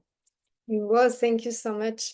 Also it came back to the conversation earlier this morning where we talked about the fact that she was working during military dictatorship, and so there is a sense also of disguising her own maybe spiritual traditions because it was oppressed at that time. So this is also the other layer that is very specific to the Brazilian context. I think we're going to move to the next session, except if Cassiana would like to add something about this, about embellishment. And I feel like there's so many also ways that you also carry stories through your work and the use of storytelling in your work. So before, maybe if you want to add something. I'll briefly just state, I think this idea of embellishing is really interesting. I will share, I think when you're in these kind of states where you are maybe observed or surveilled, or marginalized, but you still continue to make the work. My humanity, if someone tells me I'm not human, doesn't mean I believe it, right? I know I'm human, I know I'm an artist, I know all of these things. And I feel like Madalena was similar in the sense of she got fired at one point for working too much on her artwork, right? But she still continued to make the work. So there is, an act of embellishment, but there is a true knowing. And storytelling and imagination, I do think, can extend that, but I also think there's a deep understanding of truth within oneself as a Black woman artist. So thank you. Yeah, there's definitely a lot of affirmation in the work for sure. Yes. Thank you both so much for joining us this afternoon. It was always a pleasure to have you, Julia, and see you soon online in our programs. And Cassiana, it was really wonderful to engage with you and engage with your practice, and illuminating to see it in regard to the work of Madalena Santos Reinbold. Now we're going to end our program with closing remarks by Lilia Schwartz, who is going to join me now. As a way to introduce her, I'm going to read Lilia's biography. So Lilia Morris Schwartz is an historian, anthropologist, curator, full and senior professor in the Department of Anthropology at the University of Sao Paulo, and global scholar, visiting professor at Princeton University since 2009. She is the author of more than 30 books and art catalogs, among them the English book Spectacle of Races, Scientist institutions and racial theories in Brazil at the end of the 19th century. She was a history curator at the Museo de Arte de São Paulo, Assis Chateaubriand, MASPI, from 2015 to 2023, and has curated more than 20 exhibitions in Brazil and abroad, including Historias, Afro-Atlânticas, and Brazil Futuro as Formas de Democracia. Sorry for the horrible accent. We're so honored to have you, Lilia, here for the second part of the conversation. And I'm going now to ask you to share your screen and start your closing remarks, and then we will engage with the conversation with you and everyone. And so please share your questions throughout the talk. We're very honored, and it's a really great pleasure to have Lilia Morris-Schwartz with us for this final and closing part of the program. Hi, Lilia, and welcome. Thank you, Matilde. I love the way you talk. You said Brasil Futuro as Formas de Democracia. Beautiful. All right, thank you. Thank you. Well, hi, everyone. Thank you for being here with us in a Sunday afternoon. And after this beautiful panel conducted by Keziana, that I love the work, and Julia Bryan Wilson, she is an specialist, I'm not. Many thanks to Valerie Rousseau, Mathilde Walker-Bidot, that just introduced me, and Dylan Edstein, my colleague and friend, and for inviting me to talk in this last section. It's an honor. It's an honor to close this day organized all around the work and life of Madalena dos Santos Reinbold, organized by the American Folk Art Museum. Thank you very much. I'm going to talk about Madalena, her art, and about the exhibition, A Head Full of Planets, that shares the same name, title, beautiful title, of MASPI exhibition, a previous one. So let me start. Okay. During a long time, museums in general follow a specific art canon that was, by no coincidence, very Eurocentric, white, and masculine. Also, for a long time, crafts were also not considered art. They were seen as a lesser form of visual expression and associated solely with the domestic sphere, as they were saying in the previous panel, especially feminine. Nowadays, however, we see changes in these conceptions, with museums opening exhibitions like this that reclaim the place of artists like Madalena Reinbold. Madalena, we do not know lots of her biography and artistic legacy, as it happens with Black women, poor Black women in general. We still know very little about her life. However, thanks to the research conducted by MASPI curators, Amanda Carneiro and André Mesquita, that talked in the morning, and by Dylan and Amanda Tavares, we have been able to learn more. We also have just few photographs, as you know, of her, just a handful attributed to photographer Pedro Osvaldo Cruz, from the family of the renowned public health figure Osvaldo Cruz, who met Madalena while she was still working in the domestic service. As we know, these photos were collected by Lélia Coelho Frota in 1975. Frota herself, a museologist, an anthropologist, and art critic, took one of Madalena's tapestry to Venice Biennial. In one of these photos, showed in this exhibition in New York, Madalena appeared as a cook, a chef, working in the homes of Brazil's elite. This kind of depiction is frequently associated with Brazilian Black women certainly having a kind of subalternity message. In another two photos, nevertheless, she is well-dressed, with one of her embroiderer's pieces by her side. Her Creole jewelry, joias de crioula, stand out, perhaps as a mark of identity. These are joias de pretas minas, worn by Black women who shaped this identity in Brazil, forging bonds of solidarity and mutual financial support. Interesting to note that Madalena introduced this kind of beautiful jewelry in lots of her works, showing perhaps how she honored this kind of reminiscence and ancestrality. Madalena was born in Vitória da Conquista, Bahia, in 1919. The city was also known as Sertão da Ressaca, a name derived from the way the river's waters periodically invaded backland in a phenomenon resembling a marine surge.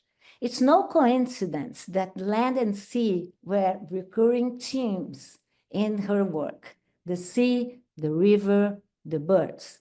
However, Madalena never created just testimonial art, autobiographical art. That would be really a problem if you would think just like this.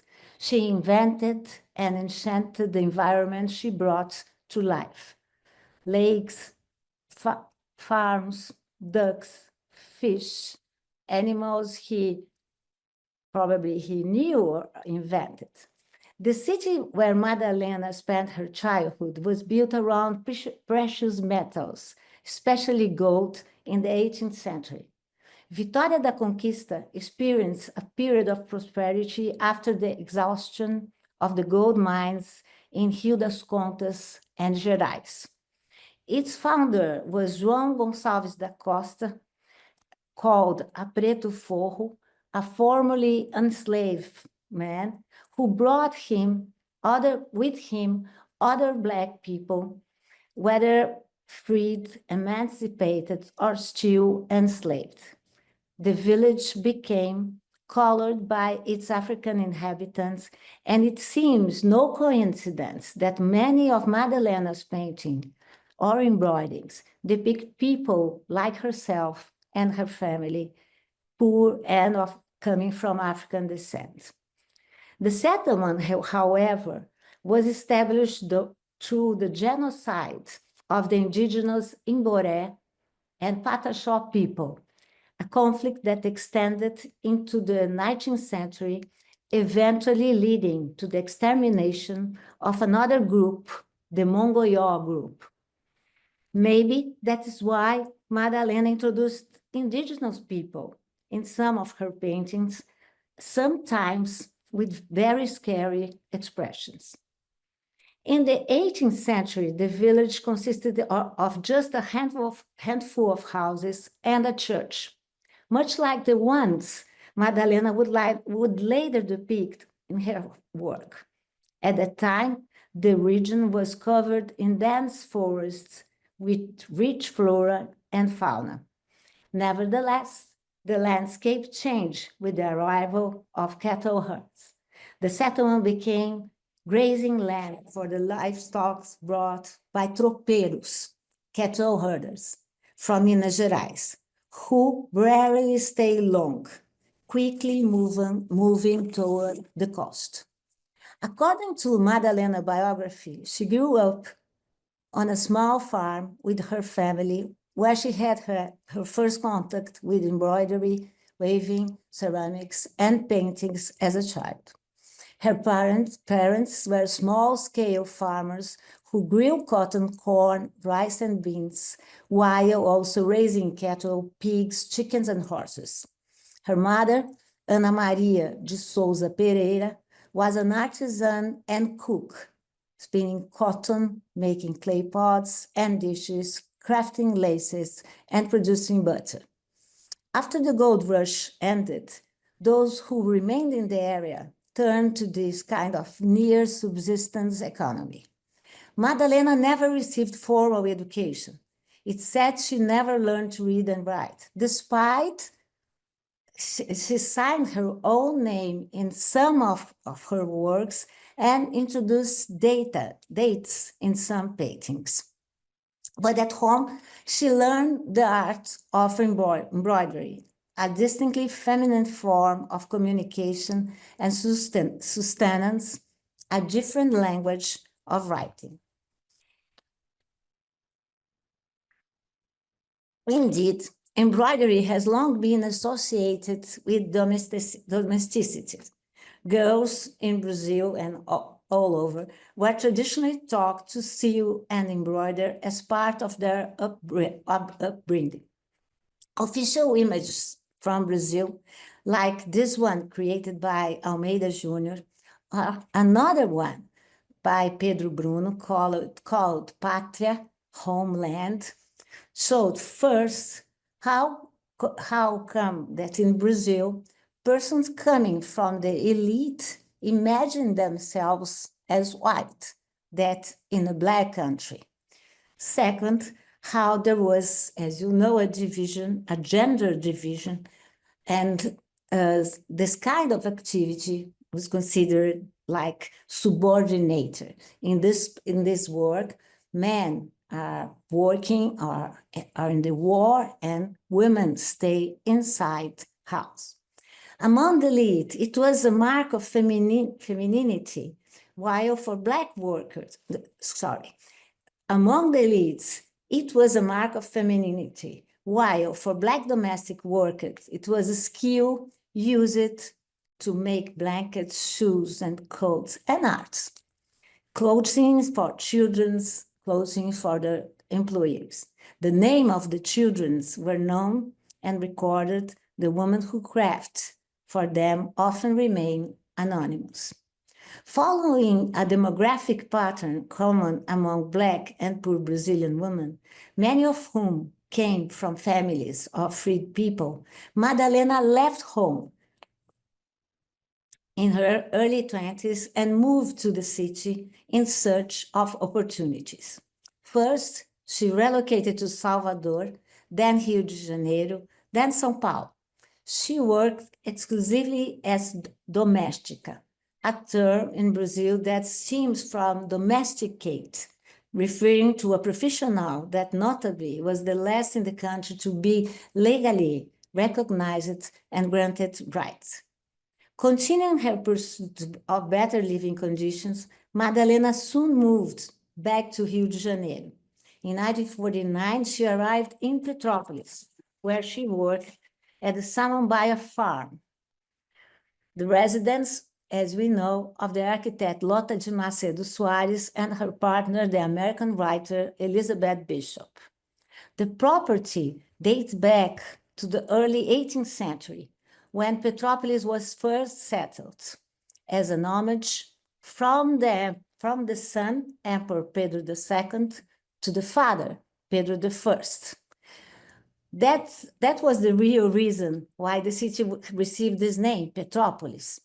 Pedro II used to spend lots of time there, and the elite went together with him. That's why Petrópolis is even nowadays a very divided town. The center is for the elite and the suburbs for the poor people. The property where Madalena lived belonged to the Golão and Correia families and was located along the Caminho Novo, the Caminho das Proenças, a well-traveled route where many travelers would stop. The house had two separate spaces, one for social life and the other one for the service. Madalena lived in a much darker place, shaded by the surrounding mountains and vegetation, despite the region being more densely populated today. Witnesses say that Lota and Elizabeth did not like seeing the cook using her time for producing art. In her very racist letters, that Amanda made some comments from 1952, which were cleverly explored in the research for this exhibition, Elizabeth Bishop expressed a conflicted attitude toward the artist's employee. On the one hand, she recognized the value of Madalena's work. On the other, she suggested that there was not enough room for two artists in the same house. I quote, "While we were traveling, the cook started painting and turned out to be a marvelous primitive painter. So before long, we'll be selling her paintings on 57th Street and we will all be rich." That was what Bishop wrote in a letter to her doctor. With a touch of irony and lots of races, Bishop referred to Madalena's art as primitive, a classification that we now understand to be totally derogatory, as it implies that the work was created naturally or instinctively, without technique, without planning. And it was the opposite. It was during the 50s, in the very setting, that Madalena began painting. She used expressive brush strokes to depict synthetic figures on fragile surface, such as paper or straw, materials typically used by poor artists who worked with whatever they could find. Later on, as we know, and you could see in the exhibition, she used oil on canvas, not big formats, economic ones, as it was common to see with other poor artists that were not financial conditions. Her paintings were always rooted in memory. They were recollections of times past.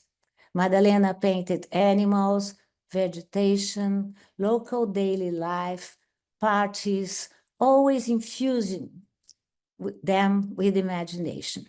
She also painted densely populated cities. Reminiscence of Salvador, for me it reminds Elevador Lacerda in Salvador, Bahia, or the cliffs of Petrópolis, where houses seem precariously balanced over the abyss, homes ranging from the mountainsides. Here, I think it's Cascatinha, no? We talk, Dylan and I, Cascatinha neighborhood in Petrópolis. Yet, these were cities of memories, much like the invisible cities of Italo Calvino's work, cities that defy a subjective geography. One striking characteristic of Madalena's work is how these cities fill the entire canvas, leaving no empty space. Probably given the high cost of the materials, she made full use of every inch of her canvas. On the other side, saturation, in my opinion, defines her project of art. She refuses empty spaces, covering and overwhelming the void. Her works we could say that they were also created with a kind of anachronistic times, a time with no time, a condensed time that mixes past, present, and future. It was only in the 60s, while working in another household, that Madalena began creating her wool paintings, using lots of needles and a special variety of colors, like a generous palette. She worked her embroidery onto tapestry canvas. Her works are highly textured, almost 3 dimensions, in my opinion, due to the sheer amount of wool she incorporated. Once again, Madalena asserted her own style, covering every available space. Through embroidery, she revisited rural life, the one she remembered or imagined, as well as the complex energy of urban settings. These spaces are always populated by Black figures, gathering for religious ceremonies, communal meals, collective work, and practices of candomblé or umbanda celebrations. Embroidery, often a communal practice among women, became here an allegory of solidarity, of people coming together to resist social exclusion.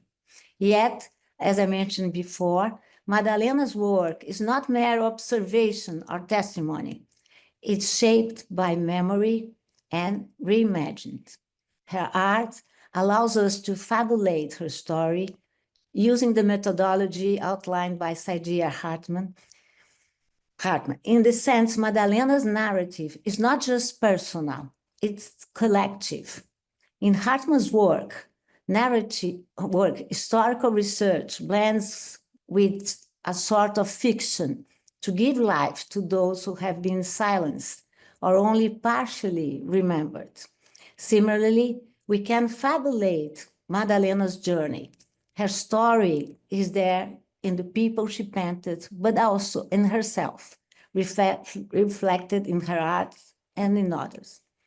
Madalena does not depict her world for scale. Her imagery is shaped by abundance, by the very rhythm and time of memory and dreams. Her works demand a certain distance. Seen up close, her embroideries can feel almost selfish, too dense, too clustered. But as we step back, the full composition reveals itself. We follow her. We follow her through the imagined capital she encountered, but the vast majority of her work takes us back to her childhood and early youth, those formative years deeply embedded in the realm of remembrance. Nothing in her art follows a single chronological or predictable temporality. As French critic Didier Berman explains, hers is the anachronistic time of images. Images can condense figures, but also condense times. She is an artist of imagined landscape with her stars, sun, and skies, but she is also an artist of the city and the sea. In her work, the city competes for space with the ocean and the stars. The contrast between the upper and the lower cities of Salvador became, for example, both a reality and a metaphor.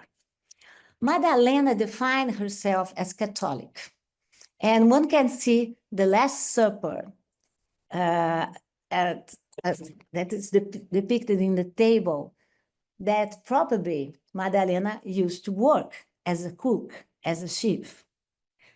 The tablecloth, her place of work, and the tablecloth is her place of art.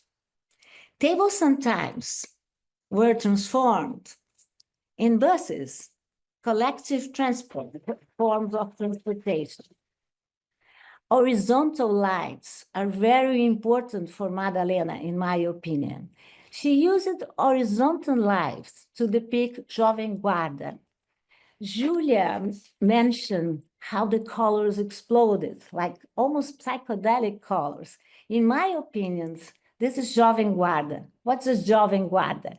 Jovem Guarda was a Brazilian cultural and musical movement that emerged in the 60s.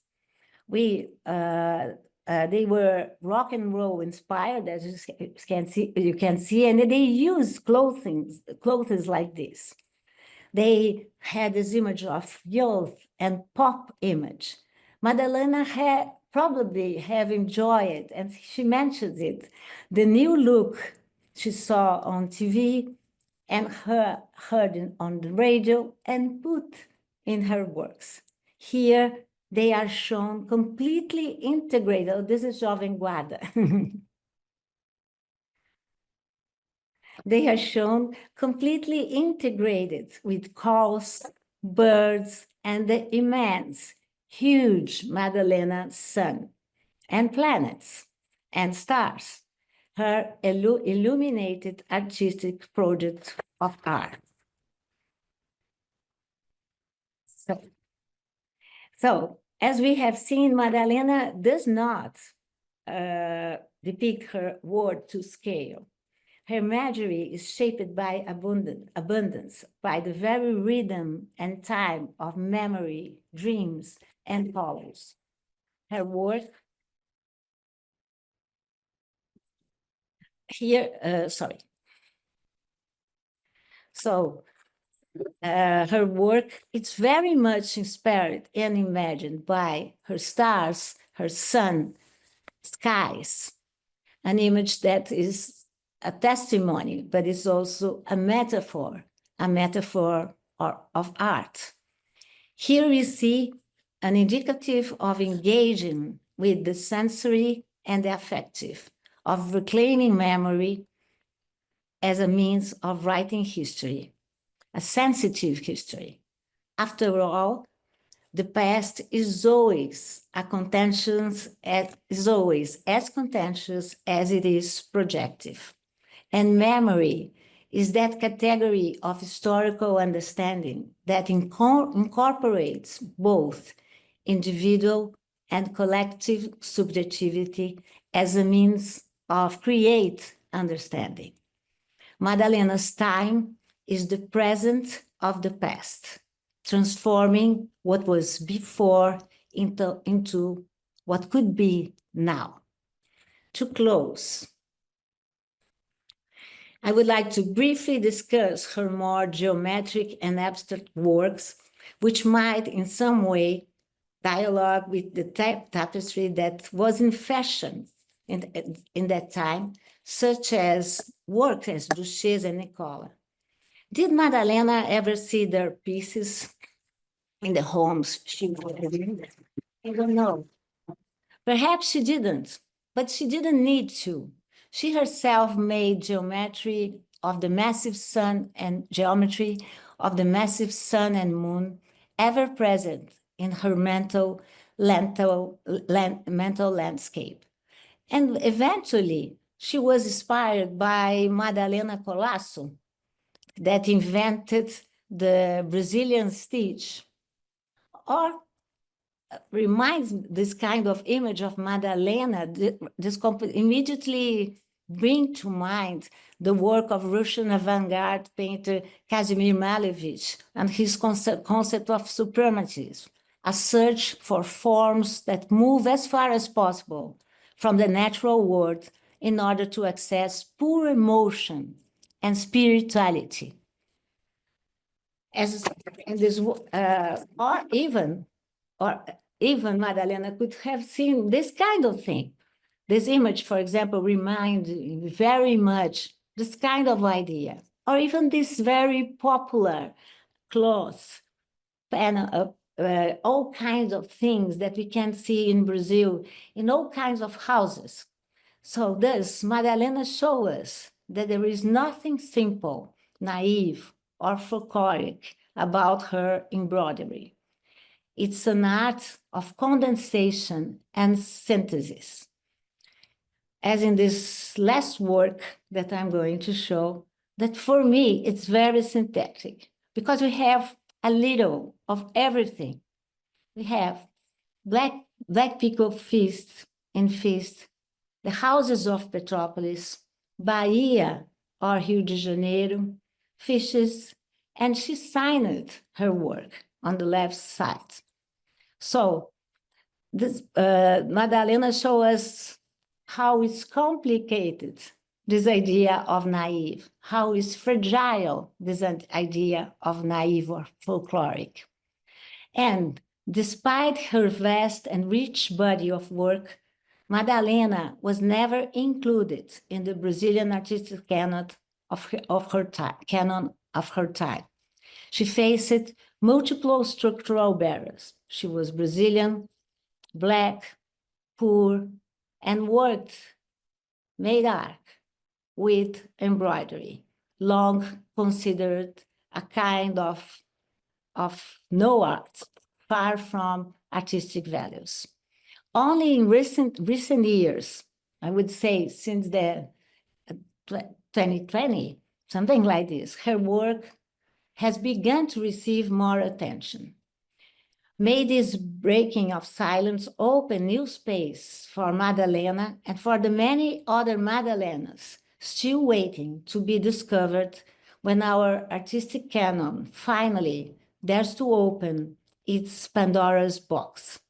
Until then, my deepest gratitude for this vital initiative, for this brilliant exhibition. The exhibition, it's not a place of arrival, but a point of departure, like the boats, fishes, oxen, and planets that inhabit the works and the imagination of Madalena. Thank you very much.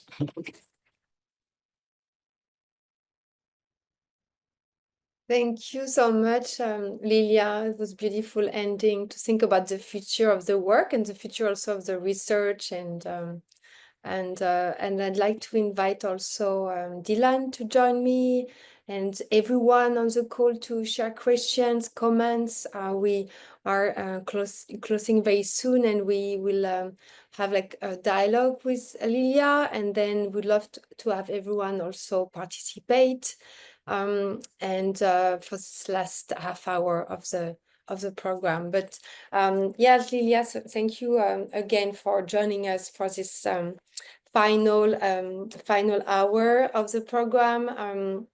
And I really enjoyed the way you walk us through the work, through storytelling. I like mixing the work with biographical elements of a life. And I would love, and we talked a lot in the previous conversation about the use of fabulation, the use of fabrication, embellishment. And yeah, I would love for you to talk a little bit about that, because it can come unexpected from a scholar to use this form of methodology. And yes, so if you can talk a little bit about that.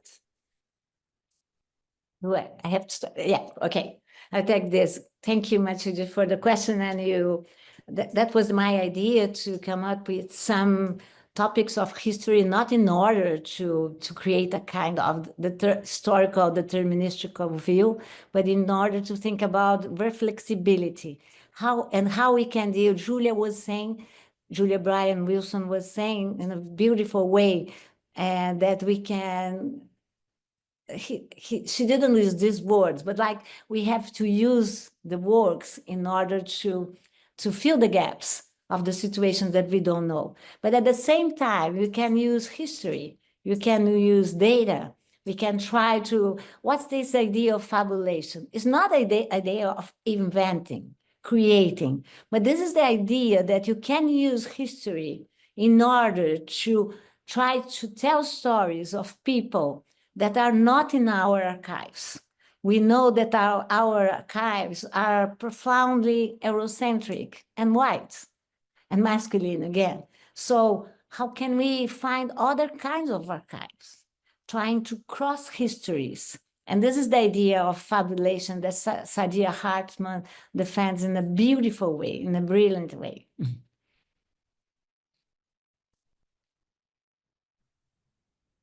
Oh, Matilde. Thank you, Dylan.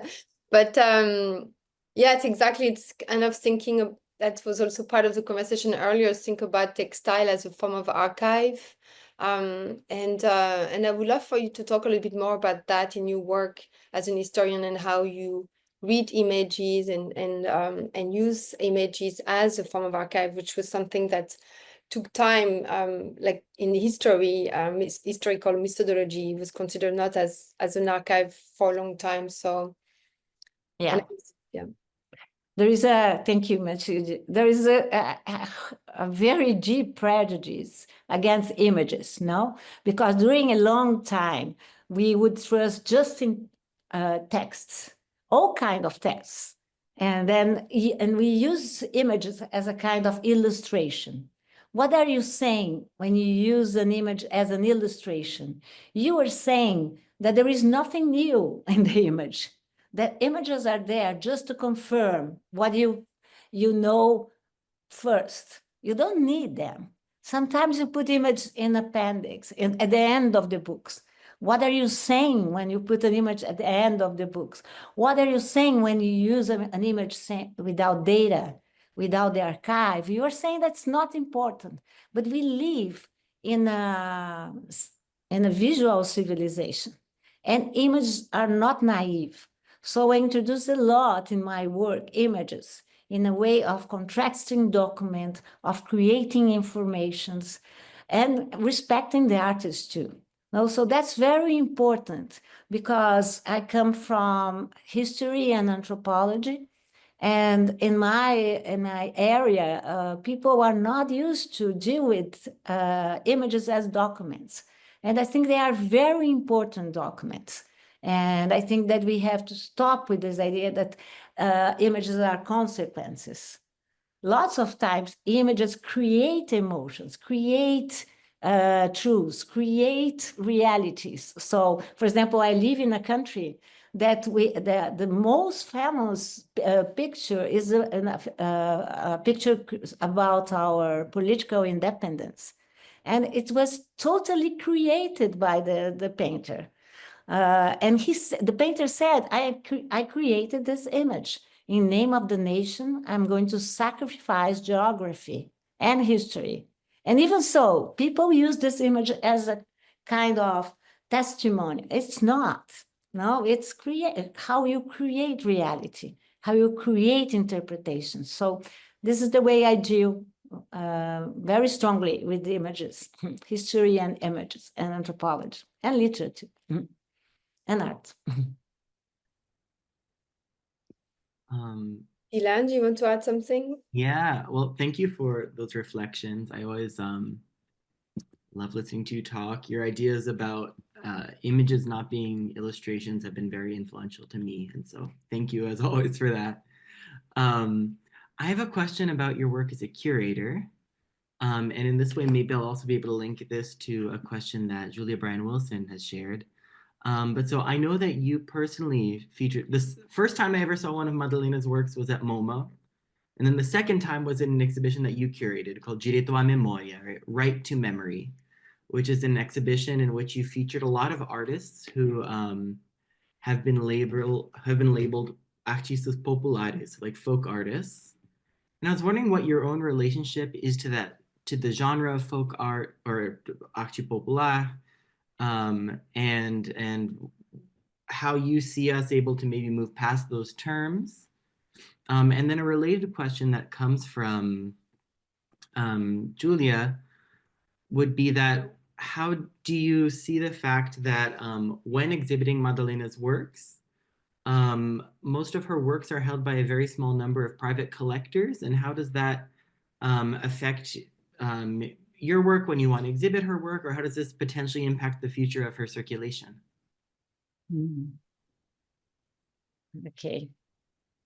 And also, if the panelists wants to join and respond to this question, which I think is could also be addressed to Joe's exhibition, just feel free to join us. But yes, please, sorry, Lilia, please. No, on the contrary, I would be glad if the other panelists would help me here into these two important and beautiful questions. My work as curator, I don't think I am a curator. I'm a curator in this moment. I worked very close to Adriano Pedrosa and Amanda Carneiro and Andrea Mesquita at MASP and other curators at MASP. That was a school for me. Since I started writing my books, I started putting images in my books without no responsibility. But for example, I'm joking. And for example, my master's was about the law schools, medical schools, and in Brazil, something like this. So I created an exhibition just with the portrait of the directors of those institutions. And even so, people said to me, no, you are an historian. I'm not going to see this exhibition because it's not part of an historian activity. Then I wrote a book about Pedro II with more than 600 images. And there was a chapter, for example, Dylan knows, just with images, when Pedro II, the emperor, wanted to be seen as a citizenship emperor.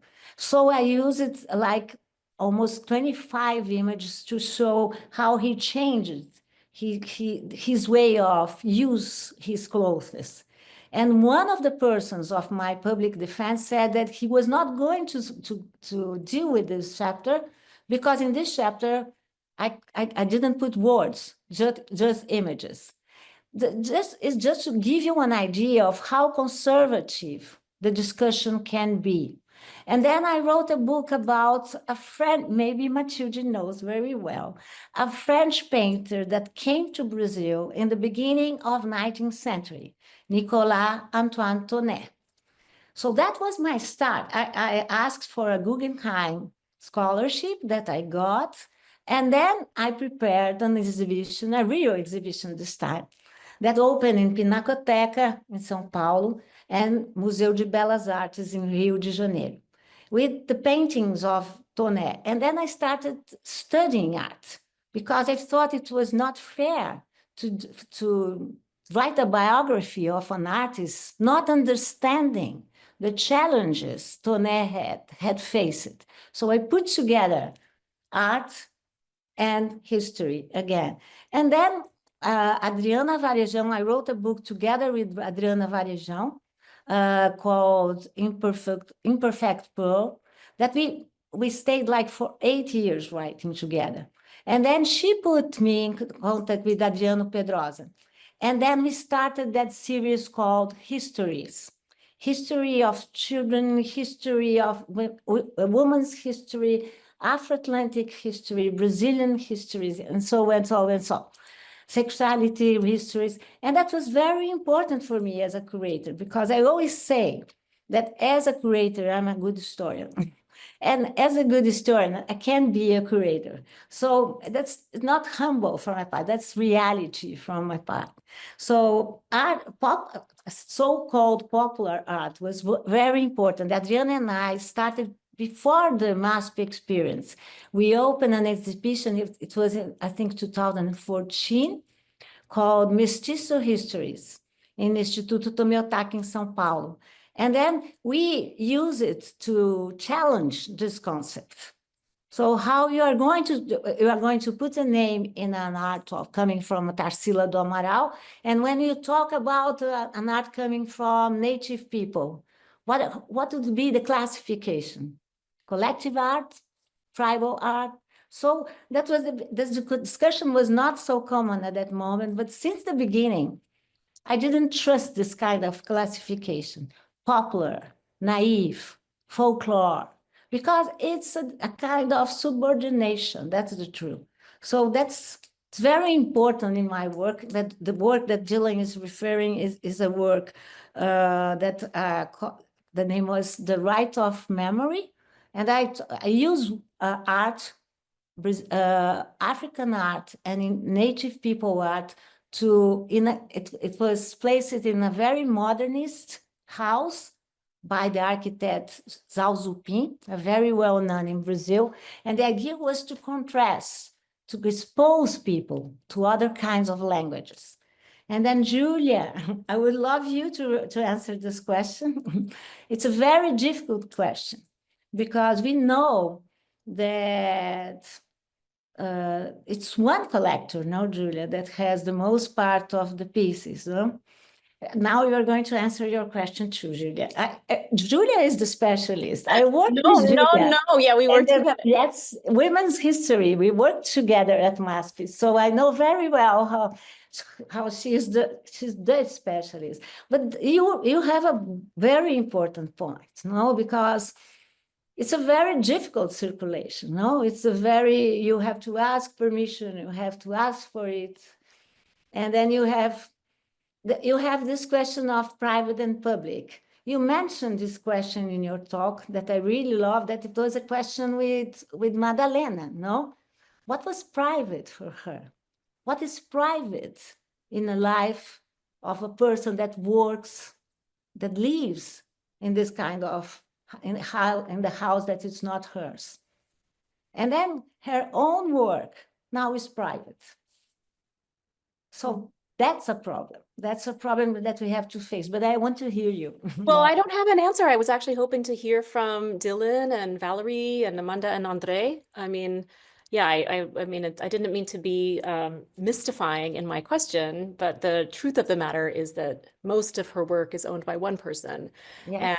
And yeah, I mean, to me, that raises questions about how art is made accessible. If there's an issue, because it means that instead of being distributed, it's concentrated, and if it's held by one, I mean, it's not all of it, of course. It exists in other collections, but a lot of it is held by one person, and if that person disagrees with an interpretation, for example, or disagrees with a premise, they just hold outside.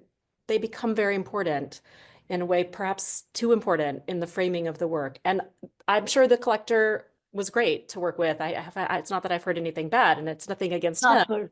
It's just a bigger question. It's actually just a bigger question in general about how art circulates, how it gets consolidated, the power relations that are within collecting practices, and how a collector, on the one hand, there is the idea of them being a benefactor, keeping the legacy alive. They also can have a gatekeeping function at the same time. And yeah, I don't have an answer. I really actually wanted to hear from the curators of this show how they understand that, Up to you now, Matilde and Dylan. But that's true. That's an issue that we encounter for this work, but also in the field of self-taught arts. There is a lot of work that are also can circulate mostly in collections, private collections.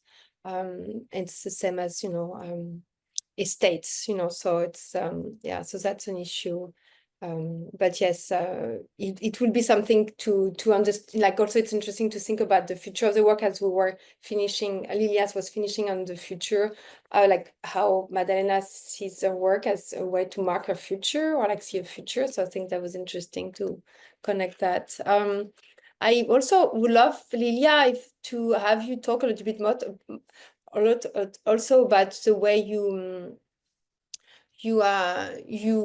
combine biographical elements to the way you analyze the work. And so I was wondering if you could talk a little bit more about because we had earlier this morning a conversation about the way of biographies in the analysis of Madalena Santos-Reinbold, but also I think it's a question that's also comes back a lot in the interpretation of artists who worked outside in the establishment.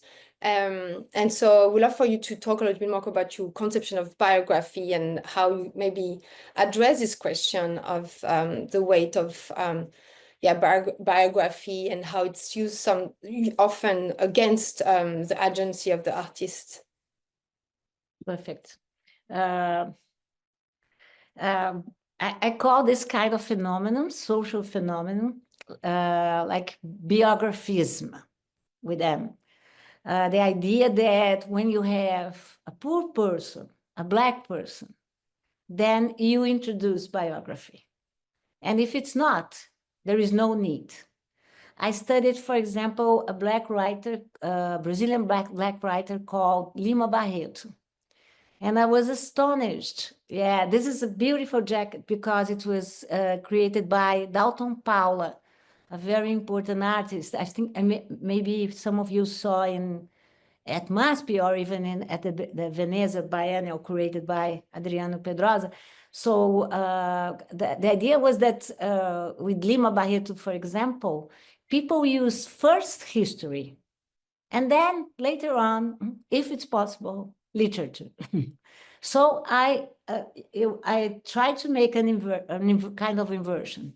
I always start, all the chapters, I start with chronicles, short stories, novels, letters that Lima Barreto wrote. And then later on, I enter with biography. And that's very interesting because that never happens with, for example, I mentioned to Matilde that I studied Nicolas Antoinette. That's not a point to Nicolas Antoinette because he comes from a rich family, a well-established family. He is white, so we don't have to talk about his biography. But then that's the moment that I talk a lot. But then the contrary is derogatory because you use biography to minimize art, to say it's testimony. That's why it was important in my lecture. I don't know if it was you could understand that he was much, much, much more than testimony, that she mixes. That's the concept of that diachronical times, because she does not have one time. She put together, remember the last image, last work I showed, a last work of her that I showed, that you had everything. It's a condensed time. It's a beautiful time because with no time. So this idea of biographical notes could be prejudice, because what are you saying? This person just can offer her or his reality, cannot offer more than this. And it's not true. It's not fair. It's another way of dealing with people with a lot of racism, no? No, it was clear in your presentation that you were looking beyond biographical to also see that she had a strong creative and imaginary vision. Yeah. She was also reclaiming herself through the work, yeah. So and building her history through the work, yeah. So that was very clear in your presentation. Yes, it was interesting to hear you talk about your experience at MASPI, and I would love maybe for you to talk a little bit more about the difference for you between being a curator and being an historian. Because I read some of the interviews you gave with Amanda Carneiro and Andre Mesquita, and how really different, and how you learn how to read images through the work of curation, and that's really a different way of looking at images than the way historians look at images. So I think that could maybe also be interesting to hear more on that. Oh, yeah. Do you mind if I just add a little thing on top of that, which is adding on to this idea of reading images, which is such a lovely idea that you work with so much, and that I know you teach classes on at USP. I was wondering what is the process of reading an image? Because I know you're saying that we need to introduce images into our text more, don't put them in an appendix, but we don't read an image in the same way we read a text.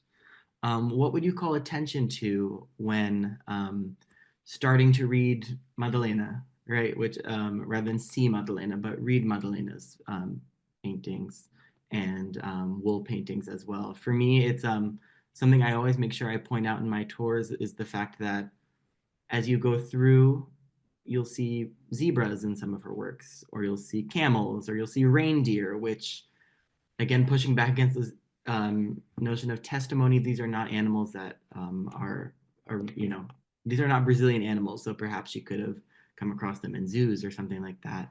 And so what does it look like to read Madalena? Okay. I will start with the second one and I go to the first. Carlo Ginzburg, a historian that was a kind of advisor, beautiful story, Italian historian. He used to say that expelled by the door, the history came back by the windows. So sometimes we can expel history and ask history to come again. I'm going to give one example that I used in my lecture. Jovem Guarda, the musical group. Remember that Julia said that I loved that in one moment of Madalena's career, the colors became like quite psychedelic. And for me, there is something to do with Jovem Guarda, with that kind of clothes, with that kind of cultural movement, cultural experience. So I'm not saying, oh, you have to understand that Madalena saw Jovem Guarda in order to understand Madalena. But maybe history can help, not to explain everything, but to read the image. That the second question that Dylan posed me, because when I give these classes you can imagine that I give this class not in a school of art. I'm talking about a school of history. So I really have to teach people how you read an image from the left to the right, from the top end to the bottom, how you can make relations between different different forms of art, how you can start to make associations, how you can ask the context to explain some details, and in other moments, ask art history to explain some details. So it's a whole way to respect art. Because I go with people to museums, so and I ask people to see image, to see the formats, to understand the language of that painting. And we eventually have exams, Gillian know, that a person has to just describe a painting or a photograph. That is quite revolutionary in a class of history, not in a class of art history. Curator and histories. Adriano Pedrosa was so generous because he went after Mestizo histories, and he also had, Adriano also had a beautiful exhibition on another Brazilian artist. Adriano asked me to go to MASP, and then we created, Matilde, this whole project around histories. It's saying that we picked one history. The exhibition that Adriano opened at that time together with Mestizo History was an exhibition about Leonildo. And then we went to MASP and we created this project on history. So we are not saying that history is like defining the artist, but why history would define a year, in the sense that we open that year for Afro-Brazilian histories, for children's histories, for sexuality histories. Then we tell a story. We tell not just the Brazilian history. Sometimes we mix temporalities, we mix regions, we mix persons. And the idea was that how we can interconnect history with art in a way to respect both fields, in a way to respect, not to transform one in another and another in one, in a way to walk in the border. It's not very safe to walk in the borders because borders are very porous. Borders are very complex, but it's a good challenge to keep the border, no? So also, if it looks like the academy doesn't like borders, they like to have very strict disciplinary limits, Right. methodology. So, but that's also what is interesting in your approach, and I think everyone's today's approach is that we're very interdisciplinary. And I think that's how we can advance also the understanding of artists like Madalena Santos Rainbolt, who was also working at borders, of different worlds and Private and public sphere, no? Yeah. Naive art or art, so also in borders, lots of artists. No? I think if anyone has any questions on the chat, we will close this program. I don't know if Dylan has another question, or Lilia, if you have anything you'd like to add to today's program. No, I just want to ask you how you feel about having Madalena dos Santos Rainbolt, this artist, Brazilian artist in New York. How do you describe the reception of the exhibition? As far as I went twice to the exhibition in Manhattan, and 2 times were completely crowded. So I want just to hear you about your experience with the exhibition. Yes, I'm sure Dylan has a lot to say also about this, as he was encountering every week, like the public. But I think the museum is definitely very proud to have the work of Madalena Santos Rainbolt in the gallery, and I think it's a continuity of solo exhibitions that have been presented in the museum, as Mallory was mentioning this morning. This work was introduced to us by Julia Bryan Wilson during a talk that was organized in relation to Maurice Hirschfeld Rediscovered, which is an exhibition that is very important in the history of our exhibition in the museum, and also kind of like trying to expand the notion of modernism through the practice of artists who are working at the at the border of the art world, like Maurice Hirschfeld, who had very strong contact with the New York art world, but still was sidelined, especially after the war. So I think having her, that expands our notion of modernism, but also about American art, you know, and I think that's an important work that we're trying to do at the museum. So it's an honor to have her. And yes, and also to have everyone here talking about her, it's like generates so much conversation that we have been discussing questions, that we have open question, you know, in the research we doing about artists like Madalena Santos-Reinbold, so-called self-taught artists and mother-taught artists, community-taught artists. So it's a challenge, but it's a beautiful one. Yeah.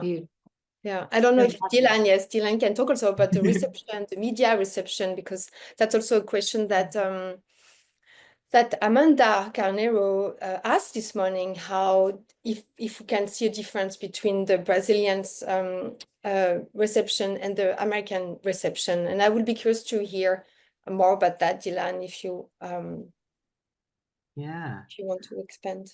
Yeah, well, to start with Lilia's question about what it's been like to have Madalena in New York. I mean, there's the personal reaction, there's how I've been watching people interact with the works. For me, it's very special to have access to these works, which, as Julia mentioned, are mostly in private collections, and which are works that, I mean, I would never be able to afford to collect, and which because they're in Brazil, I don't get to see that much. And so I've been going back weekly just to kind of sit with them or rather stand with them and take in these kind of amazing works. And every time I go back, some other little detail jumps out to me.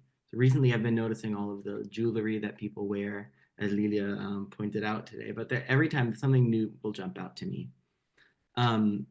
In terms of, it's been very special to get to give so many tours to people from all sorts of different backgrounds, and some people who live in New York. I've offered some tours in Portuguese to people who are also traveling through New York.